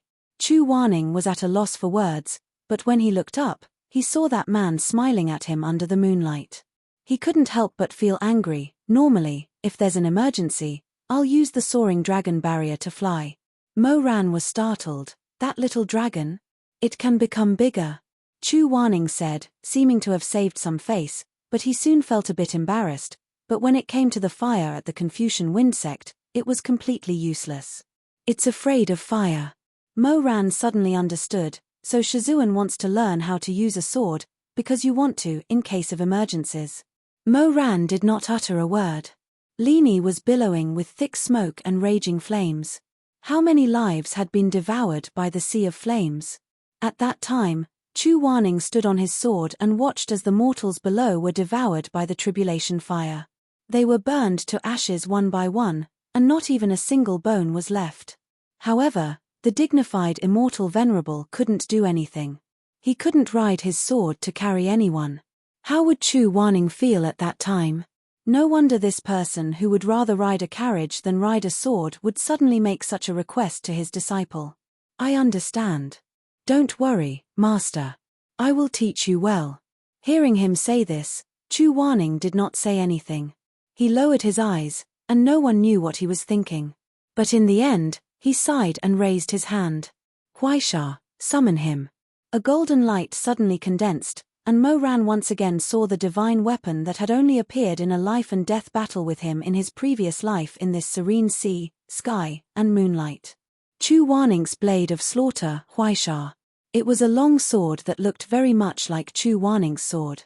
In this world, there was probably no second person more suitable than Chu Wanning to be its sword master. Its decorations were dull, and its entire body was flowing with gold. Because the golden light was too dazzling, it was even slightly pale. The light was endless, and very calmly flowed down from the sword, falling into the night like burning fireworks, but also like sliding white sand. "This is Huaisha." Chu Wanning looked at it and said. "You haven't seen it before. Its evil aura is too strong. I don't use it often." Mo Ran's mood was complicated. After a while, he nodded and said in a low voice, "It's a good sword." The night wind blew gently. Mo Ran stepped on the body of his sword. With a slight movement of his toes, the sword obediently and slowly rose a few inches from the ground.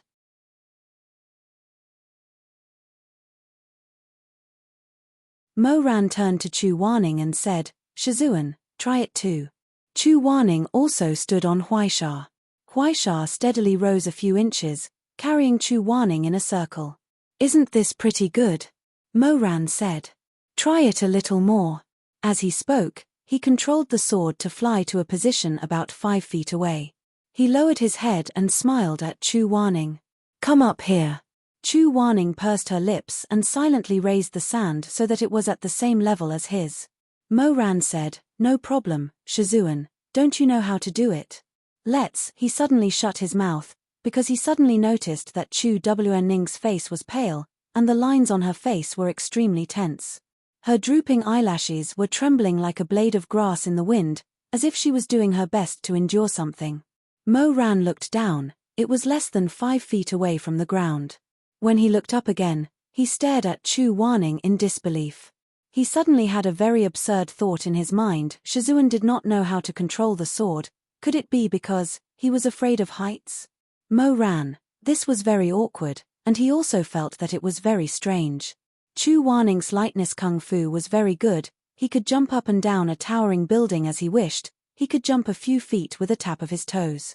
How could such a person be afraid of heights?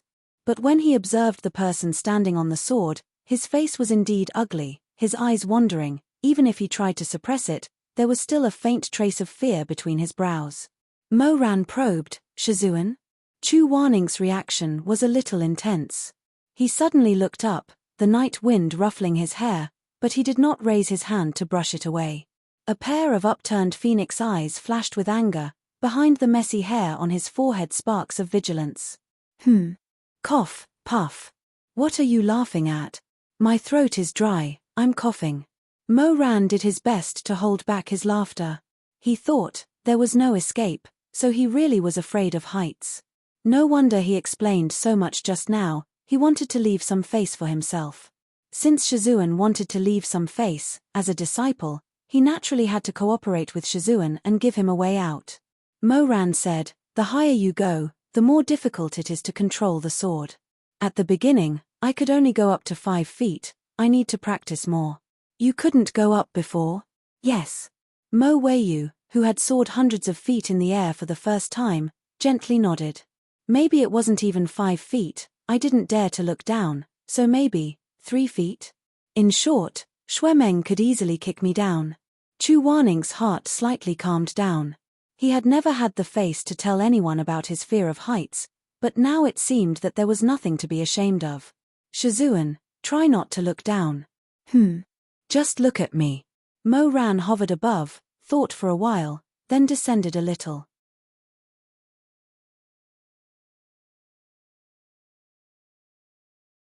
Don't care how much you go up, as long as you think about flying to the same position as me, it's fine. Chu Waning gritted his teeth and went up a little more. The thin and smooth blade of the sword was stepped on. The originally warm night wind, at this time, to him, became wet and cold like a snake, slithering into his clothes and crawling, hissing and hissing. Don't look down, don't look down. Mo Ran patiently repeated to him, stretching out his hand. Come here, hold my hand. Chu Waning studied seriously and said, no need, I can do it myself. Mo Ran did not force him. He knew Chu Waning's temper very well. When this person wanted him to do it himself, if it was not a big matter, it was best to let him do as he pleased. A person who was used to being a giant tree was not used to relying on others. Accompanying by his side, standing shoulder to shoulder with him, made him feel free and comfortable. Although he really wanted to turn Chu Waning into a soft spring water, fiercely knead him into his rough torso, let him break in his arms and dissolve in his blood. Like most men in the world, he would always have some unrealistic and frightening possessiveness towards the people he loved deeply. This was his nature, and also his instinct. The aggressive nature of a male instinct made him long to lock up Chu Waning, endlessly entangling himself with him day and night, swallowing all of his passion. He longed for him to lie on a warm bed all day long, a golden beast, beautiful and fragrant, not to be seen by a second person other than himself. He longed for him to be under his body for a lifetime, his warm body forever wrapped around him. He longed for the blue and purple kiss marks on his body to not disappear, to nurture him into a beast of desire, to use the heaviest and hottest passion every night to fill his stomach to the brim, to feed him to the point of weakness. However, his love made Mo Ran unable to bear it. His love made him want to respect Chu Waning, wanted to see him in high spirits, light hooves and fast horses, wanted to see him wielding a sword out of the mortal world, shaking his sleeves to cause snow to fall.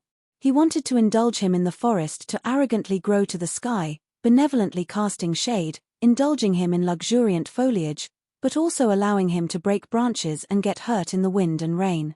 Thus, his love put shackles on his instincts, put a bridle on his beastly desires, and made him lower his eyelids, suppress his burning hot breath, and become obedient. It made him rather lock up his nature and pull out his sharp teeth in this life. Because of his love, he became possessive, and became selfish. Now, because of his love, he became tolerant, and became selfless. Thus, he would not try to imprison Chu Wanning like he did in his previous life, trying to change Chu Wanning. This late and pure love made the former Emperor Ta willingly submit, and was willing to use his whole life to accompany Chu Wanning.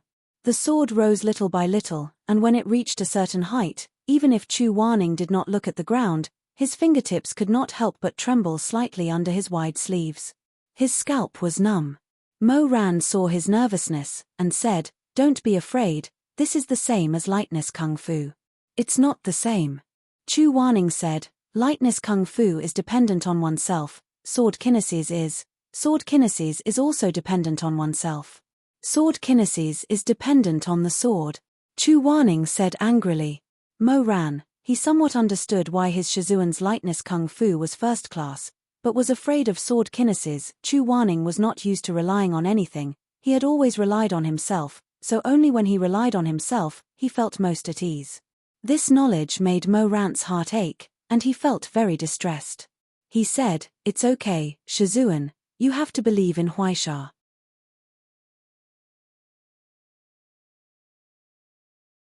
But Chu Wanning's expression was calm, and the anxiety and panic in his eyes could not be hidden.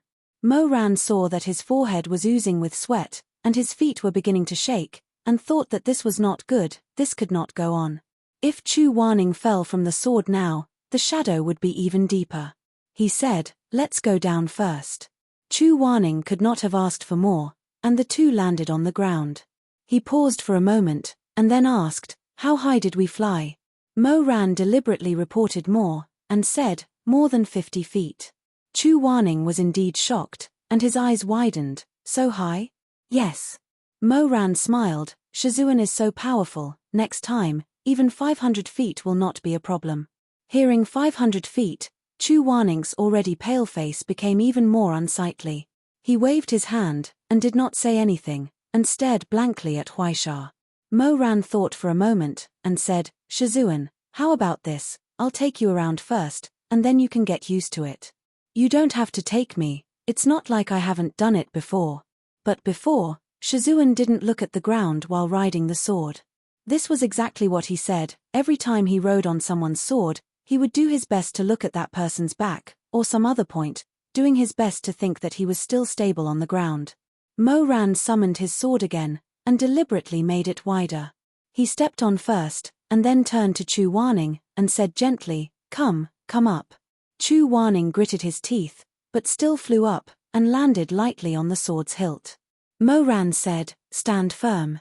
When he finished speaking, the sword received the order, and in a flash, it flew straight into the clouds. At first, Chu Wen Ning closed her eyes out of habit, but when she heard Mo Ran's laughter, she was jolted awake. She pulled herself together and looked down. It would have been better if he didn't look, but once he did, Chu Wanning's hair stood on end. Mo Ran, that grandson of his, brought him along and flew towards the depths of the clouds at an extremely fast speed. Flying Flower Island was left far behind, becoming more and more distant. Beside his ears was the sound of the rushing wind. Even his robes were cold from the cold night air. Beside his feet, there was nothing to lean on other than this saber. They flew towards the top of the sea. At night, the blue-black sea water was like an ancient giant beast opening its black mouth, swallowing all the creatures that came and went. His cold eyelashes trembled slightly, and Chu Wanning subconsciously wanted to close his eyes again, but he heard Mo Ran say behind him, "Don't be afraid, nothing will happen." "I am not afraid." Chu Wanning's face was as white as paper. Mo Ran smiled, "All right, you're not afraid. Then if you feel cold, or bored, you can tell me, and I'll bring you back to the island." Chu Wanning did not say anything, he knew that Mo Ran was saving his face.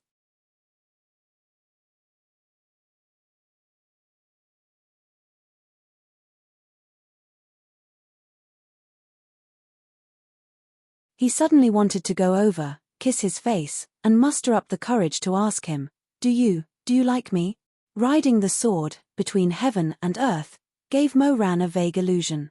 It was as if the two of them no longer had any ties in this world, as if the love and hate of the past had not happened. Everything was as tranquil and pure as the moonlight falling through the clouds. He felt that the tender seedling in his chest had finally grown into a large tree. The thick veins pushed open the lifeless soil, turning over the thick smell of blood from the depths of the earth. Chu Wanning saw that he was silent for a long time, so he turned around and asked, What's wrong? Moran did not answer.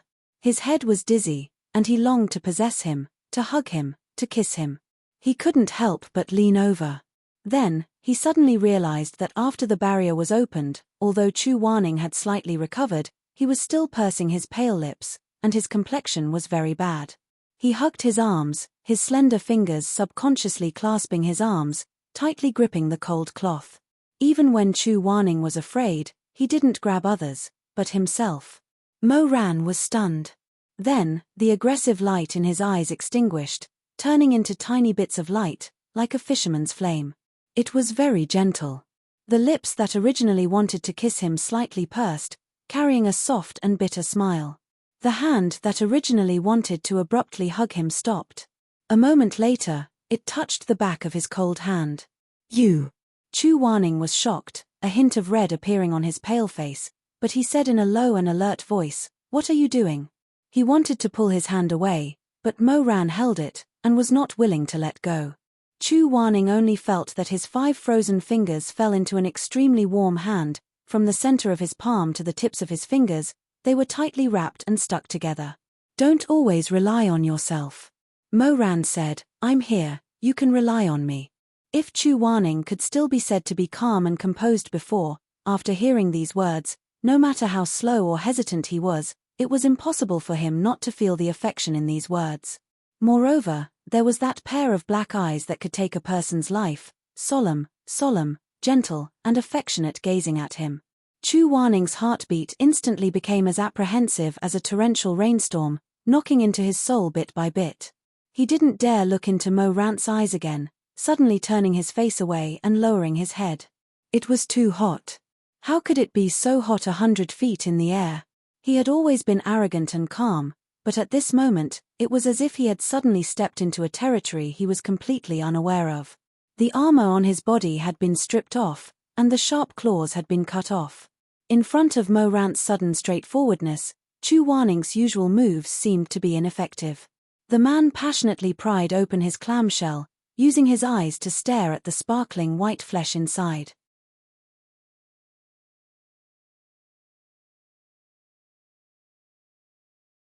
Whether it was the glowing pearls or the fishy sweet clam meat, they were all exposed to the man's eyes. This haughty and calm man had thrown away his helmet and armor, and was suddenly overcome with panic and helplessness.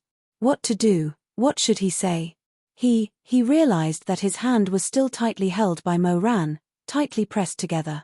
He didn't know what to do, anxious and nervous, the rims of his eyes turning slightly red, he subconsciously wanted to pull his fingertips away. But the moment he moved, Moran tightly held onto him. The man's palm was soaked with sweat, it was wet. Don't take it away. He was so strong, stubborn. For some reason, Chu Wanning suddenly felt that there was a hint of sadness in his words. Moran's eyes burned, he stared at him for a long time, then said in a low and hoarse voice, Chu Wanning. What did you call me? It's my fault. At this moment, Chu Wanning's body was even tighter than before, and his heart was beating faster than when he was riding the sword at the beginning. He was not used to it, not used to it. He tried his best to tidy up his position and make one last desperate struggle before falling into this great abyss. He lowered his eyes and said, Well, you know you're wrong, but it's not hopeless. Moran's heart was very hot, and finally, without thinking, he blurted out, Wanning. Save. Chu Wanning didn't have time to say the last word.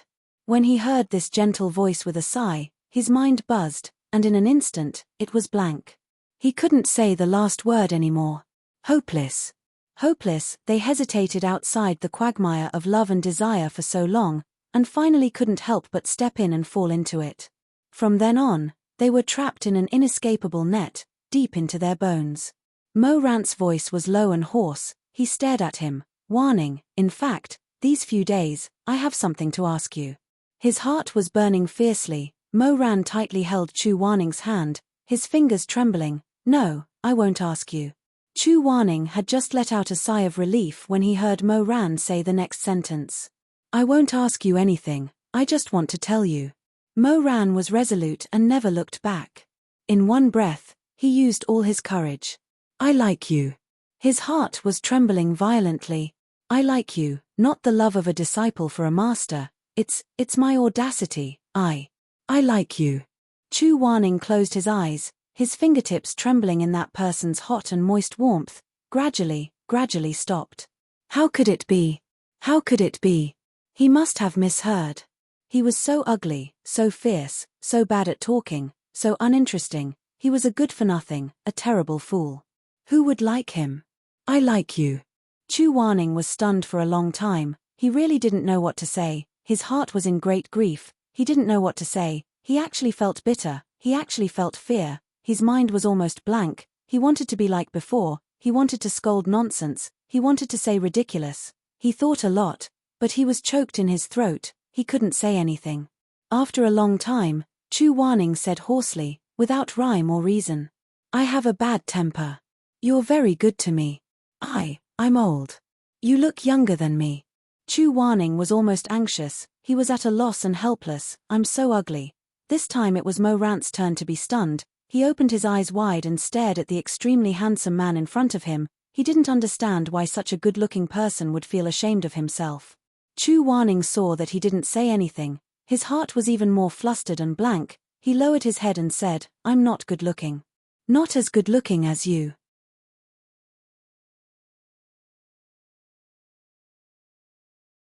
He silently muttered like this. Suddenly his cheek was touched by a warm hand. He heard Mo Rant's sigh. It was actually gentler than tonight's moonlight. Are you willing to look at my eyes? Chu Warning, your eyes. Mo Rant's eyes were warm. It reflected the figure of a man in white. He said, do you see it? That's the most good-looking person in the world. Chu Warning stared at him. Although his heart was in a perilous situation, his face that had been frozen for a long time didn't have much of an expression. Mo Ran held his hand. It was dripping with sweat. He softly said, I like you. Chu Warning seemed to be stabbed, his fingers trembling. After a moment, he suddenly lowered his head. I like you was like a sharp knife, stabbing into his heart, causing his blood to flow. It couldn't be stopped. Chu Warning's eyes reddened, probably because he really had waited for too long. He actually didn't know that when he heard these words, he would have this kind of reaction. He was very anxious, almost to the point of tears. He said, I'm not good. I've never been liked by anyone. I've never been liked by anyone. There's never been anyone who felt happy, proud, and precious because they had me. 32 years. No one has ever liked me. When Mo Ran heard these words, he looked at the man in front of him who was lowering his head, not even willing to raise his face, suddenly felt so much pain, it was so painful that it cracked his heart, and crushed his bones. That was his treasure, but it had been covered in dust for almost half of his life. He was in so much pain that he didn't know what to say, he didn't know how to say it. In the end, he could only clumsily hold Chu Warning's hand tightly. He repeatedly said, there is. Someone likes you. I like you. Someone wants you. Someone wants you. Don't feel so inferior. Don't be so stupid. Don't make your best self sound worthless. Fool. Fool Chu Warning. I like you. After a long time, Mo Ran asked him, then what about you? What? Mo Ran lowered his eyes, his eyelashes fluttering. I'm so stupid, so insensible, so unreliable. I've also done many unforgivable things. He paused, then said in a small voice, will you like me? Chu Warning had already raised his face, but when he heard him say this, he suddenly met that pair of soft black eyes, and actually panicked. He didn't know where he got the strength, but he suddenly pulled his hand away and turned his face away. He didn't nod, but he also didn't shake his head. There was no affirmation, nor denial. But Mo Ran clearly saw that Chu Warning's ears had turned red, all the way to his beautiful neck. That brocade pouch, don't say it, Chu Wanning suddenly said in a muffled voice. This time his whole face was red. Don't say it. Mo Ran looked at Chu Wanning's unwilling, embarrassed, angry, and confused appearance. Light and shadow moved in his eyes, the moonlight lingering. He sat over, stretched out his hand again, and caught Chu Wanning's fingertips. Chu Wanning was trembling. Mo Ran's fingers were also lightly trembling.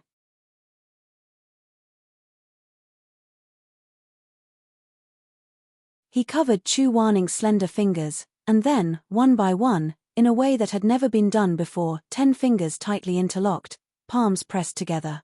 Chu Wanning's face was red, and he looked away even more. This time, he didn't try to break free. And so, Mo Ran held Chu Wanning's hand, finally understanding in hindsight, and nervously confirmed. Chu Wanning also liked him. He finally understood.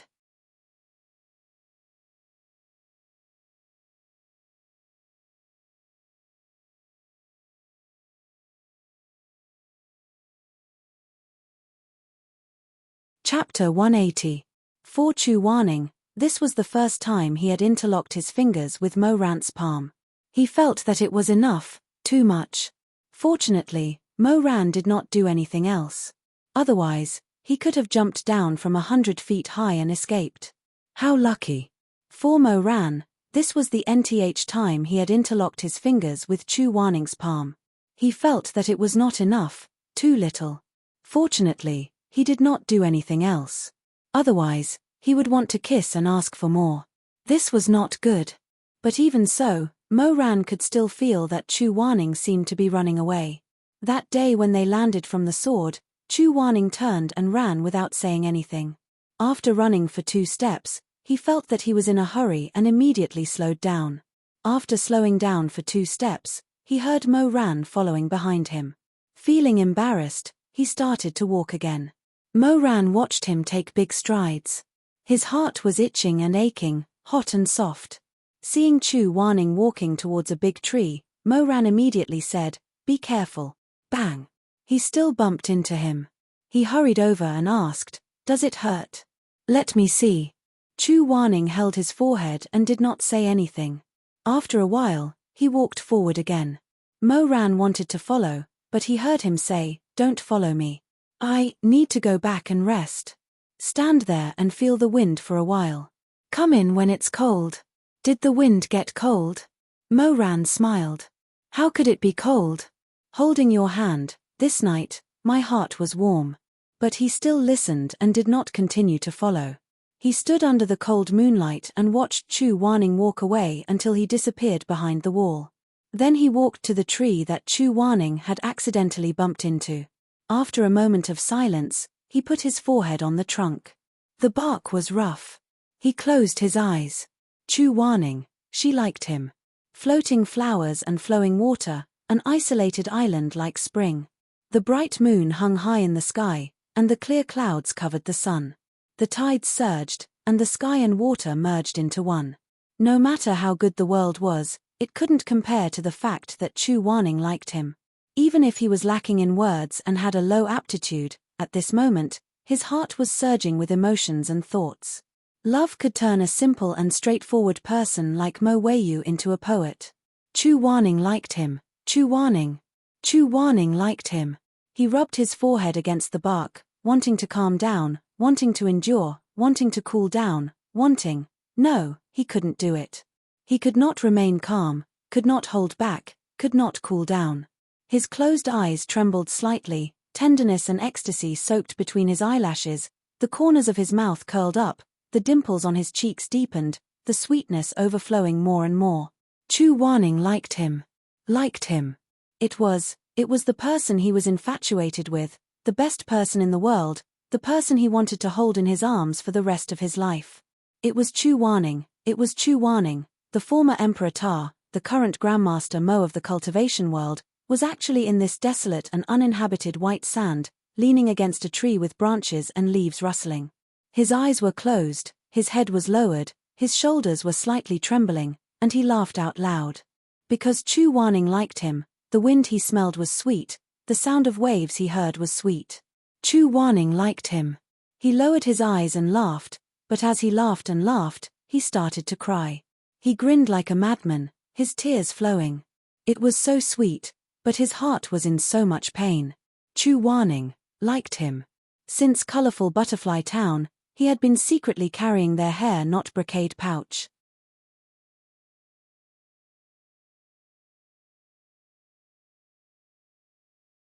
Liked him, he suddenly wanted to know, from when did Chu Wanning start to stand behind him, silently accompanying him, silently waiting for him to turn around, waiting for him to reach out, waiting for him to turn around, waiting for him to see him.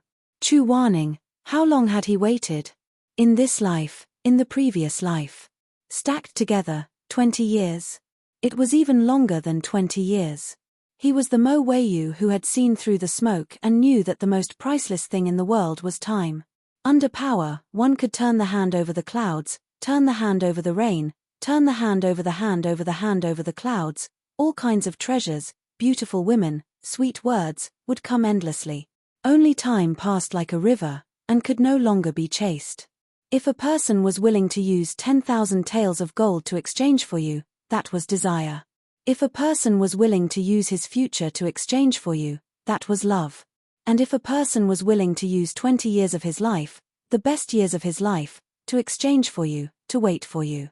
He did not make a sound, did not ask for anything in return, and did not ask for results.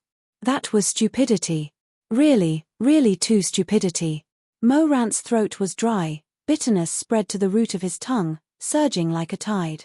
He thought, Chu Wanning, you really are too stupidity. Why? How could this be? How could I, Mo Weiyu, be able to make you like this? You are the best person in the world, but what about me? Hands full of blood, death is not to be regretted, thousands of people spit on, never to be reincarnated. I bullied you, I hated you, I let you down, I killed you. You don't know what I have done, you don't know at all. Mo Ran hugged the tree, sobbing into the whistling sea breeze. What did he do? In Chu Wanning's eyes, he chased the back of another person. In Chu Wanning's eyes, he was waiting for the other person to turn back. In the illusion of Jin Cheng Kai, he personally said to Chu Wanning, Shamai, I like you. He took a knife to cut Chu Wanning's heart. But what about Chu Wanning? He was silent like a rock. Jiang Liusha did not turn, the knife stabbed in his heart. He was like nothing had happened, taking care of him, tolerating him, accompanying him. Until death. Until death. He laughed loudly and cried bitterly. He was the only one under the moonlight. No one could see that he was on the verge of going crazy. Chu Wanning, in his 2 lifetimes, had never let Mo Ran know his feelings. The most humble thing this proud and unyielding man had ever done in his life was to fall in love with someone. For that person, he had done everything he could. However, during the long wait, he knew that there would never be a place for him in the other party's eyes. Even though he knew that the other party would not like him, he chose not to disturb them, chose not to alarm them, and did not want to give them any trouble at all. He had chosen to leave behind his last bit of dignity.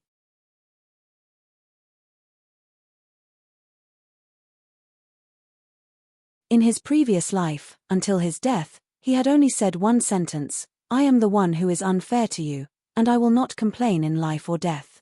In this lifetime, she had confessed to him. Chu Wanning was such a good and proud person, but he had said, I'm not good. I've never had anyone like me. Emperor Ta. Mo Weiyu, what did he do? What had they done?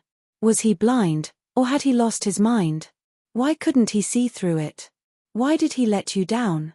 Chu Wanning lay on the bed. The curtain had already been lowered. He looked at the lights outside the tent through the layers of smoke. His face was very hot, and his heart was beating very fast. However, his thoughts were frozen and flowing very slowly. Compared to the person outside who was unable to experience pure sweetness because of the evil of the spirit, Chu Wanning seemed so simple and clean. He spread his 5 fingers in front of his eyes. When he came back to his senses, he found that he had already used one hand to cover the back of his other hand. His palm and the back of his hand overlapped, just like how Mo Ran had held his hand. When she realized what she was doing, Chu Wanning was stunned. Then, she flew into a rage out of humiliation. She hated herself for being so captivated by that guy's powerful strength and not being able to break free. What a good-for-nothing. He fiercely let go of his hands and used his left hand to slap his right hand. Creak. The door was suddenly pushed open. The night wind stirred up the curtains. Chu Wanning abruptly turned over and closed his eyes, pretending to be asleep. He heard the man enter the room and walk to the bed. His tall figure blocked the weak candlelight. Even through the curtains, he could feel the sudden dimming of the room. Mo Ran's shadow was cast on the bed, oppressing him, making it hard for him to breathe. Shizun, you're already asleep? Mo Ran's voice was very gentle. For some reason, it was a little hoarse, like the bitter saltiness of seawater. Chu Wanning did not answer. Mo Ran stood in the same place for a while. Then, as if he was afraid of waking Chu Wanning, he went back to the place where he slept last night. He obediently made a mattress on the floor and blew out the candlelight. In an instant, the room was plunged into darkness. Because of the absence of the spirit butterflies and begonias, the darkness was even deeper than last night. It made one's senses feel stimulated and oppressed. It made one fear what would happen in the night, but also look forward to what would happen in the night. But Mo Ran did nothing. This person who used to be famous for visiting brothels suddenly became so dull, cautious, pitiful, and polite. He lay down with his clothes on. Chu Wanning let out a sigh of relief. Then, he vaguely felt a little melancholy. But before he could feel ashamed of his melancholy, he heard Mo Ran get up from the ground again. Then, the curtains moved slightly. He pulled open the curtains of his bed. Chu Wanning's heart jumped to his throat. He did not move. He still looked like he was sleeping soundly.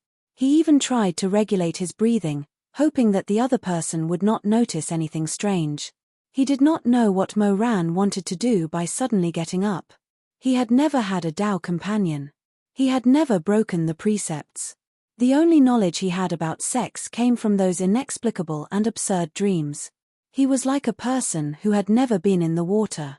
He feared the turbulent waves more than he desired. He would rather find a small pool of water that only reached his waist and splash a few times. If he suddenly had to face the current head-on, he was afraid that he would drown in the whirlpool. So, he was actually very afraid that Mo Ran would do something else. But, he did not know if it was because Mo Ran felt his slight trembling or heard his disappointing and rapid heartbeat. Mo Ran stood quietly for a while. Then, he leaned a little low.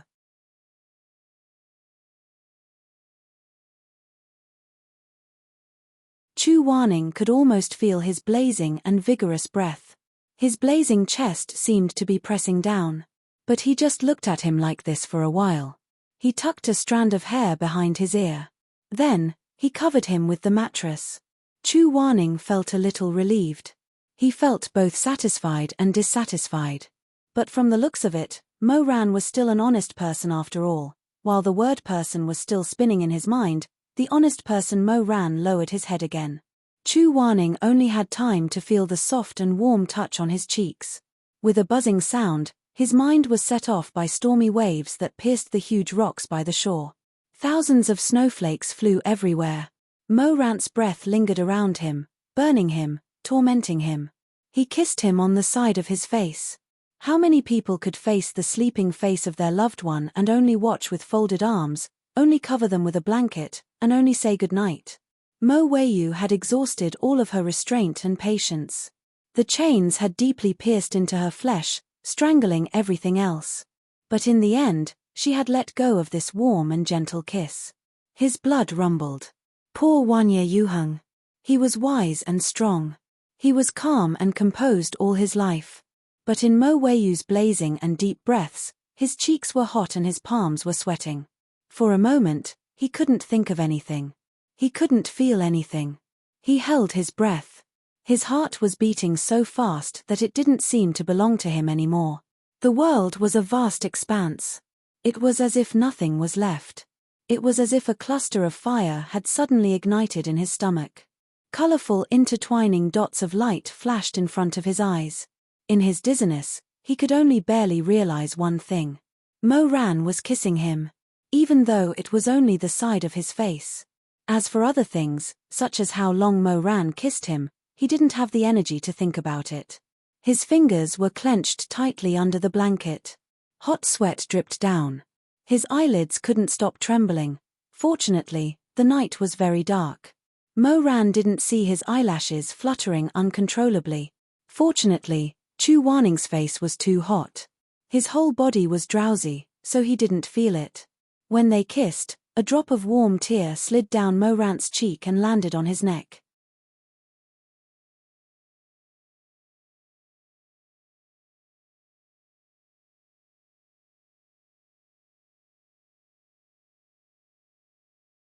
Chapter 181. On the morning of the second day after the confession, Chu Waning woke up very early. But he didn't get out of bed, because when he peeked out from behind the curtain, he saw that Mo Ran was still sleeping on a simple mattress, right next to the bed. He couldn't see clearly through the curtain. Chu Waning tried to restrain himself for a moment, but he couldn't. He reached out his hand, wanting to lift the curtain a little. But before his hand could touch the gauze curtain, he switched to a finger. Using the tip of his finger, he only managed to lift a little bit. It was as if as long as it was just a little bit, he wouldn't be considered peeking. Clear sunlight sprinkled in through the window paper, the bright red light with a bit of golden light cut into long and narrow silhouettes, shining on Mo Ran's handsome face. Chu Waning hadn't seen his sleeping face for a long time. He quietly looked at it, looking very carefully, gazing for a very long time. It was so long that he couldn't help but think of the year when Mo Ran had just been brought back to the peak of life and death by Xue Zhengyong. A somewhat shy youth, when happy, could burst forth with a fiery brilliance and enthusiasm. He loved to stick to him when he had nothing to do. No matter what, he still wanted to take him as his teacher. He couldn't be chased away even if he tried. When they met in front of Tongtian Pagoda, Chu Waning insisted on not taking him as a disciple, because he felt that the sentence "he looks the most gentle, I like him the most" was simply ridiculous and untrustworthy. Because of this, he ignored Mo Weiyu for 14 days. He heard that in order to find a way to become his disciple, Mo Weiyu asked Xue Zhengyong's wife, Shi Mingjing, and also Xue Ziming. In the end, he didn't know who gave him the bad idea to imitate Cheng Men Li Xue, standing outside the Red Lotus Water Pavilion and waiting for someone. In the morning, when Chu Waning went out, he would pay his respects and ask to be taken as his teacher. At night, when Chu Waning went back, he would continue to pay his respects and ask to be taken as his teacher. Regardless of wind or rain, even dripping water could penetrate a stone. Chu Waning's reaction to this was, "Ha!" He turned a blind eye and left. He did not like to be pursued so fiercely. He was a man of few emotions, and was only willing to respond to those who were equally mild and indifferent. It was unknown if it was because of the environment he grew up in, but the youth was very good at observing people's expressions. Probably because he felt Chu Waning's coldness, he only pestered Chu Waning for 2 days and didn't ask Chu Waning to be his disciple anymore. But as usual, he still came to the Red Lotus Pavilion every day to help Chu Waning clean up the fallen leaves in front of the courtyard. When he saw Chu Waning come out, he scratched his head with a broom and said with a smile, "Elder Yu Heng." In the first rays of the morning, they did not mention getting up early, and in the evening, they did not greet each other. It was just a simple sentence, "Elder Yu Heng," and then he just smiled. Chu Waning didn't look at him and walked away, minding his own business. He wasn't angry either. Behind him, he swept the fallen leaves with a swishing sound. 10 days passed peacefully like this. One morning, perhaps because the lotuses in the Red Lotus Pavilion had bloomed overnight and the fragrance was strong, Chu Waning was in an extremely good mood. He pushed open the door and saw the youth Mo Ran with his head down on the winding and quiet mountain path. He was concentrating on sweeping the leaves. There was a leaf that was stuck in a crack in the rock and was particularly difficult to clean. He bent down to pick it up and prepared to throw it into the bushes. The moment he raised his head, he saw Chu Waning standing in front of the mountain gate.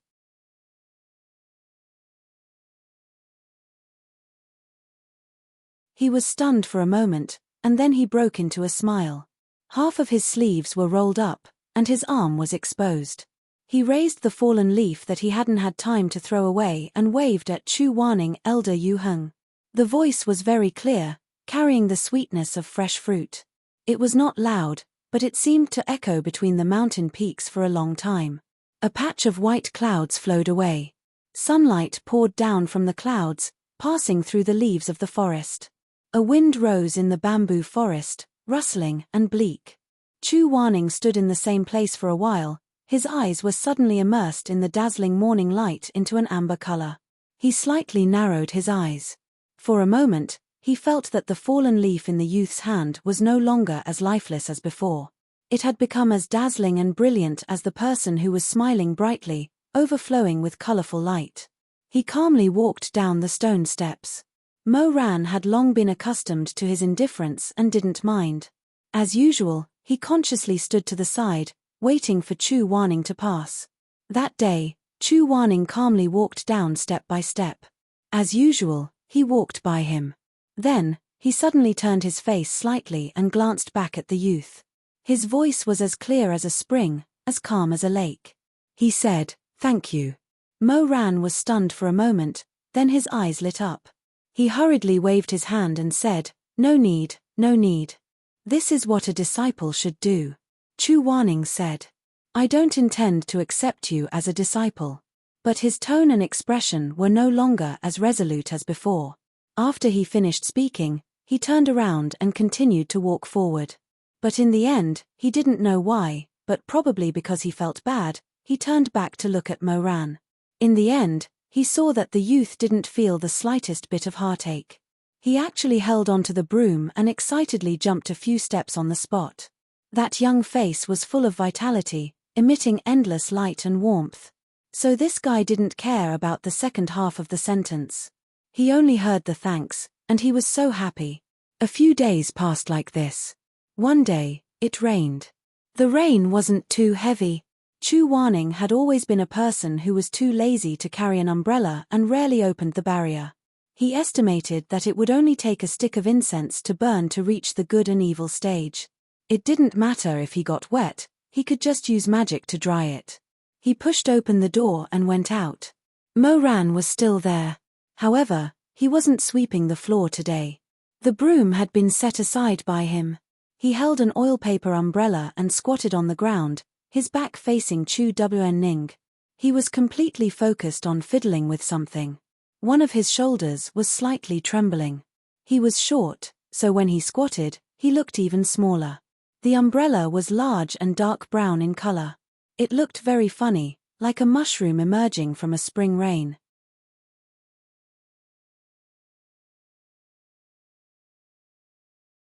Chu Wanning held back his faint smile and walked behind him. He coughed lightly and asked, "What are you doing?" "Ah." The youth was shocked. He turned around and looked up at him. The first sentence was Elder Yu Heng. Before Chu Wanning could respond, he opened his eyes wide and said the second sentence, "Why aren't you holding an umbrella?" Before Chu Wanning could answer, he stood up, tiptoed, and tried to raise the oil paper umbrella in his hand high. He said the third sentence, "This is for you." But he was still too short, and the steps he was standing on were one step lower than Chu Wanning's. He tried very hard, but the umbrella barely covered the top of Chu Wanning's head. But he wasn't steady enough. When the wind blew, he couldn't hold the umbrella properly. The umbrella tilted, and a string of water droplets fell onto Chu Wanning's collar and flowed down his neck. So, before Chu Wanning could say anything, Mo Ran hurriedly said, I'm sorry. Chu Wanning. When Mo Ran said the first sentence, he could say, yes. When Mo Ran said the second sentence, he could say, no need. When Mo Ran said the third sentence, he could say, you keep it for yourself. But when Mo Ran said the fourth sentence, he kept apologizing. Chu Wanning was speechless. He lowered his eyes, and it was hard to tell whether his expression was indifferent or gloomy. In the end, he just sighed, took the umbrella from Mo Ran's hand, and hit the top of their heads. He looked up at Mo Ran, thought for a moment, and circled back to the first sentence. What are you doing? Saving the earthworm. Chu Wanning thought he heard wrong. He frowned and asked, what? Mo Ran smiled, and his dimples were deep. He was very cute. He scratched his head shyly and stammered, save the earthworm. Chu Wanning lowered his eyes, and his gaze fell on Mo Rant's hanging hand. In the palm of his hand was a tree branch, and water dripped down. He should have picked it up from the ground. Looking forward, there was indeed a stupid earthworm lying in the pool of water on the stone steps, slowly wriggling. When the rain stops, these earthworms that came out of the soil will be dried up. Mo Ran was a little embarrassed, so I want to put them all back into the grass. Chu Wanning asked faintly, using a tree branch. Yes. Seeing the other's cold expression, Mo Ran was probably worried that Elder Yu Hung would look down on him, so he hurriedly said, I'm not afraid of using my hands. It's just that when I was young, my mother told me that I can't catch earthworms with my hands, because they will rot. Chu Wanning shook his head. That's not what I'm talking about. When he finished speaking, he raised his hand slightly, and his fingertip pointed in the air. A thin and soft golden willow branch drilled out from the gap of the stone steps. The willow branch wrapped around the earthworm lying in the pool of water, and carried it back to the nearby grass pile. Mo Rant's eyes widened, and he was very shocked. What is this? Tian Wen. What is Tian Wen? Chu Wanning glanced at him, and said, It's my weapon. Mo Ran appeared even more shocked. Elder's weapon is so small? Chu Wanning finished for him. Mo Ran, hey. Chu Wanning flicked his sleeve, his expression indifferent. It naturally has its vicious moments. Then, can I see it? It's best if you never see it. At that time, Mo Ran did not understand the meaning of Chu Wanning's words. He turned his head to look at the willow vines poking out from the cracks of the stone steps, wrapping up the muddle-headed earthworms in the rainwater and sending them back to the moist soil. Gradually, he revealed an envious expression. Chu Wanning suddenly asked, Do you want to learn? Mo Ran was startled, and then his eyes widened. He was so surprised that he did not know what to say. In the end, he could only nod his head, his handsome little face flushed red.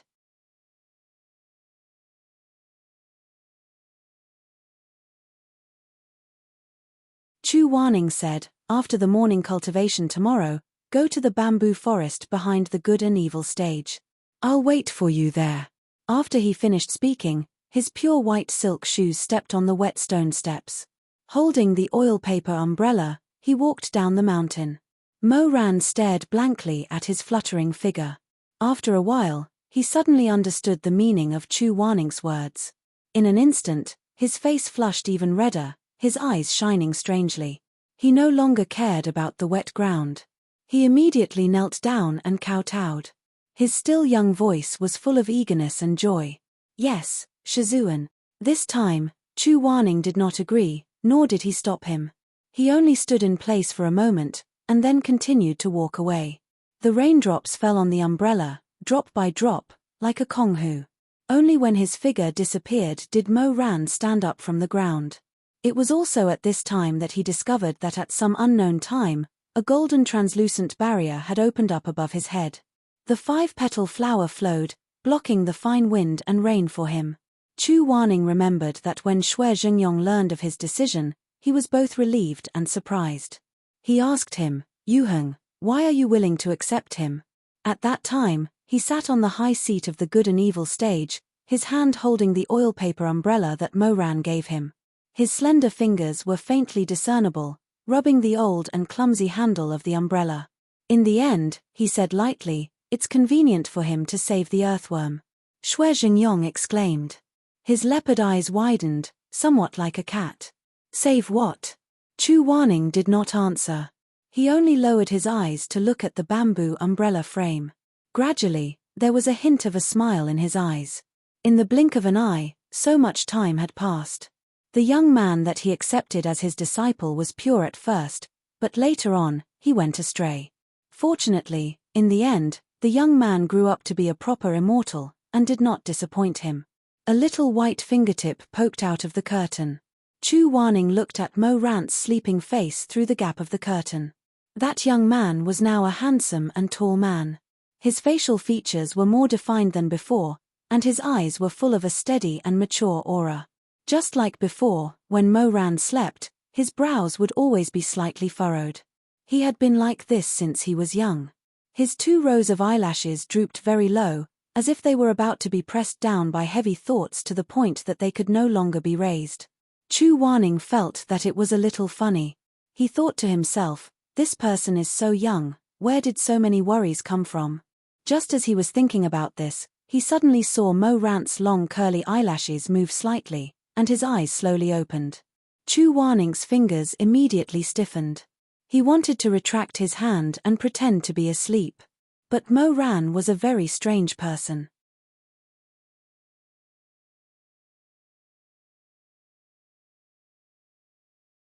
He did not have the temperament of a young man who lazed in bed. Instead, he had the mannerisms of an older person. In other words, he woke up very quickly. And inexplicably, he seemed to have an extremely sharp intuition for the subtle changes in his sleeping environment, as if he was facing assassination threats all year round, moving step by step as if he was walking on thin ice. Before Chu Wanning had time to withdraw his fingertip from the gap of the curtain, Mo Rant's gaze had already accurately fallen on that fingertip. Chu Wanning. This matter concerned Elder Yu Heng's face and reputation. At this critical moment, Chu Wanning had an idea. He simply turned over and stretched his entire hand out of the curtain, lazily hanging on the side of the bed. From the looks of it, just now he was not secretly lifting the curtain at all. Instead, it was a sleeping person who turned over, stretched out his arm, and unintentionally stretched it out of the curtain. How could Mo Ran think that the serious and rigid Chu Wanning could come up with this kind of idea? He was easily fooled. He was afraid of waking Chu Wanning up, so he quietly got up. But he did not leave immediately. Instead, he grabbed Chu Wanning's exposed wrist and carefully placed it back in between the blankets. After doing this, after a while, Chu Wanning heard the creak of the door opening. Mo Ran went out. Chu Wanning slightly opened his eyes and looked at the hazy light coming in through the door. He was still in a daze for a long time. Perhaps it was because he had never dreamed that he and Mo Ran could be together. He had never even imagined it, so even after a night, he still felt that everything was like a dream. In his impression, Mo Ran was clearly secretly in love with Shimingjing. All these years, he stood behind them alone and saw everything clearly. He saw Mo Ran smile brightly at Shimingjing, saw Mo Ran cook noodles for Shimingjing, saw Mo Ran secretly help Shimingjing complete her assignment with a happy expression. He thought that no one knew. In fact, Chu Wanning knew all of this. For this reason, he had been envious, jealous, upset, and unwilling. He also thought that he had been relieved. But how could it be so easy to be relieved? Even if he knew that it was impossible, he still stiffened his neck and refused to look back. He braced himself and was unwilling to leave. All these years, Chu Wanning had asked herself if this kind of waiting that was destined to be fruitless was worth it, and if this kind of stubborn waiting was degrading. But after asking himself countless times, the answer was always undetermined.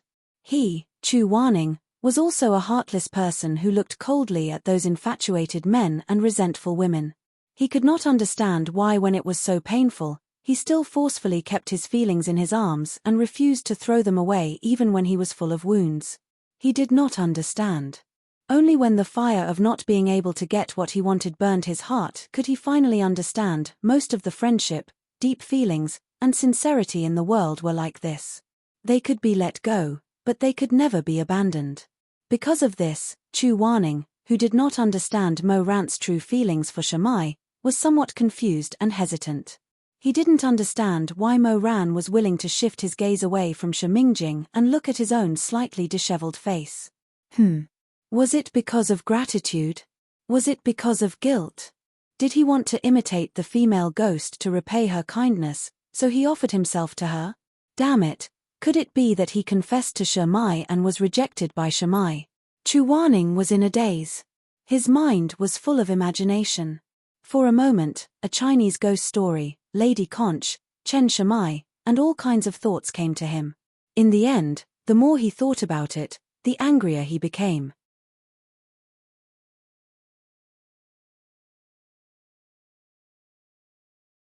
He got up and, while no one was looking, kicked the mattress Mo Ran had slept on last night.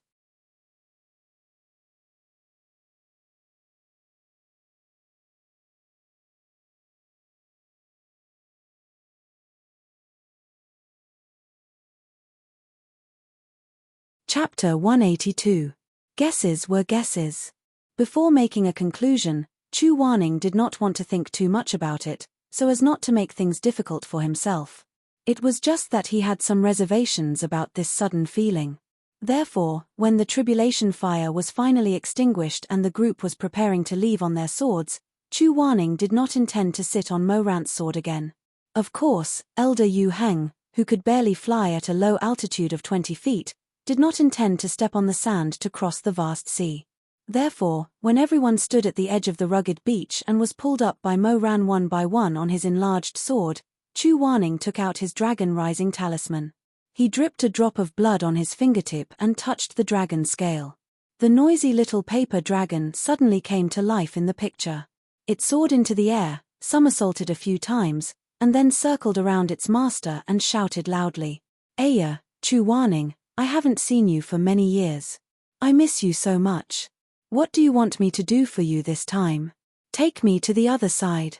Hey, I am the first true monarch at the beginning of the world, the Oregon Dragon. How can I do that kind of work? I won't take you, I won't take you." Under the watchful eyes of the crowd, the palm-sized paper dragon shook its head and wagged its tail. Although its body was weak, its voice was loud and clear. Some children couldn't help but laugh when they heard its words. Chu Wanning's face darkened a lot. He raised his palm and suddenly ignited a golden flame. He said in a low voice, "Burn if you don't take me." The little dragon was so angry that it fell straight onto the beach. It bared its fangs and brandished its claws. "How can there be someone like you? Fierce and unreasonable, heartless and shameless. No wonder every time I see you for so many years, you are always alone." Mo Ran turned around when he heard this. He seemed to want to say something, but after thinking about it, there were so many people around, and Chu Wanning wanted to save face, so he didn't say anything. He just smiled and shook his head. Chu Wanning said angrily, "You talk too much." As he said that, he waved his hand and the ball of fire in his palm was thrown directly at the little dragon on the ground. However, Chu Wanning did not really want to burn it. The fireball was powerful, but it brushed past the dragon's whiskers and fell on the reef of the beach. The little dragon was so scared that it screamed and turned around, patting its fat claws on its whiskers. "Where's my tail? Where's my whiskers? This seat's head. Is it still? Is it still? If you keep blabbering, I won't be here anymore," Chu Wanning said through gritted teeth. A hissing golden radiance gathered in her palm again. "Enlarge." The little dragon wailed for a long time, half true and half false.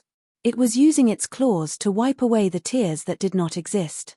Suddenly, its Mung Bin eyes caught a glimpse of Chu Wanning's piercing eyes. It couldn't help but shiver.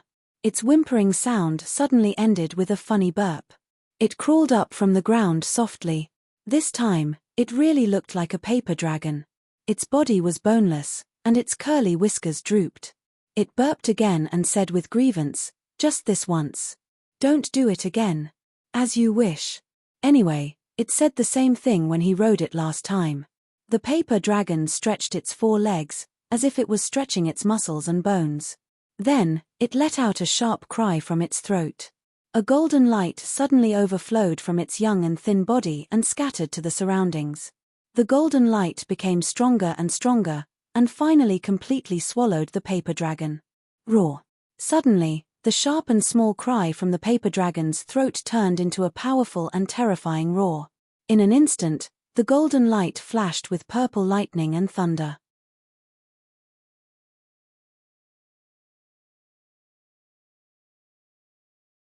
The surrounding wind rose up, and the waves on the shore surged. Everyone was blinded by the blinding light. They either bowed their heads or covered their faces with their sleeves. Chu Wanning narrowed his eyes. His long ponytail and wide robe were fluttering in the strong wind. When the golden light was extinguished, everyone looked around, but they saw that the little dragon was gone. The beach was quiet, and there was nothing. "Huh! It's gone," a bold child said in surprise. But before his voice fell, he heard a sound coming from above his head. It was a roar that shook the 9 heavens. The angry sea was surging, and the wind and clouds were surging. A strong wind blew everywhere. "Ah, father." The child who lost his parents was frightened, but he still habitually cried and called for his father. Mo Ran hurriedly picked him up and softly comforted him. Chu Wanning probably didn't expect that he scared the child again. He was stunned for a moment. Seeing the dragon rushing down, he immediately said, "Slow down." Roar! When the huge dragon heard this, it actually let out a stupefied groan. Then, with a bang, it fell on the stone beach and slowly lowered its body. This dragon was very big. Sitting on it was not much different from sitting on land. No wonder Chu Wanning didn't like to ride the sword, but was willing to fly high on the dragon.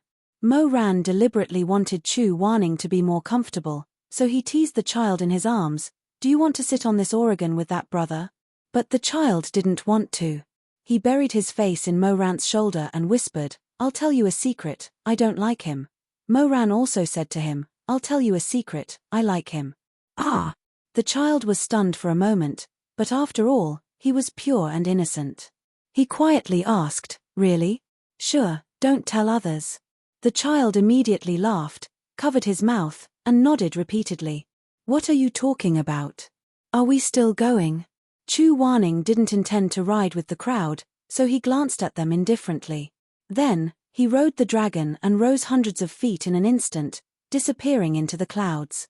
Because they were carrying people on the sword, they couldn't fly too fast. They only arrived at Wuchang Town in the middle of Shu in the evening. Chu Wanning landed before them and greeted a few of the big families in the town. Wuchang Town was the town that was most cared for by the peak of life and death. As long as the immortal monarch asked, they would do their best to do it. The disaster victims brought from Lini were all taken care of by the big family heads.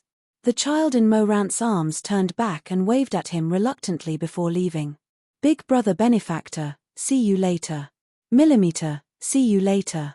Mo Ran smiled and stood in the afterglow of the setting sun, watching them leave. Chu Wanning was tired of this kind of farewell scene. He stood in place for a while, then turned and left.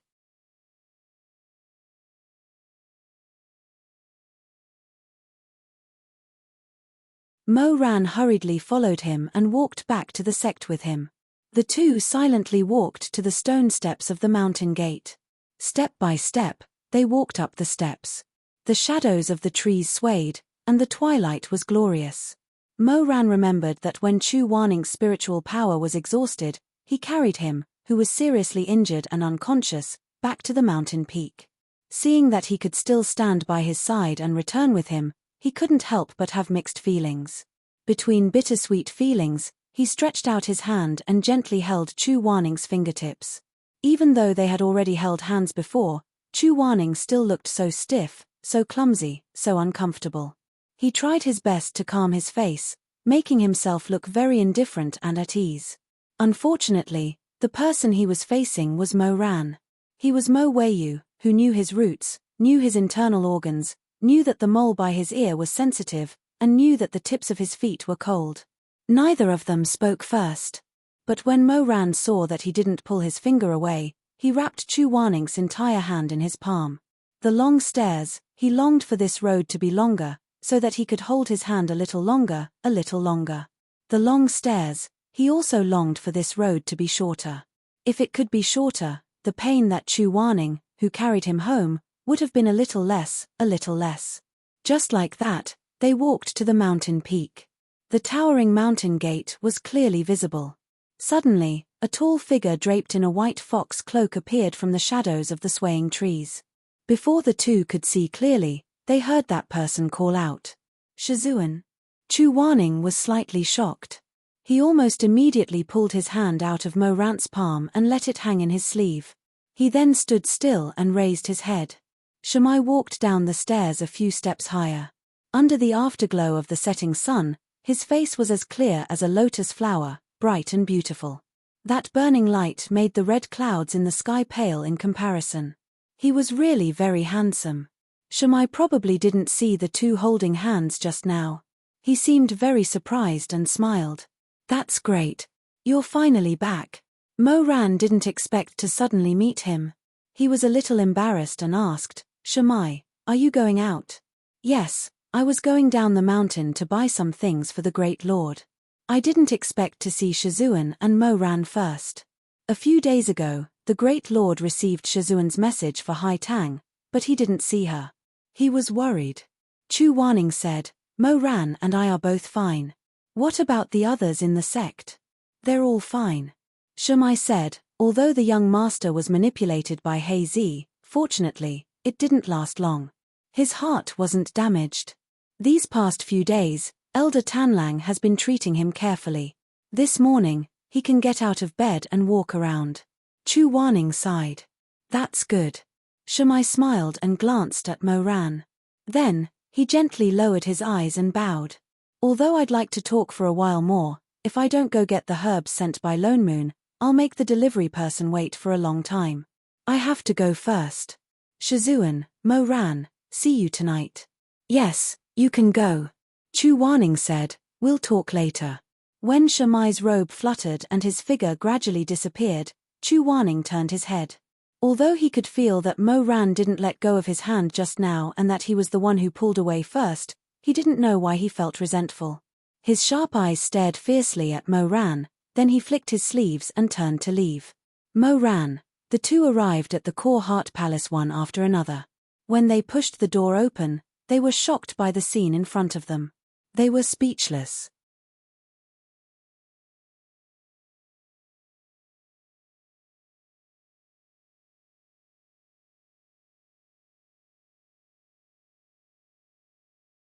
He couldn't help but shut up immediately.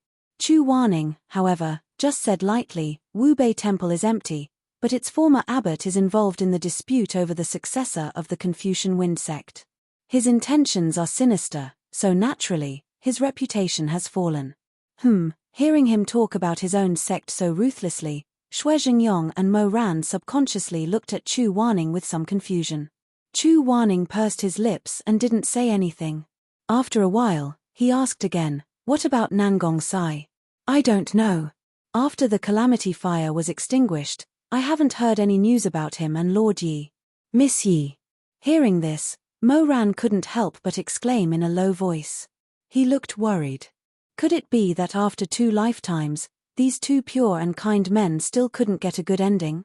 Seeing that his expression was strange and his eyes were obscure, Xue Jingyong turned to look at him. Ran, what's wrong? Mo Ran couldn't tell the truth, so he could only say, I'm thinking that Xu Shuanglin's whereabouts are unknown now. The 2 of them have a deep relationship with him, so I'm worried that they will be implicated. Don't worry too much.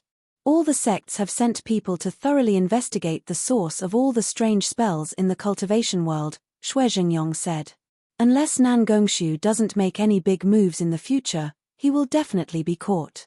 Perhaps young Master Nangong and Miss Yi are temporarily trapped in the forest, so it's not convenient for them to contact outside. Mo Ran said, yes, I hope so. They continued to ask about the changes that had happened in the past few days. Although Xue Jingyong had received a message from Hai Tang and knew that Chu Wanning and the others had spent their days on Flying Flower Island, he didn't know the follow-up, so he asked them about their recent situation. Chu Wanning answered 1 question and 2 questions. Only when he talked about something related to Mo Ran, he would pause and deliberately not say anything. As for Xue Jingyong, he would never have thought that something could happen between Chu Wanning and Mo Ran. This was because the 2 of them were too incompatible with each other except for their appearances. Age, identity, personality. Even the color of their skin, the taste of their food, and their sleeping posture were not the same. For so many years, Night Eye Yu Heng had always represented nobility, Northern Dipper Celestial Venerable had always represented coldness, and Grandmaster Chu was fickle and had few desires. What he cherished the most was his face, so how could he walk together with his disciple? Even the boldest and most absurd stories would not be written like this. If any storyteller could say such a thing, they would probably be splashed with melon seed shells and thrown under a beach table. However, love was born just like that. In the dim light, in a corner that no one cared about, a secret and delicate flower bloomed. Although it had not bloomed, its fragrance was charming and gentle. Since he had returned to the peak of life and death, Chu Wanning went to the Mengpo lobby for dinner that night. When he opened the door of the Red Lotus Pavilion, he suddenly saw a person standing quietly on a mountain path with bamboo leaves rustling in the wind. Hearing the commotion, The man turned his head around. The luxuriant light behind him was like a splash of ink, painting his handsome cheeks with a layer of gold. Mo Ran smiled at Chu Wanning and said, "Shizun." Chu Wanning's pure white silk footsteps paused. His memories suddenly overlapped. He seemed to see Mo Ran's first year at the peak of life and death. Every day, he would stand in front of his door, watch him leave, and wait for him to return. However, the youth was no longer the same. Elder Yuheng had long since become the Shizun he called thousands of times.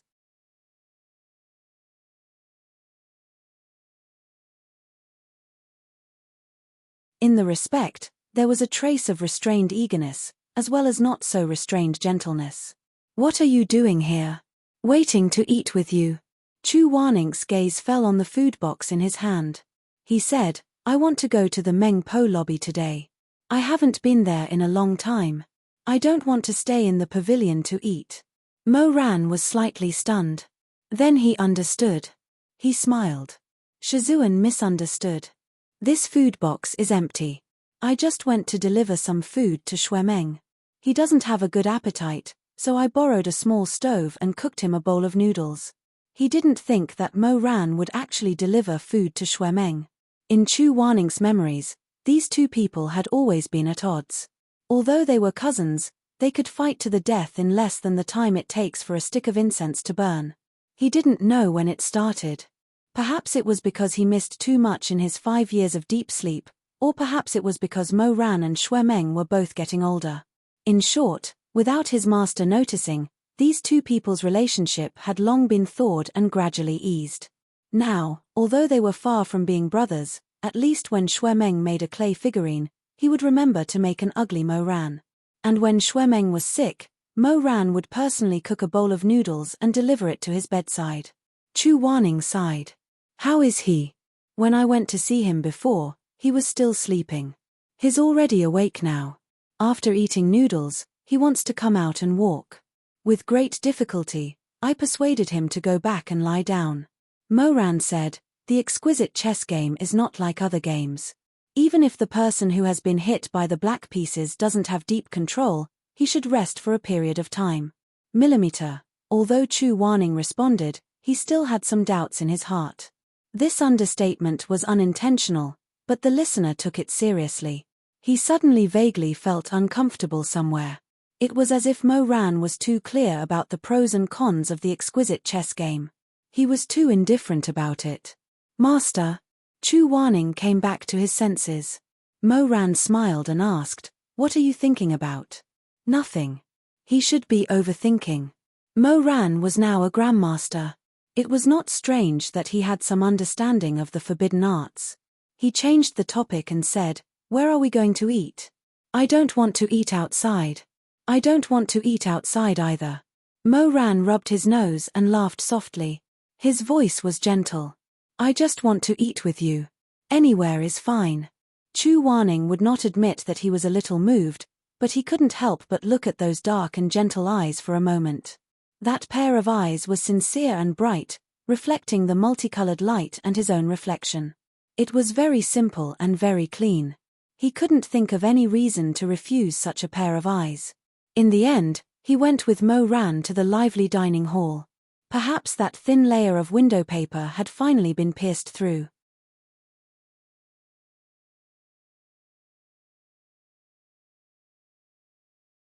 In the past, Mo Ran would still give him food without any scruples.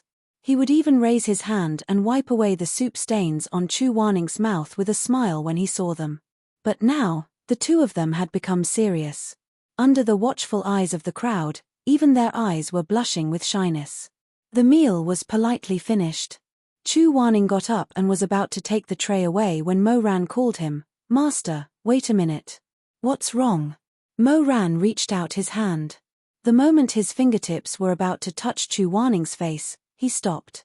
He took back his hand and pointed at the corner of his mouth.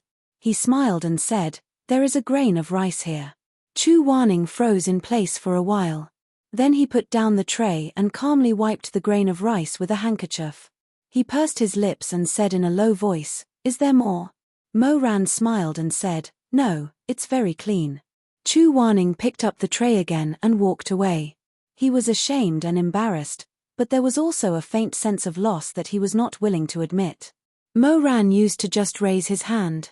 This man suddenly followed the rules, making him feel very uncomfortable. The next few days were like this. He used to be a person who did not have any taboos, but now he was like a young boy who had just fallen in love. He only did his best to treat Chu Wanning well, but he did not do anything too radical. Mo Ran seemed to be afraid of startling him. Every step he took was very careful. Sometimes Chu Wanning could clearly see the burning desire in his eyes, but that man's eyelashes would silently fall. Then, his broad palm wrapped around Chu Wanning's 10 fingers. When he looked up again, the desire in his eyes had been completely covered by gentleness. But that gentleness was too much.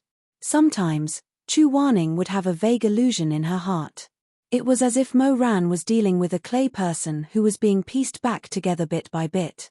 He was afraid that if he made a big move, he would crush him into pieces and powder. Chu Wanning felt that this was not bad. He was calm and unhurried. Although it was exciting to cook oil in the fire in the dream, this kind of thing was enough for a dream. If it came true, he was afraid that he would not be able to bear it. But no matter how much he restrained himself, no matter how obediently he followed the steps of love, there would still be an end. One day, after he finished his dinner as usual, he took a honey peach and was about to leave. Before he could take 2 bites of the peach, his hand was caught. Chu Wanning was shocked. He looked up and saw Mo Ran. He whispered, "What are you doing?" You're tuning in to the Dreamy Chapters YouTube channel. We're so grateful for your support, and don't forget to subscribe to join us on this incredible journey through captivating stories. Your generosity through donations truly makes a world of difference, as it's the primary source of revenue that allows me to expand and enhance this channel for you. Thank you from the bottom of my heart for being a part of this adventure.